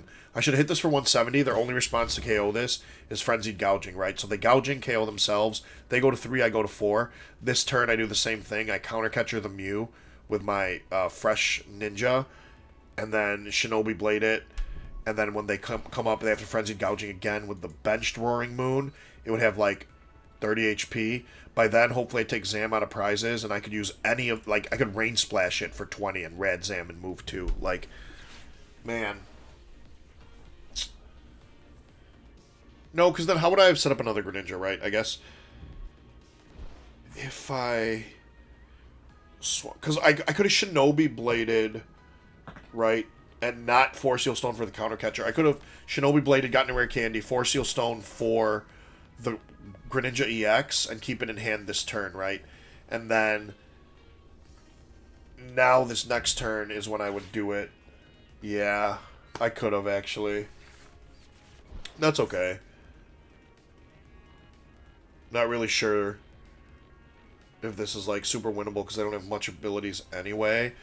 So, like, big decks like this, like Dragapult, Greninja, Charizard, they struggle with decks that could take, like, big Okos, right? So that's why, like, Chen Pao is, like, good in Zard. Lugia, so another deck takes big Okos. These big setup decks, like Dragapult, too, they are going to struggle against the decks that could take big one-hit knockouts. So, it's alright.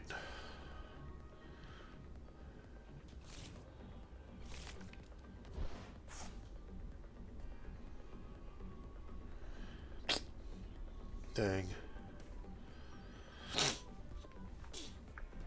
Yep, so that is going to be KO'd there. Looks like it's just not Greninja's time to get the win tonight. You know, he was trying really hard. Just not going to get it tonight. Because if I had, like, Radiant Alakazam after I Rain Splash this, it'd be, like, huge. But I can't even take it off the prizes. It's like, oh, so unfortunate. It's like...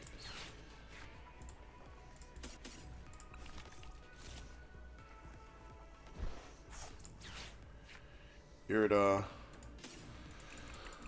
Frostlass Unfair Stamp.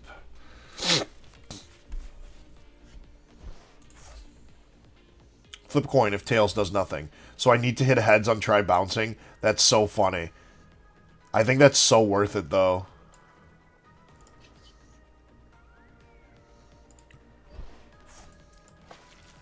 This is, like, so worth it in every way. Do I stamp my opponent now? No, right? I mean, they have 11 cards in hand. Yeah, I probably stamp them now. But I do have the other Frostlass Ninja. So it's like I kind of use the Irida for nothing. Yeah. We got to try bouncing. That's for 30. We need a heads. Big heads. We need a big heads. That's all we need. And then we could grab a Frogadier, right?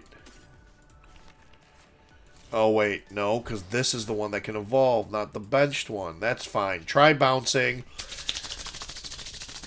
Let's go. We need a heads for 30. Heads! Yes! Let's go! Try bouncing for knockout! We're in it! We're in it! We're not out!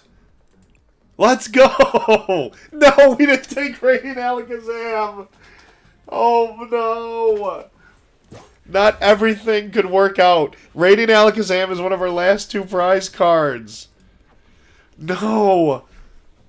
No, we needed the Radiant Alakazam. That would have been huge. Because then we could have moved 2 damage counters here after the gouging. It's alright. We got to try bouncing knockout. It's alright. Try bouncing knockout goes crazy. Luminian's in play? We can KO the Lumin? Okay, so you're saying there's a chance. I don't care. We got to knock out with try bouncing. That's all that matters. It's literally all that matters. Froakie tried. That's why Froakie's my homie. Love you, Froakie. You did it. You did it, bud. You knocked out a big, scary, roaring moon. Proud of you. Honestly. Honestly proud of you.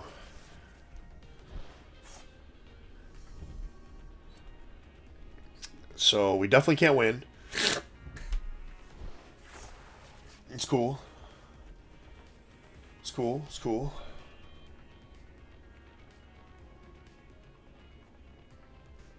Yeah, I mean, we could Shinobi Blade for 170. So if we, like... We used the stone already. Right, I could, like, Rare Candy Ultra Ball, but we don't have the water energy. Oh, don't knock out our Froakie. Don't knock out our Froakie. No. We need the energy. We need the energy. Okay. I guess that... Oh, we could Turtle the Lumin. Oh, they're going to take 2 prize cards here because the Frostlass is going to KO our Manaphy.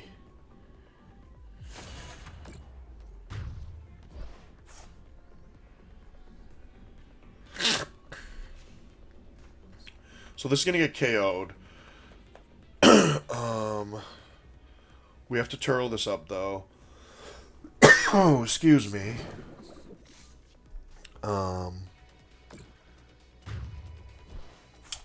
We could win with like a KO on the Lumin if we had a Shinobi Blade ready to go. Oh, and we have the counter catcher too. No, okay, okay. So we're gonna counter catcher.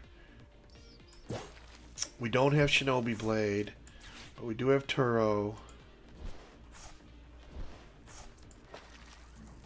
This could be Shinobi Blade next turn. We'll see. Either way, the game being close is...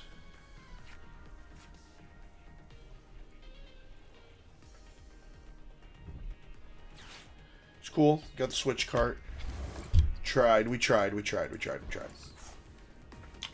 couldn't do it. Greninja couldn't do it for us. It's okay. Dragapult did. But yeah, I appreciate you guys for tuning in here all night, or whatever time of the day it is for you guys. For me, it's nighttime. But thank you guys so much for tuning in here on the Shovel Squad's YouTube channel. Truly do appreciate you guys watching and hanging out with me. I had a great time. Hopefully you did too. I'll see you guys. Right now I'm scheduled to stream next week. I might do more in the future. We will see. And by more, I mean like more days in the future than just like the once a week. But I truly do appreciate each and every one of you for tuning in. I had a ton of fun. Hopefully you had some fun with... I know Dragapult's a little boring. I get it. Hopefully you had some fun with Greninja. We got to try Bouncing Knockout. Like, we did a lot, chat. We did a lot. So, hopefully this encourages you to build some of your own decks of the new stuff. And if you're going to the LA Regionals, best of luck to you. I wish you all the success and everything that you wish to achieve. If you're not going to the LA Regional, but you're getting ready for NAIC like me, good luck in your testing and prep with the new cards now that they're legal here on live.